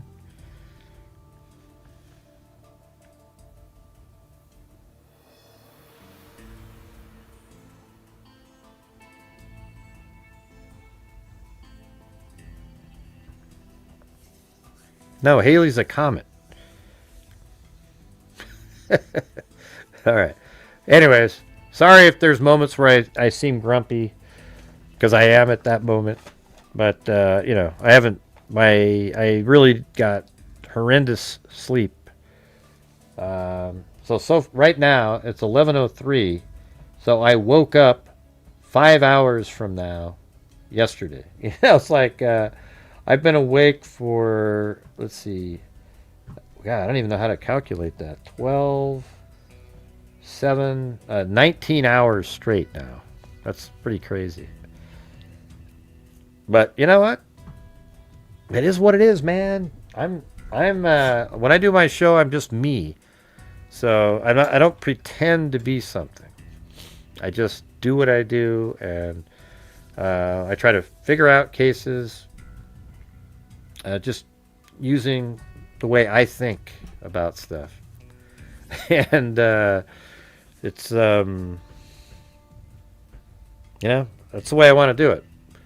And it's all, I also say, like, I don't watch a lot of YouTubers videos, if I watch any at all. I mean, the ones that we watch are, you know, the ones like Ashley Banfield, Anton, they're actually reporters that happen to have YouTube channels, right? And they have the backing of, you know, producers, et cetera, et cetera, et cetera. And so I watch some of those because they're going to get inside information that we don't have. But I don't watch YouTubers. Like, I don't watch McDonough. I don't watch any of the people that do just random YouTube channels, because I don't want to know what their opinion is. I want to do my opinion of what I'm seeing. You know, like when I'm looking through a case and let's say we're going through a probable cause document, why would I want to listen to somebody else's thoughts on that? I want to do my thoughts on it. And then after I've come up with my thoughts, then we might discuss what other people think and go, oh, okay, cool. They agreed on that. They agreed. Because if you already hear somebody's opinion on something, how do you know that what you're saying isn't now contaminated with what they said?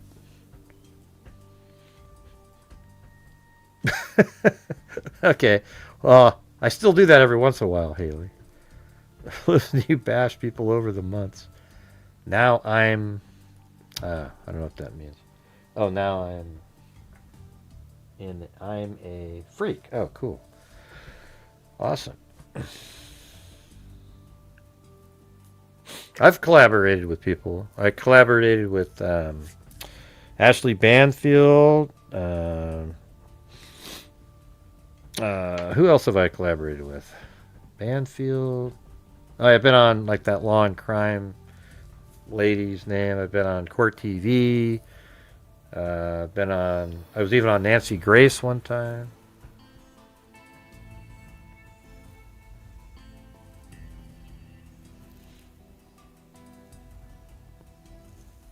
I don't call people in. Who do I call a dipshit in the chat? What are you talking about? Yeah, I've been on I haven't been on just Vinny's show before, but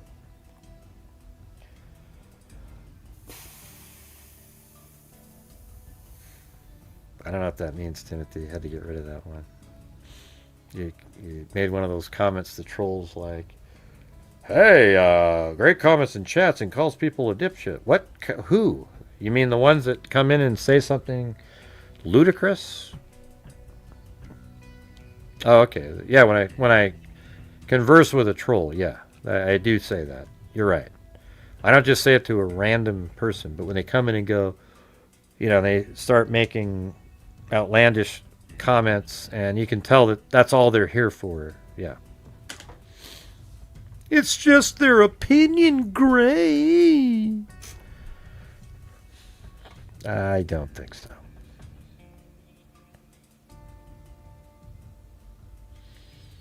And Carl with a C was here yesterday. That's how we made the goal yesterday. So Carl with a C 2 days in a row, just blew my mind. Just amazing. So thank you. Crime show thing, and you go on some crime show. Yeah, I was on Court TV. I know I've been on other ones. Can't remember now. Haven't been on in a while because there's no cases right now that I'm, working through the same way. Everybody's doing Guthrie, so there's so many, people that. That's the dumbest thing I've ever heard. Oh, come on. I bet, you know what? Here's the thing, you guys. When I'm reading the comments, I don't even look at who made the comment. Like let's say I don't go, oh, Sandy said this, or, sometimes when Sandy says something, but yeah, I'm just kidding.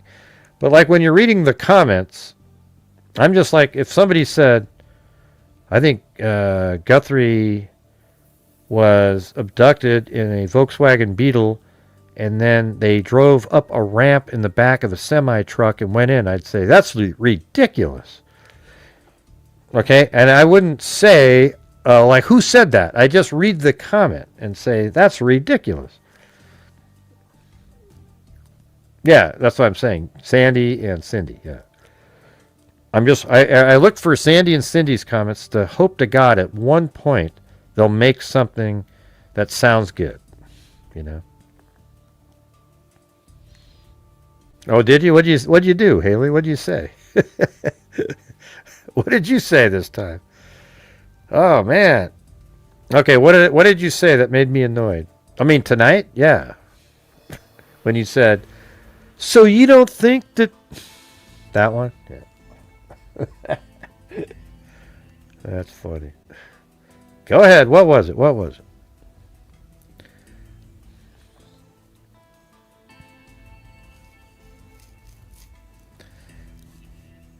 And of course I had to say that right then, Sandy.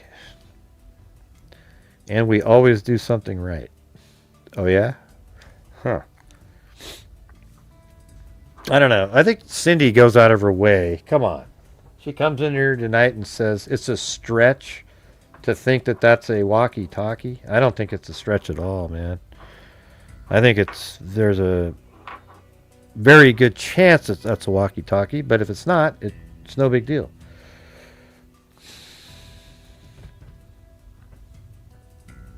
What does that mean? Is there a square on every corner? What was that one? Is there a square on every corner? That was kind of recent, wasn't it? Is there a square on every corner?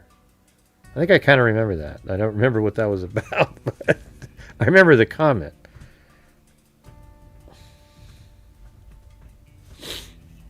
Mm-hmm.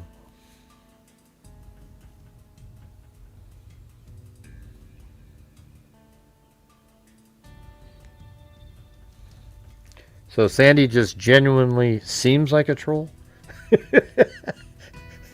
Well, I'm not sure that's good, Timothy Cecil.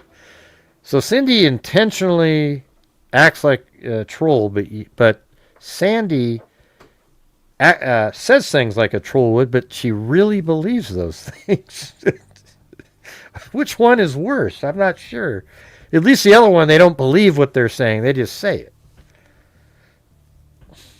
Yeah. Okay. Wow.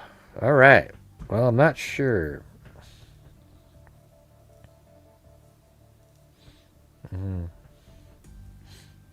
Well, we've been on it for 4 hours and 25 minutes. Crazy. Love you too, Sandy. Love you too.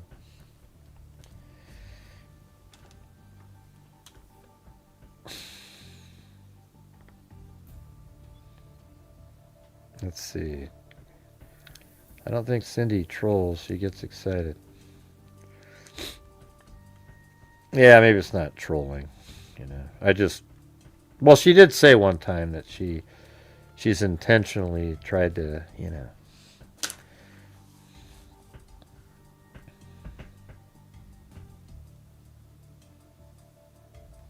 Oh. Bundy had an accomplice with a truck. Oh, yeah? Awesome. You mean when he drove up the ramp?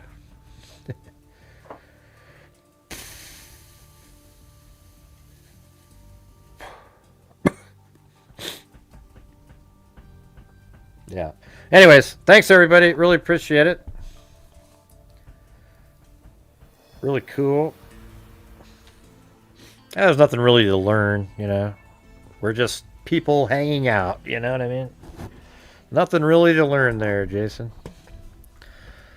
But I'm glad the flow is better. Everything's good, you know. No pain, really. He's like he's 18 again, you guys.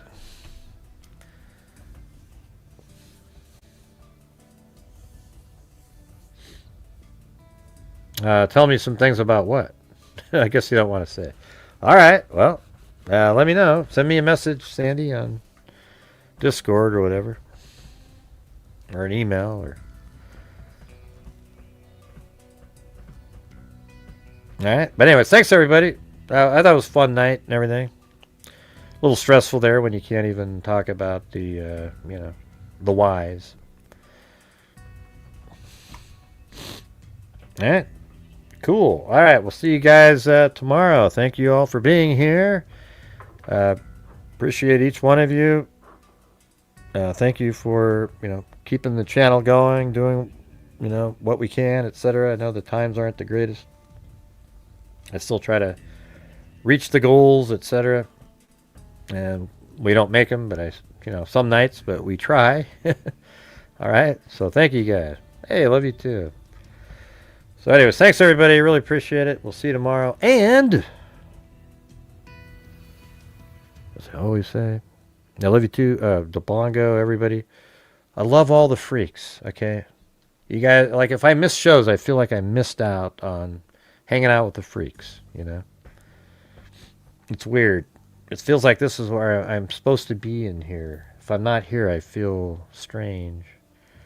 It's weird. Like, I've given up on a lot of stuff just to do the shows, you know. I don't go fishing sometimes in the nighttime, or sometimes I miss the Blazer games, or sometimes you know, it just is what it is.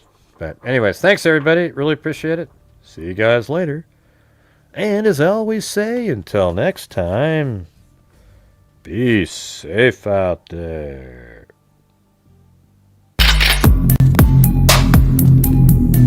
Hey, thanks, Gray.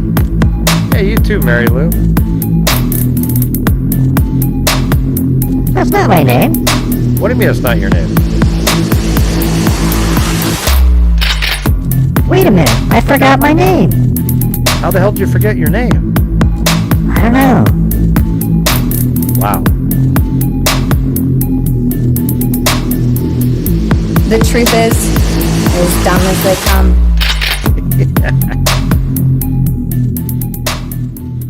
Huh?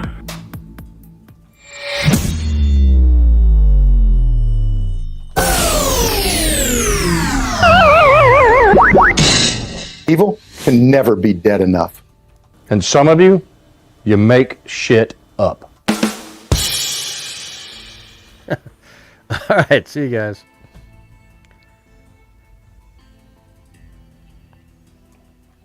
We'll play that one more time. Olivia's. The truth is, you're as dumb as they come.